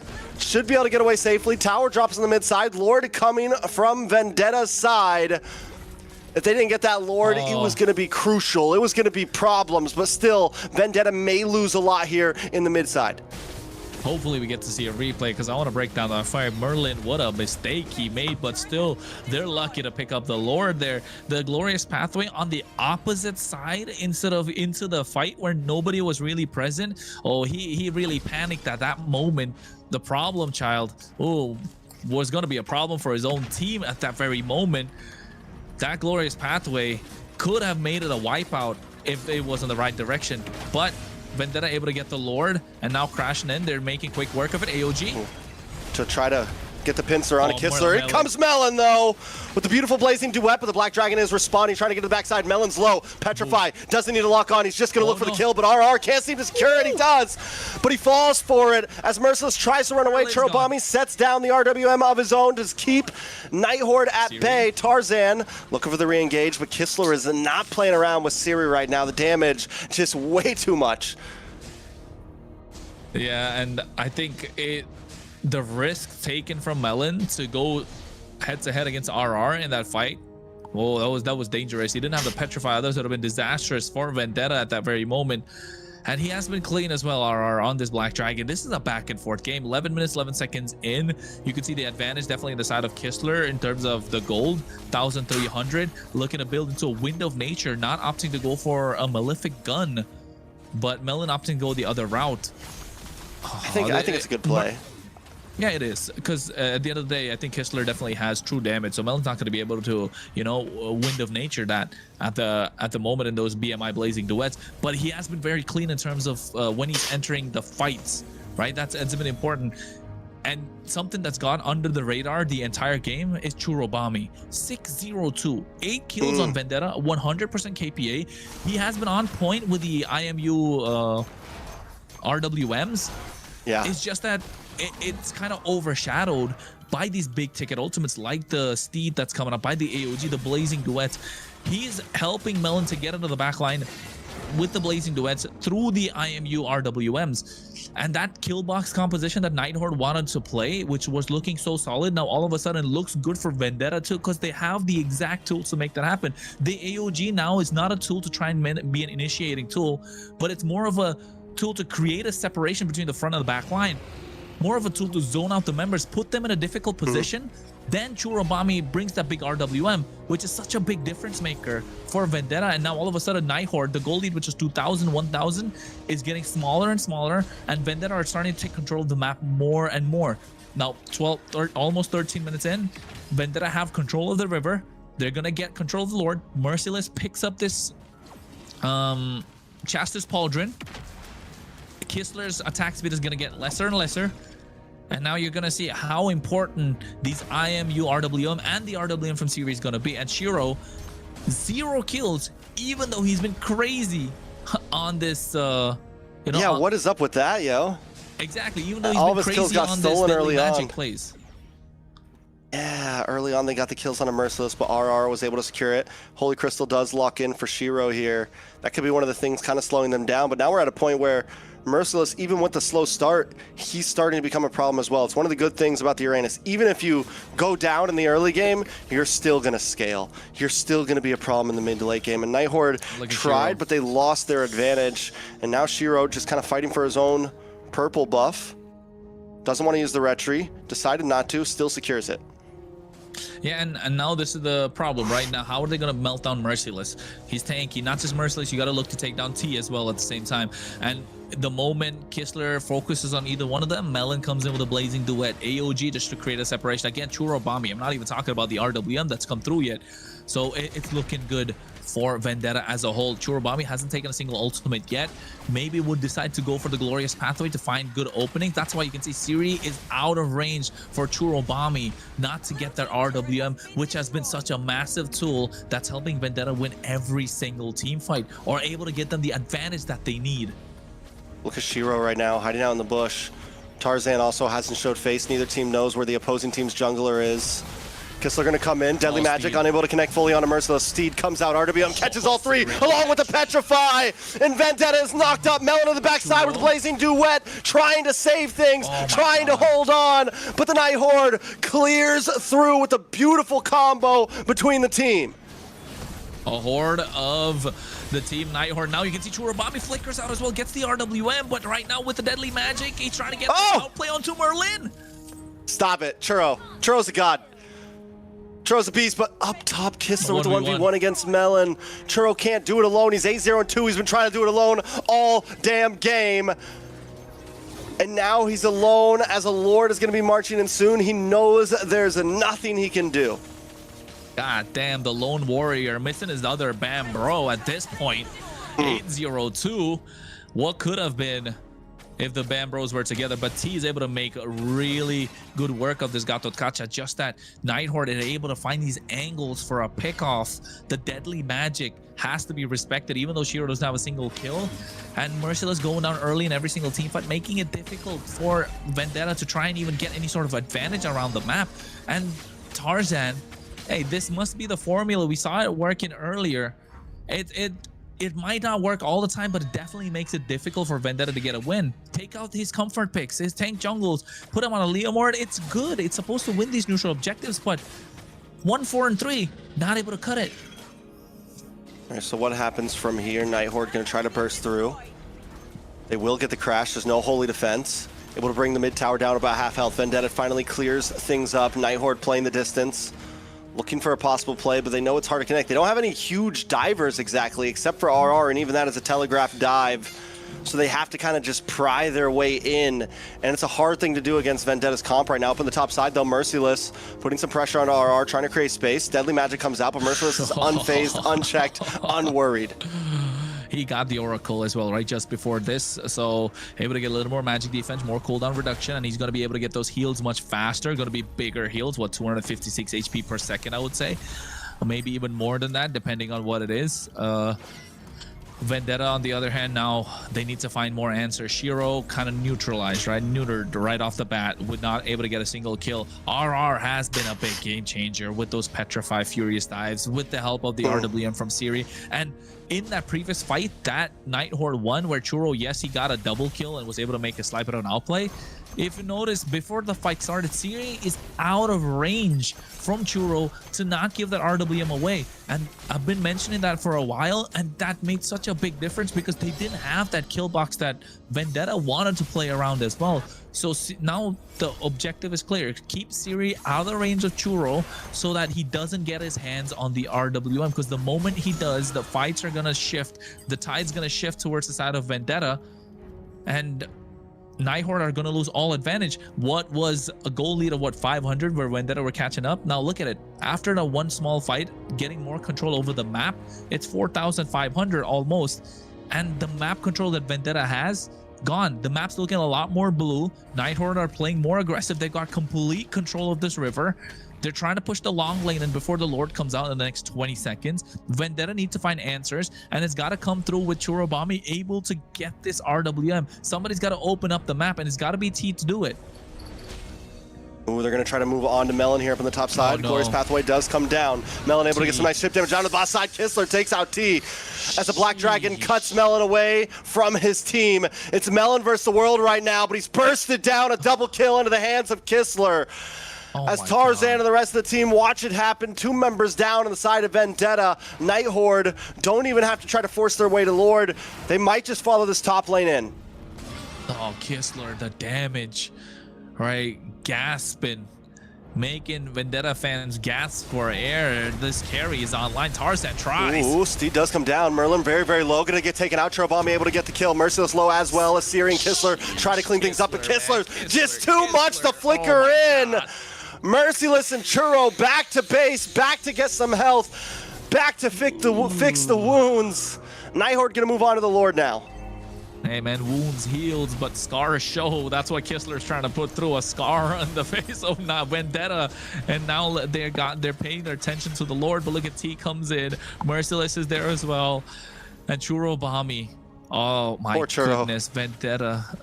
He's trying so hard. He's really trying.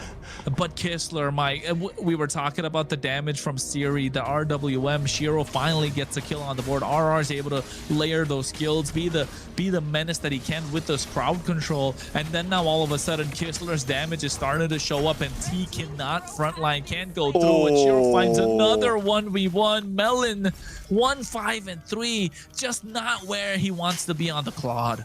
Melon's having a bad game. A very bad day right now. 1-5-3 is unheard of. It's not something we see every day in the hands of Melon, and Night Horde are just giving the works. Tarzan brings out the Steed. Another RWM comes from Siri. Merciless going to try to move in. Churobami getting some nice damage as well as the rest of the team moves on to the Lord. T trying to hold the distance. Up top side though, Kistler getting some free shots. On to Merciless. He is backed off, and the Night Horde will secure this Lord. So who stops Kistler now? That's the big question. You don't have any lockdown skill, right? You don't have a single target skill to kind of put Kistler in a difficult position. He doesn't have the Purify, right? That's the big thing. He doesn't have a Purify, so you should be able to pick him off. But Tarzan 1-5-4, Melon 1-5-3, unheard of in terms of what Vendetta can put out. And look at this Steed. Oh, this is bad. Steed comes out. A lot of damage. Big Petrify to multiple members. Churobami brings out the RWM though in response. Nobody goes down inside of Vendetta on Vendetta just yet. Siri looking for an angle and has an RWM of his own. Kistler, RR, the rest of the team moving on to the mid side. Merlin holds the front. Shiro comes in with the hat trick, able to get some nice chip damage on a Merciless. Backs off. Out comes the Steed. But once again, Siri brings down the RWM, forcing Tarzan over to the towers. Merciless, Melon, and Churobami just want to try to melt down on this Lord, but a big lazy duet from Melon along with a wind. A lot of damage comes in, but T falls still. Merciless looks for Kistler. The immortality pops. And Vendetta still tries to fight it out, but they've locked onto the base. And that will be it. Night Horde should be able to tie this up. Not just yes, Siri down. Kistler, wait a second. Vendetta with the wipeout. I need the replay. I gotta know. Yeah, it happened. RR tried to go for the base crystal. The steed came out at the right time. The aggro of the Lord was on the minions, which spawned at the exact moment. Kistler had the Wind of Nature on the top side, went for the 1v1 play. They swapped it for the immortality. Yes, they can end. They swapped it for the immortality. They definitely can. Oh my god, Vendetta getting game number 1 off of a mistake, and now game number 2 as well. Night Horde, what have you done? One chance, one shot, one moment, one opportunity. Seize everything. You ever wanted. Mom spaghetti. Oh, no. Not letting it slip. They captured it. Oh no. Oh god. What a base defense. What a base defense. It was so clutch, right? The timings of everything. Siri using the RWM at the right time. Kistler, I think, making a mistake or going for a fight on the top side, was half HP, swapping out the items. Oh, everybody's like, oh, so close. What a waste. Yes. What hurts the most is probably everybody on the Night Horde team right now. Definitely hurts. You know, you can taste it. It was so close. You know, we all thought that was gonna end, and the fact that it didn't, and they were able to turn it around and end it for Vendetta was just. Hey, they got a taster. They didn't get the full menu. They had a chance. Night Horde. Oh Oof, my god, that's tough. I want to see that highlights, man. I want to take a look at those highlights I need as well. to see that. Again, yeah, and the Just itemization. replay that you know a what? few times. After all of that, Churro is still deathless. Insane on this Valentina. Churro Bomby, MVP 100%. And the one time Kistler goes down is the moment VTA get the entire game. Imagine that. Like, I think it came down to that. I think it was Kistler versus Churro on the top side, if I'm not wrong. And T as well coming in with the AOG clutch. The Lord was, what, 20,000 HP for like 10 seconds in the base crystal, which was enough opportunity for them to lock down the base. But Night Horde, I don't know, was it a call to end? Because after a while, we saw RR trying to take the base, but it just didn't happen. Like, was the Lord out of range? It felt like it definitely was within the range of the base, so you were able to take it down. So, ooh, in the end, what was the shot call? Was it to take the base? Was it to get the wipe? What were they thinking? It was Like, to I'm get not- the not wipe in a and bad recall way. in front of them. I don't know. Lock the base. Always lock the like base. Always. Oh, I got to give it up to Churro, though. I feel like he's such an underrated mid laner right now. You know, it's always Yato, it's you know, this person or that person. And right now, Churro has been stepping up and becoming a face of the mid lane. Just an overall monster in so many of those fights. And not just that, right? In that last Lord push, while the Lord is coming on the top side, they didn't have the RWM through the IMU. That's the big one. And it was perfectly played by Night Horde, because Churobami not having that means they're not going to have an easy time to defend. Yes, the glorious pathway was used up, but it's all right. You've got all the other tools in your arsenal to try and make it to the base, take the fight to Vendetta. But they wasted so much time to get to that point. Here, Melon having a terrible game where we saw him go at the 4th death and then the 5th one coming in later on. This is what I'm talking about. They didn't have the RWM. The Lord's already crashing in. They got it. They could have got the pick off. Shiro had the deadly magic. The minions are present. The steed comes out. RWM dropped down from Siri again. The Lord, they could have blocked the base crystal. They're not clearing. They get the way of the clear. The Lord is there. Look at the AOG on the top side. Kistler not able to take the fight. Shiro goes down. Churro lives. Immortalities come through left, right, and center. Now all of a sudden, Kistler has to get out of harm's way. They're not able to lock down the base because RR is trying to. But look at the Lord's HP, more than 20,000 the entire time. And Tarzan gets the steed again. Enough spell went through the War Axe and the Queen's Wings to try and survive. Immortality of Kistler gets popped. What could have been a flicker into the base crystal, 2 basic attacks, turned around. Can we just talk about the point too? Churro never used the IMU that whole fight, could never get close enough to Siri, and then by the time he knew it would be bad if I dropped it. I just need to use my own skill kit because it has enough damage to push Siri away, and in such a close range match, that worked out perfectly, but literally went that whole fight without using anyone else's skills, just off his own muscle, and he earns the MVP, 10-0-6, 86,000 total damage with a 653k KPM. Ay, my guy. MVP twice MVP in a material. row. It's Clipper galore today for MCT AMER North. You guys gotta work overtime today, if I may say so.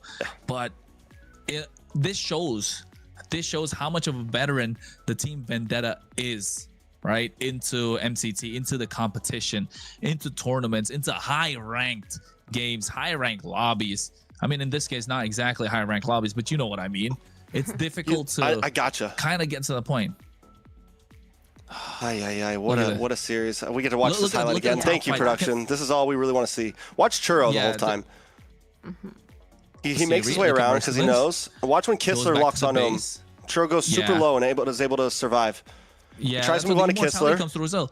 Wind of Nature, he sells it and gets the immortality. Even Kistler. Churro still survives. Doesn't drop the RWM because he knows. Look at the Lord. The Lord is 20,000 HP. And Tarzan locked the base. And you know what? Yes, we look at Churro, but Merciless in that fight, able to zone out 3 members. Yeah, like we've said it before, Merciless is probably one of the best Uranus players in North America, and it shows why.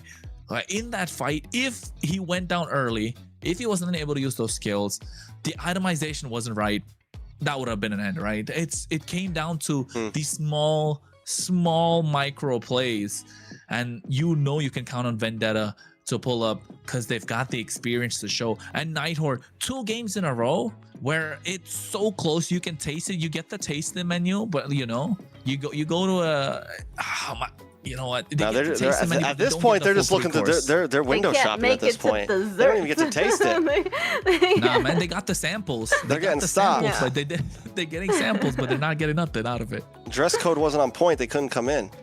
You gotta wear shoes, not slippers.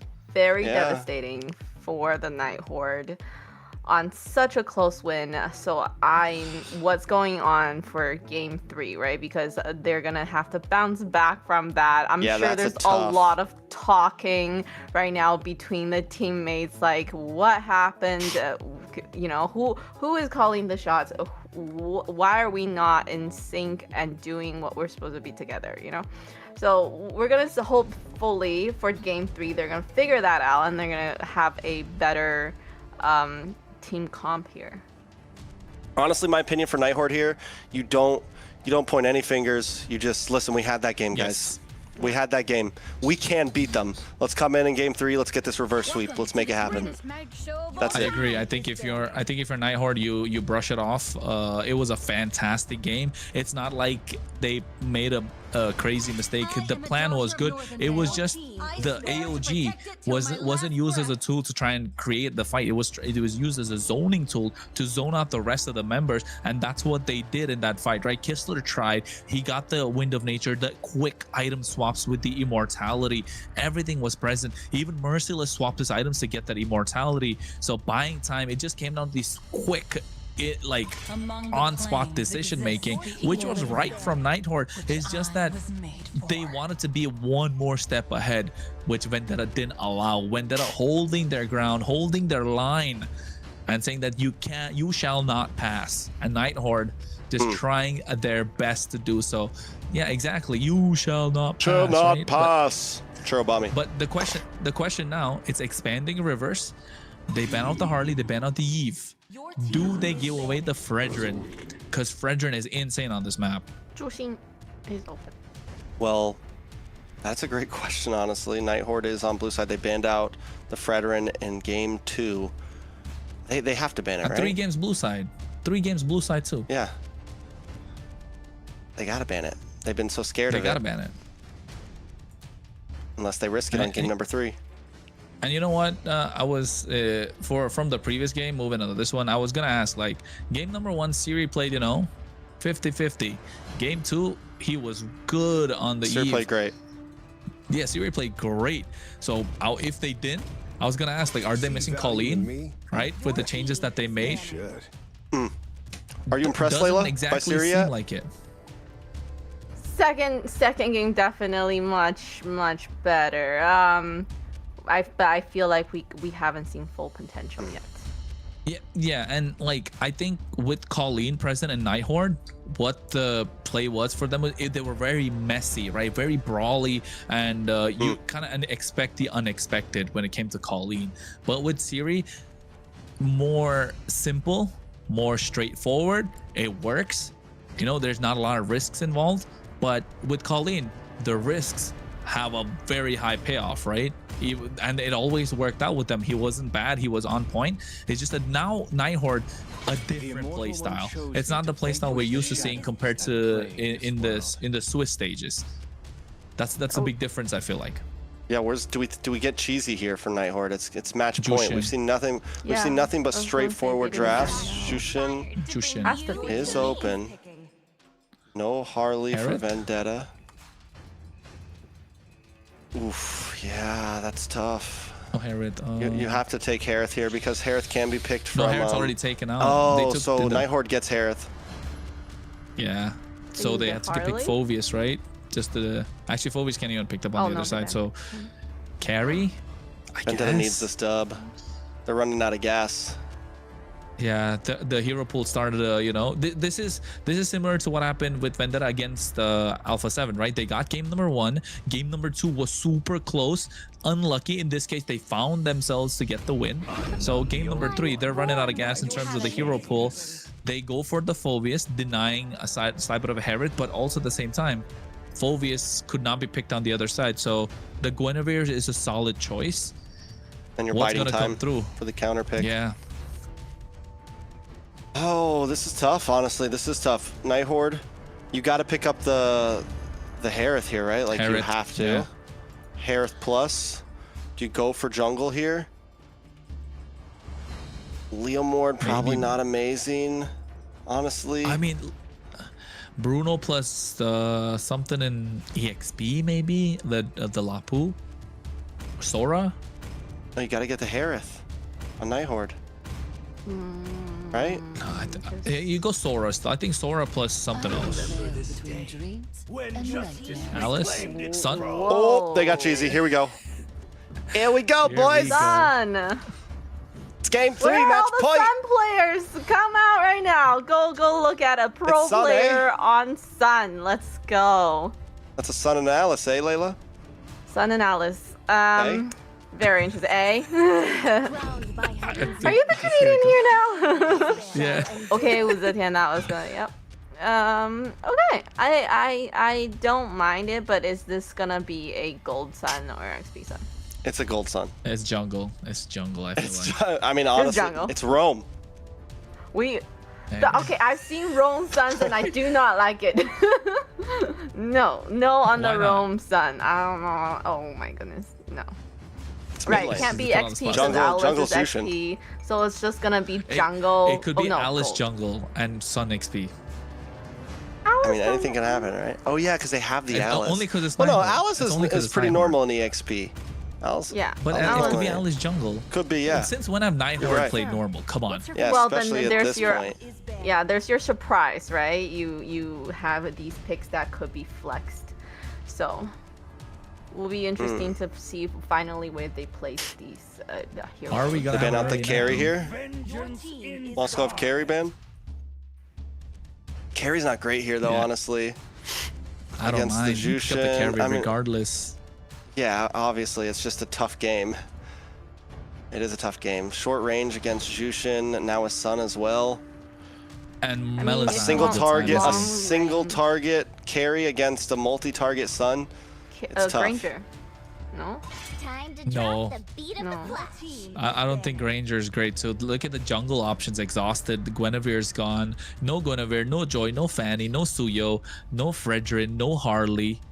Oh my god, that's 7 picks that Nighthord can pick. I think it's only a Leomord that's available. BTA just picks up the glue here. I mean, they even started banning Alfani, so you know the jungling heroes are thin. No, I think that's why. I think that's why the Sun pickup, right? It's a flex into the gold lane. It's a flex into the jungle. So Night Horde keeping it a little dicey still. And if they want to put the Sun into the jungle, it's okay. They can get something else in the gold lane. Although we know it's gonna be a gold lane Sun, right? It's still an option, a possibility, because the jungle pool is so low right now. What's available that could work out for the YSS is one of the options that could be in the hands of Night Horde, I guess. Yeah. Leomord also there. Again, I think no matter what it is, with the things that are left, VTA just goes, I think you pick glue here. For Rome. Rome glue's not bad here, honestly. Against a fighter gold laner, upfront personal, EXP laner, and then right now it's looking like Night Horde has to pick something that wants to get up close and personal as well, unless they go for like a Lance or a Hayabusa. Like something crazy like that. But Trax, if they go for the Leomord on the side of Night Horde, what can Vendetta do against that? The carry is one of the like look at the amount of dive that they have. Belleric is insane. I debut Belleric in MCT AMER. No. We got a belly boy. Remember? Oh yeah, we did get a belly boy. Belly boy. Yeah, we did. I remember that. I said belly boy just to make you remember. Yeah, I know. But the Belleric against the carry is so good, and the amount of crowd control the Night Horde have right now, and the frontline dive. What is Vendetta gonna be able to answer with? They have to kite Phoveus. Merciless has to play a game out of his mind right now to, you know, unlock the potential that carry for Melon, because Melon's having a terrible series. What spell is the Belleric gonna carry though? Vengeance, Revitalize. What are the two? Or maybe Flicker? Flicker, I was gonna say, if you want to get to the carry, Hayabusa, you want to make sure you can lock her down. You know? BTA, last pick. What's it gonna be? This is make it or break it. Like, what do they have? They put, like I said, Glue Rome. Guinevere. Glue Rome is a possibility. It is. I think that's one of the better options that they have. But then again, like... Grok open. Grok is open. Not really. Know, bro. Kalea, like I guess. Go Ruby. Kaja, no Ruby, come on. Every time they dive you just... Kalea. I don't know. Hylos, maybe? Just because you can get to face tank quite a lot, but you don't have a lot of playmaking potential. Glue it is. Because what else could they go for, right? Oh, but it's so difficult though if you're Vendetta. Yes, you have the damage. Yes, you have the, you know, the win condition for Vendetta is much more slim compared to Night Horde. Night Horde, they just gotta just button mash in a team fight, and Shiro comes in with the Ogi Shadow kill. I mean, but at the same time, there's such kiting capabilities from Vendetta. Like with the, they have a great front line with Mercy and T. They can kite with trail bombing, look for stuns. Tarzan can get knockups and still fight for objectives here.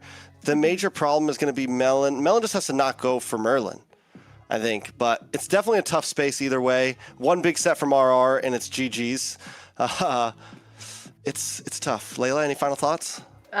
Is it gonna be like they're gonna try to make it really difficult for Melon in the beginning and just try to do it that way? Because obviously Melon in the end, I feel like still will be able to dish out enough damage that he's gonna be just like Belleric who. Belleric who? The Sun needs to. Belleric who? Trex. Match point. Are we gonna call it an early night, or are we gonna go get the reverse sweep? Whether you're watching from Americas, whether you're watching from Europe or Philippines or Indonesia, either way, the chance that this could end early is nigh. Vendetta at match point. Night Horde looking to try to turn things around here. It was in their grasp last time, Kronos. It was right there in front of them, but they couldn't get the final couple shots on that base. Can they change things around this time? Yeah, they're looking to turn things around. They had the advantage. And when I say, oh, what a spatial migration. Whoa. Beautiful. Tarzan able to land that first one. Give it a little bit of a confidence boost, if I may say so, for the team. The only one thing that I say Night Horde have a easier win condition is because this team can play on autopilot right now. Like this composition can play on autopilot and still get the victories in these neutral objectives, the Lord fights, right? The messy fights are going to be much more advantageous for the Night Horde. For Vendetta, on the other hand, they need to get, they need to play the lanes. They need to get the advantage. Merciless has to hit those flicker dark waves. Tarzan needs to get those spatial migrations on point. Not catching the wrong. If he catches Merlin, it's not gonna help out because the vengeance can be popped. He has the Wrath of the Dryads. It's gonna be a lot of reflective damage back. Churobami has to be clutch with his Fury of the Phoenix. T has to find the right target to get on top of. So yes, but if everything works out right, it will look good. It'll look super good for Vendetta. Already forcing out a flicker from T before the turtle, so you know Nighthord are gonna have advantage in this neutral objective and in this pit. So Vendetta make their way first there, of course, but Shiro, he won't be able to hang a lot in this turtle pit. Looking for a steal.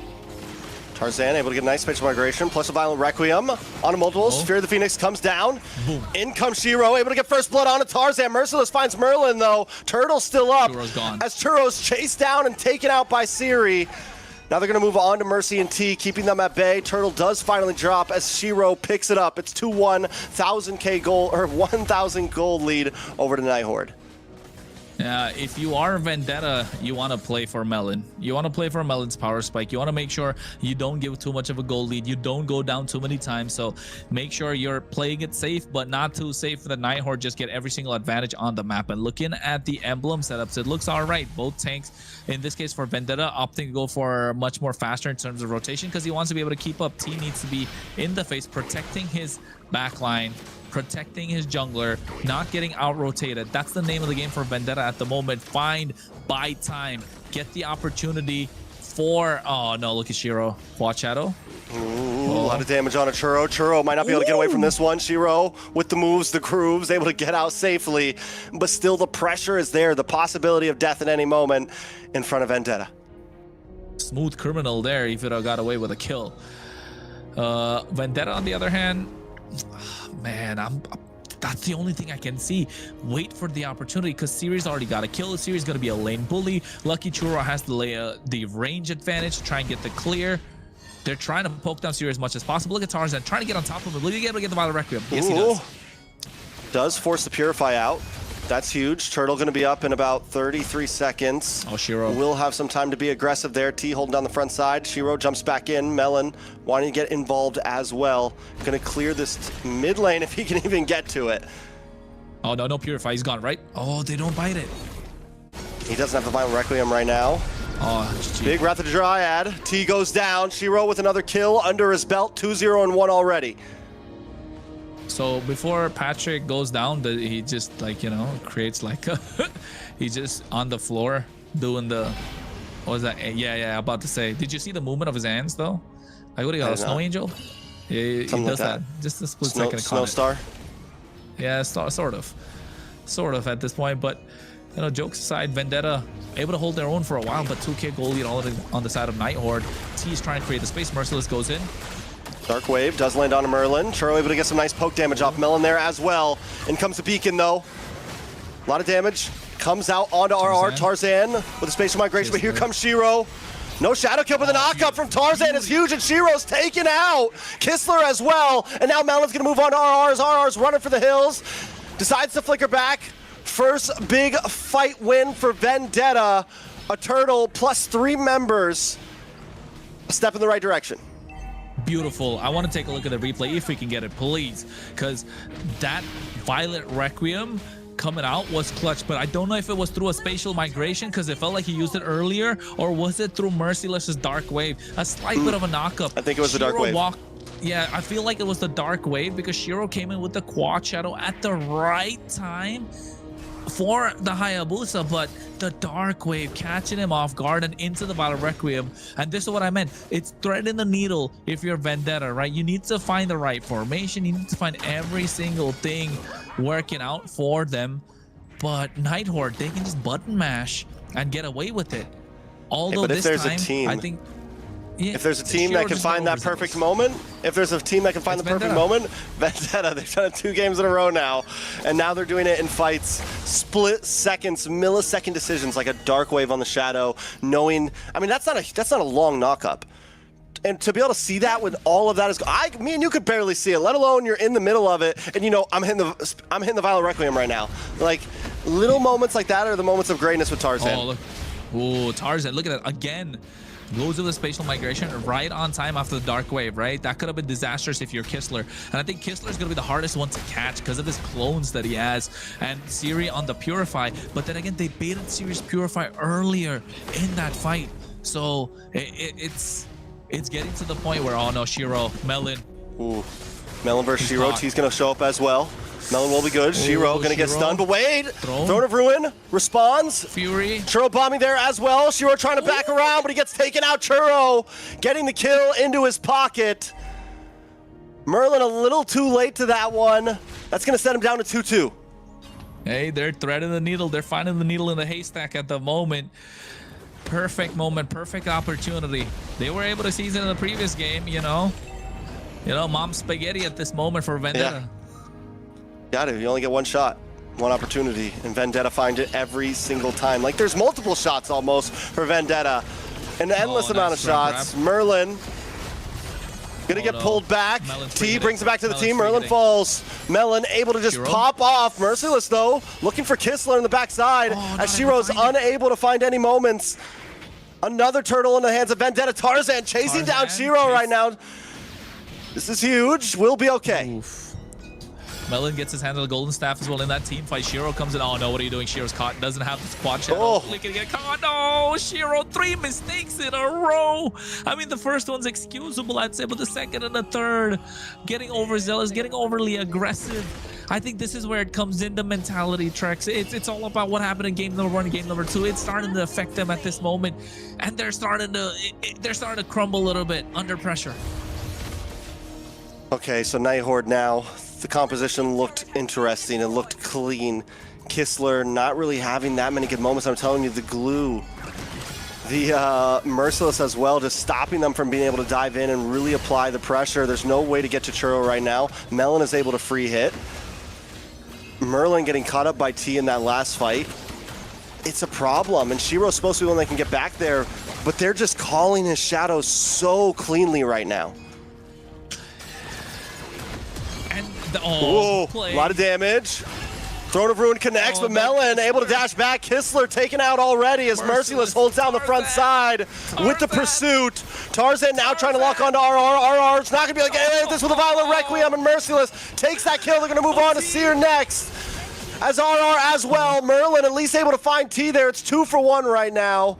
Back in the mid side, Tarzan looking for Shiro once again. Oh my god, Tarzan coming in clutch at the right time, and I said it, if Vendetta are gonna get the win, Merciless needs to play a game out of his mind, and that's what he is doing. Those dark waves are coming in clutch. 4-0-4 on a Phobius. It's into an Alice plus a Zetian, where they can just button mash and get away with it, but they're not able to button mash. They're getting out-rotated, out-dunked at this moment. Yeah, they're getting outplayed at this point. Honestly, just so many little things. Vendetta are online. They're in flow state right now, Vendetta. There's little things that they're doing that are just like those little micro mechanics. It's a completely different story than the last 2 games. It's a different story just because of how it's mentally affected the Night Horde. Ooh. Merciless trying to lock onto RR. See, look at T and Merciless. They're just always in their face. Melon's able to sit on the backside and just do whatever he wants right now. Kistler still late to the party. RR looking for an angle in. Lord is low. Shiro. Oh, no. Nice knock up from Tarzan. Ooh. And a nice Throne of Ruin. Shiro able to take the Lord, and down goes Tarzan. But Churro Bomby's trying to respond back. Melon. Oh, no. Looking for some damage. It's 1 for 1, but Tarzan's gone, and Siri's on to Merciless. Merciless doesn't want to give this up just yet. Does get pushed through, pulled back. Churro there, able to get some nice poke. Merciless is able to flicker away. Lord's going to be coming soon. Vendetta just trying to defend. Well, Merciless, how did he survive that? Right, I thought he was gonna go in with a passive and then probably get another push and then get the Infernal Pursuit going, but decides to back off. Doesn't want to, you know, push it to the limit because he has a massive bounty on himself right now. 5-0-4. If he gets the shutdown, it could turn the tides of the fight around completely. He has been the playmaker. He's been the linchpin for Vendetta entirely. Shiro able to get the Lord thanks to the massive Throne of Ruin coming up from RR, so they're able to pull out these big plays. And within that Throne of Ruin, all they got to do is put the Wrath of the Dryads. Kishler goes in with a Petrify. Siri has the Crimson Beacon. Lord. That could be dangerous. For a second, I thought Kistler was down, but it was just a clone. He's all good. Lord's getting melted. Melon comes in. A lot of damage on RR. Taken out. Melon able to get the kill. Merlin goes down next. They're going to try to close the distance. Siri takes a hammer to the face. It's 3 members down. Tarzan's not even involved in the fight. He's on the top side defending the wave. I mean, so far, we were kind of like hyped about Night Horde being the unexpected team, right? And you could see with the change that they made in their mid lane, it's not so much as a expect the unexpected lineup. They lost a little bit of their identity, and it's showing. They picked up the Sun clutch pick that they like to go for, but it's 0-3-0. All right, Vendetta. Is there a way out of this for Night Horde? We've seen them have some moments. I'm going to be honest, last time, one of the reasons they were able to get that big play, Tarzan got knocked up by the Lord. It was literally a split second where, okay, now we come in, we get the Throne of Ruin, we get the big Wrath of Dryad. They may not have another opportunity like that. They have to do it all on their own this time. And Vendetta's doing such a good job at not staying grouped up. Melon's always on the backside. Tarzan's always waiting on the backside. It's just T and Merciless keeping Night Horde at bay. Merciless. He has been merciless throughout this 7-0-4 is crazy match. 7-0 on a Phoveus, bro. Like legit, that's insane. Into a Jushin and a Hayabusa and an Alice. That's crazy, to be honest. Like, you're the front line at this point. They've got no way to melt you down. And the problem being they don't have a marksman. Yes, they have the Shred in the hands of Kistler on the Sun. Attack speed build. I wish I could take a look at the items to see how far ahead he is. He should have the Trinity at this point. If he doesn't, it shows how much ahead Vendetta are. They're ahead by 4,000. And one thing we've noticed from Vendetta is when they get ahead in terms of the goal lead, they don't let it up. Right, we've seen Night Horde. Yes, they've got a 5K goal lead. It's come down to 1,000, then a 500, and then all of a sudden they get back to 4,000, 4,500. But Vendetta, when they have the goal lead, it doesn't go away, and they're so good at this slow choke kind of game, which we've seen them play out against Leviathan. We've seen them do against the Night Horde previously. A lot of the teams, and I think that shows the slow chokehold is. It's starting to make Night Horde fade. Game number 1, game number 2, they almost got to the ropes, right? Able to break it. But at the same time, Vendetta did get the victory, got a pinfall. But here, I think they're looking for Night Horde to pass out. I mean, and I think a lot of it comes down to this Sun pick. There's no range, there's no shred.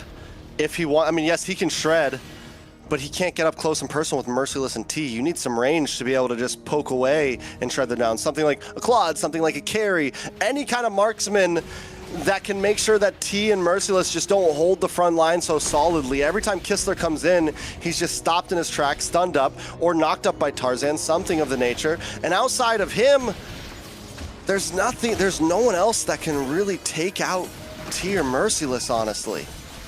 Oh, okay, Shadow Kill. Shadow Kill does connect, still not enough. Gonna be forced back. Lord does get reset. Merciless, close the distance, looking for the Dark Wave. No. Melon gets a couple of free shots. Melon popped the Speedy Light Wheel. They're gonna try to shred down on this Lord now. Siri works his way around, but the Dark Wave is waiting for them both. GG. And they're forced to back off. Tarzan locks in, Merlin goes out, Churro Bombing getting the kill. Sun onto the top side, Kistler at that, but he knows he's gotta run away. Lord's gonna be coming soon. Minions down the mid side. So good. Vendetta are so good with what they're doing. Absolutely insane. T able to force out the Ogi Shadow Kill with the quad shadow. And then the next thing you know, Merciless comes in, picks the fight. They bait out the Wrath of the Dryads. Nobody gets caught in it. And then they blitz the Lord. It is so good. Working out so well for Vendetta. Kistler tried to go in, but what's he going to do? He used the Petrify. Where? Just now. He's in the base. Yeah, what's he doing? I don't know. Misclick? Probably. Oh, Oh, it's not working out. They needed the petrified, so they needed the petrified. They needed anything. Every single utility is huge right now. Waves coming down the mid. Melon getting free shots onto the tower. RR can't find a way in. One big Throne of Ruin could maybe change this game, but it's going to be hard to connect that. Melon going to move down to the boss side now as Merlin and RR try to defend. T looking for an angle along with Merciless. Kistler coming from the backside maybe. Looking for a possible pincer. He's going to go clear the mid wave and try to stop it in its tracks. All inhibitors gone. Nothing left on the base. Tarzan, spatial migration in. Shiro looks for the connect, but it's in between 4 members. A Shadow Kill just not outputting the damage. Hey, Kistler is trying to staunch the bleeding, right? As much as possible.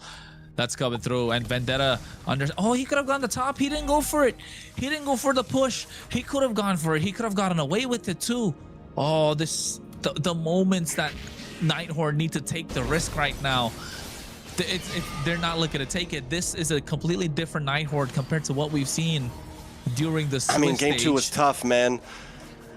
Do we think they lost their mentality? Do we think it was like, oh, it's 2-0, we should have won both games possibly? That's what I mentioned, right? In a couple of these turtle fights where they could have gone for these massive plays, where they could have made these riskier plays, where we've seen Night Horde make these riskier plays before, it's not coming through. So yes, I think definitely their mentality has been affected, but also at the same time, it's showing that their gameplay has not been the same that what it was in the Swiss stage, even in game number 1, where they could kind of push the gas, like go crazy with what they have. They haven't.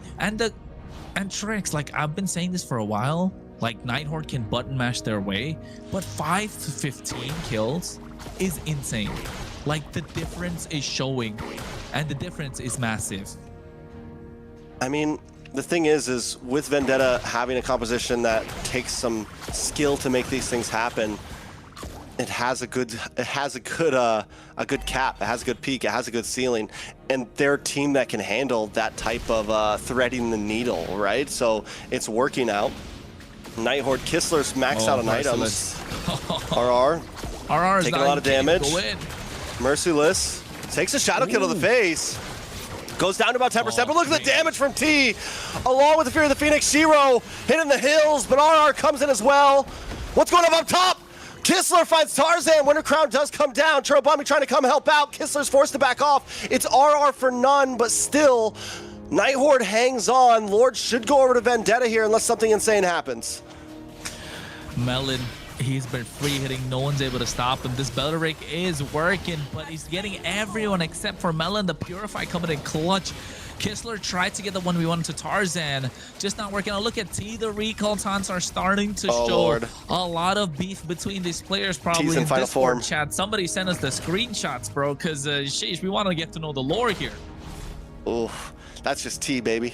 That's T. I want the T, man. Don't you? If I was, that is T. Exactly. I know, I get it. Lore galore, anyways, that's what we're all about. Lore galore, Merciless in the midst of Kistler, taking a lot of damage. Merciless might need to back off. He goes down. The shutdown. 7-0 and 5, taken out right before Lord connects. Is this the whiff of the century? Can Vendetta still finish this? Yeah, I think this is the big fight that he didn't want to take, right? Merciless versus Kistler is the wrong fight, but here Lord's coming in already. Fear of the Phoenix to stop Kistler from going back. Nice knock up. Violent Requiem, Tarzan's brought too low though. He's got to back off. Lord trying to make his way in, but Siri finds Tarzan. Melon just needs to walk onto the base, and that is it. Vendetta with a beautiful 3-0, a sweep, sending Night Horde to the lower bracket and continuing their run to upper bracket finals. Oh my goodness. Did we expect a sweep to happen between these two teams, Kronos? Hey, we kind of expected a sweep in the first series. Just not in this one. Number 1, game or 2. Not in this one. I expected this to go the distance, to be honest. And the layering of the skills, the thread in the needle, like I said. And you know what? Not just me saying this. Carl TZ said this in an interview, right? In MPLPH. Like, the meta has reached the point where button mashing is not going to help you. It's the best meta this game has had so far. You can, before you could button mash your way to victory. Now you got to really think and how to use these skills. And not like Night Horde weren't thinking. but they weren't really thinking in these fights because they got, you know, they were outplayed the entire time. The mentality got affected with losing 2 games back to back, which was super close, which should have been theirs, to be honest. Both games in a row where they had the advantage. And it's showing that in this game, the difference came down to the mentality, definitely, and Vendetta, the experience, showing that they can play against the composition where they gotta climb up a hill, where they got a mountain to climb. If they're going up against the wall, it's okay. Everyone is pulling their weight, and you could see Merciless, definitely the star of the show for me. Churobami with those clutch Fury of the Phoenixes, and their team fights. When you take a look at the replay or the highlights, you can tell how telegraphed it is. I think Night Horde didn't catch it, but after looking at 2 or 3 of them, we could see it come through, right? Merciless goes in, gets the bit of a push. Shiro's the first one to go get that Ogi shadow kill. Then all of a sudden Merciless pushes through, and then you get the Wrath of the Dryads coming out, or you get an RR trying to make a play, and the moment RR makes a play, Tarzan goes in with a spatial migration, and then when they push back, when Night Horde are trying to get away, the Wrath of the Dryads is the disengage tool, the Fury of the Phoenix comes out, and then it's insane. It's a 19-minute game. The stats were shown, and you could see they had a great early game, but Shiro fumbling it in the bot side kill here in the river. This is what I'm talking about. This is the re-engage. Tarzan goes in, Shiro comes in, tries to get a kill, but look at the Dark Wave Violet Requiem tracks. Oh my god, like chef's kiss. Yeah, that play right, that was when we knew we're like, okay, wait, Vendetta came to play. That right there was just wait a second. This is unnecessary. Oof. Oh, Myth Bommy. Not Myth Bommy, sorry. Churro Bommy here.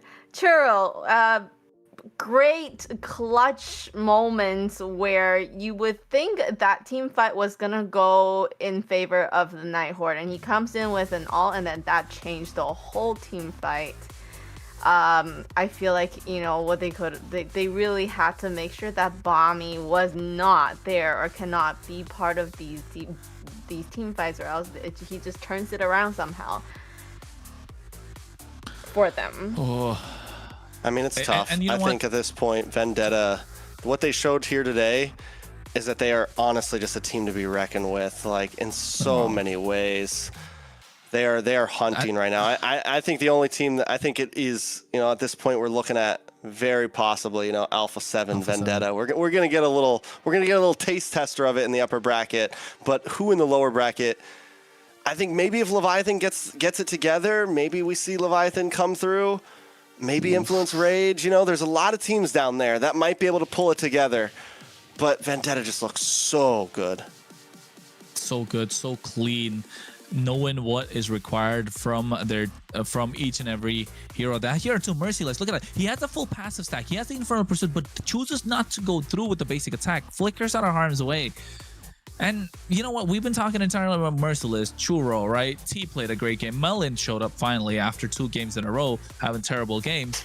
But Tarzan, he was put under pressure every single game. King of the jungle for a reason, my guy. He was clean on this, going over here. And yes, you know, the combo, like you mentioned, the Dark Wave and the Violet Requiem, it's hard to point out. Imagine popping the Violet Requiem at the right moment, right? The skill, the difference, how hard he has to be how hard locked in should he be, like for this entire game. Every single micro decision that he made, and not just that, in this fight there was one point where Kistler got the better of him, right? In those team fights, look at the re-engage. The Fury of the Phoenix comes out, they get Merlin, he goes back, Kistler trying to flank from the side. Oh no, it wasn't this, it was the previous Lord, and this is the one we won that like Merciless should not have picked. But at the same time, Kistler going ahead. Hopefully we get a little bit of extension of this. Kistler tries to get the push, goes on the top side. Look at that. Fury of the Phoenix coming out at the right time, cancel out Kistler's recall, and now they're -1 to try and get the defense. Kistler being delayed by a slight second is enough. By the time he comes in, base is gone. You know what Melon did, Layla? Took the base. What? He locked on the base. He locked on. Yeah. He's not wasting any time. He's not going to make the same. MVP for that. That base just got shredded. It dropped so fast in HP, right? The difference that we see. Oh boy. Yeah. Okay. What great play. What great play. After such a rough game in game number 2, Melon comes back with a 5-0 and 8 game with the carry in his own hands, and just super MVP, definitely. The Wind of Nature coming in clutch towards the end there.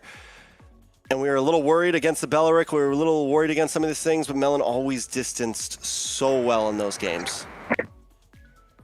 MVP performance with the way that he played. Absolute beast on this carry. Had terrible game number 1, terrible game number 2.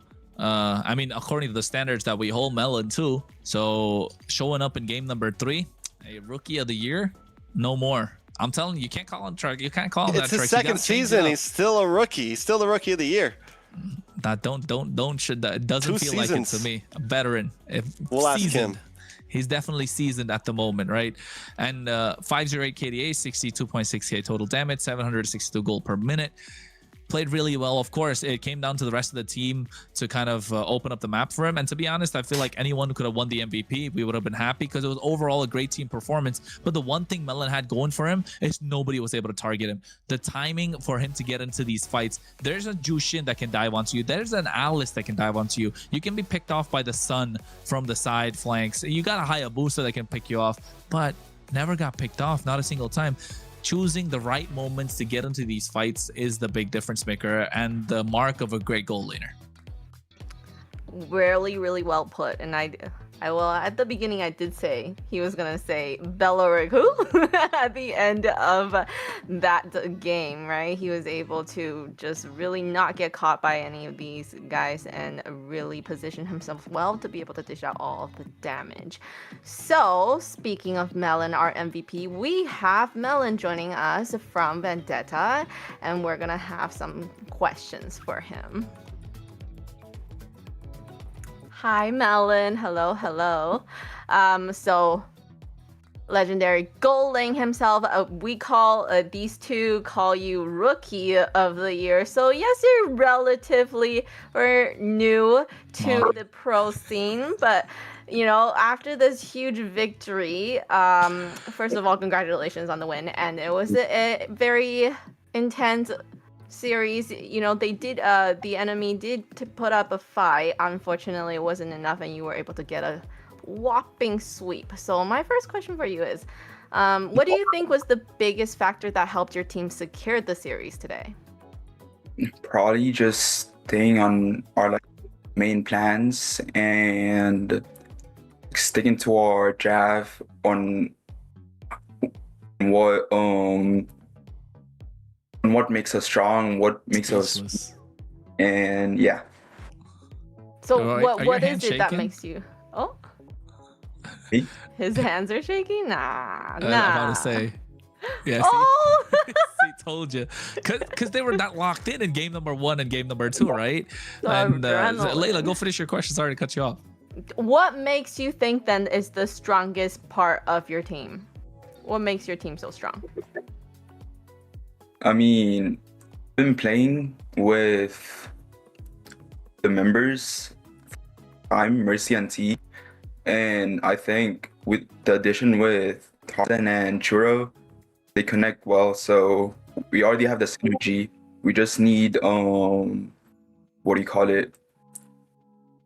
We just need to play and win. Oh, yeah. What was the call in game number 2? For that defense, what was going on, bro? Like you got Trex called the game, all right? Trex was the play-by-play. He called the game. He was like, I said it was over. In the base, the game is over. And then I was like, no, it's not. Take a look. Like zoned out. You got the fast item swaps, and that's why your fingers are like shaking at the moment. What was the call? Like, what was it? Because I know T went in with the AOG. That's when the game changed, right? That's when it turned around. What was the call? Honestly, everyone just got silent. Yeah, everyone went silent. We lost since the Lord and Carrie and you were alive, and we were like all low, but for some reason, what? That's a great answer, honestly. Like he doesn't know. He thought they lost. Whole VC just goes dead silent. Churro sitting there like the base. Of course, congratulations on the win. And close, tight wins, right? But then you guys showing the experience and like composure to be able to bounce back after losing out on the early game and having a tough win condition in game number 3. Congratulations. Move on to the upper bracket semifinal tomorrow. Alpha7. Like we were talking about, you guys can be the only contenders right now that we see who can take it to them, because after you got a couple of games from them before, one game, game 2 should have been yours too. I mean, that same thing Zia said in his interview. So what do you think to the upper bracket final? What are we talking about? Are we gonna see Vendetta locking in again like today, finger shaking kind of gameplay, or you know, what are we expecting the result? Honestly, I was just shaking because I'm really cold right now, and okay. Turn up the heater, bro. I don't have a heater, so somebody give this man a heater. A7, I wish them luck and just have fun. Right on, right on. Melon, last time you played spring season, what was your final placing? Were you guys 4th, 3rd? With VTA, something right? Like that? Yeah, it was you and Yato. All that right? I think it was 4th. Yeah. Yeah, something like that. So currently, you have secured. No matter what happens, even if you lost all the rest of your games, you've secured 3rd place. It's the farthest you've ever gotten. You're 1 game away from possibly being a grand finalist. You know, securing grand finals. And again, no matter what people say, this is your 2nd big season. You know, how does it feel coming in as a new player? Do you feel like you could be one of the best gold laners right now? You know, like I don't know. It's crazy to see you coming in essentially as overall a new face. This is your 2nd season, and you're looking at a grand finals finish. It's essentially unheard of, you know. So that's why we hype it up so much. I feel like I can compete with the top gold laners on North America. I like it. Zia's watching. This is gonna get clipped, bro. You gotta say something. Say nice gold lane you have there, Zia. Yep, that's what you're gonna have to go up against, right? So on the next match, you will be facing Alpha7 and their gold laner Zia, and we wish you the best. Any last message you want to give out to fans watching? Shout out to Yato, me, and Akira. I love you guys, and Mercy. All right. A shout out to these guys. Good job. Congratulations on the win, and we will see you in the upper finals. Good luck, Melon.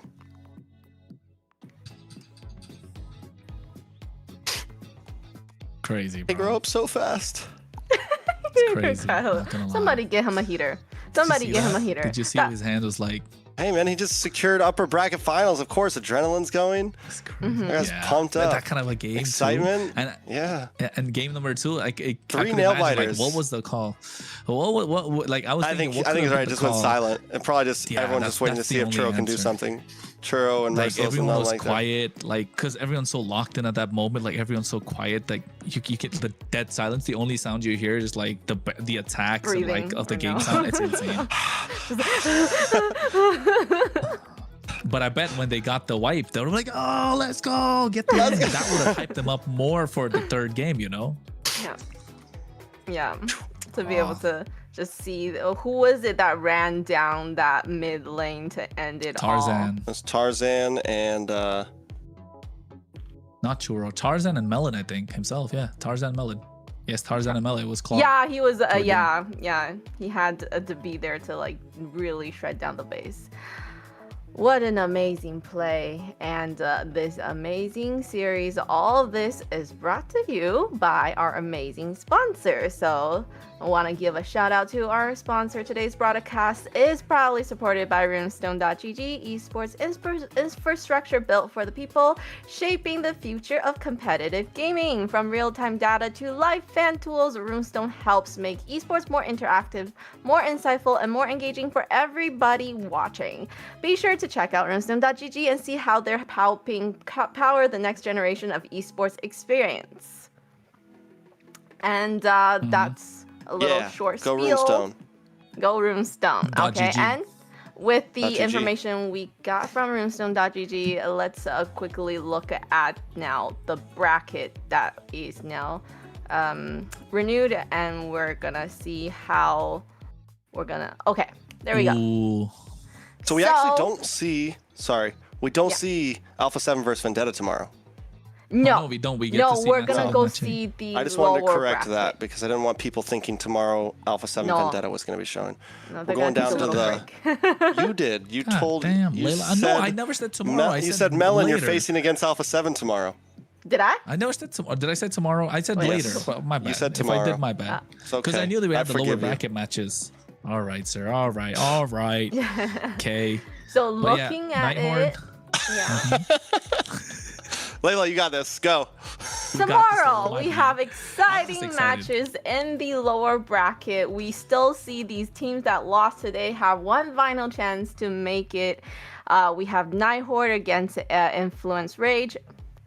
Let's look at tomorrow's schedule. There we go. So we have Influence Rage against the Night Horde. Yes, they came off of a loss against Vendetta, but they have the chance to still make it to the grand finals by battling it out intensely in the lower bracket. So we have that match first, and then we have Leviathan versus Stamina for the second series of tomorrow. And these teams are definitely, this is it for them, right? Whoever wins from here, they continue and have that chance. But then if they lose, that's it for them.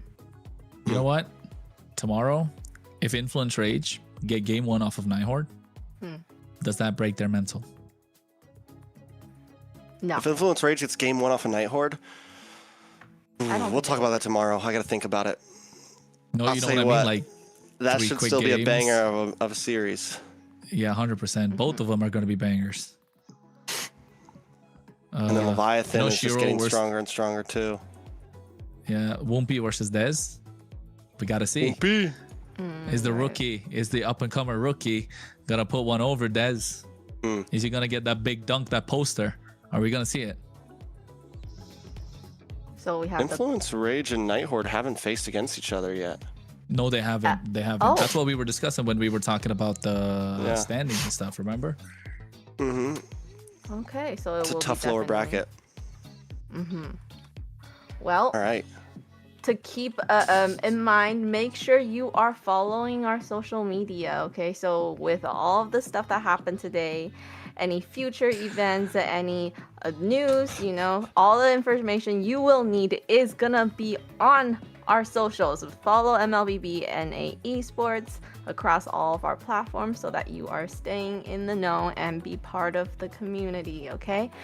And with that, that's gonna do it for day 17 of MCT AMER North 2026 playoffs. 17 days. Is it day God 17? damn. 1738. Day 17. I'm like, hey, what's up? Today, the pressure reached think it's time to another go. level. Yeah. As teams battle for a place in the upper bracket finals and one step closer to the grand finals, we saw dominant performances from Vendetta, hard-fought moments, and the teams continue to prove why they made it so far into this tournament. So congratulations once again to the winners of today. And for the teams now heading into the lower bracket, the road becomes even more tougher from here. A huge thank you to everyone behind the scenes and to all of our players and teams. Most importantly, thank you all for watching and supporting us. And of course, I want to thank Kronos and Trex for joining me on the desk throughout today's playoff action.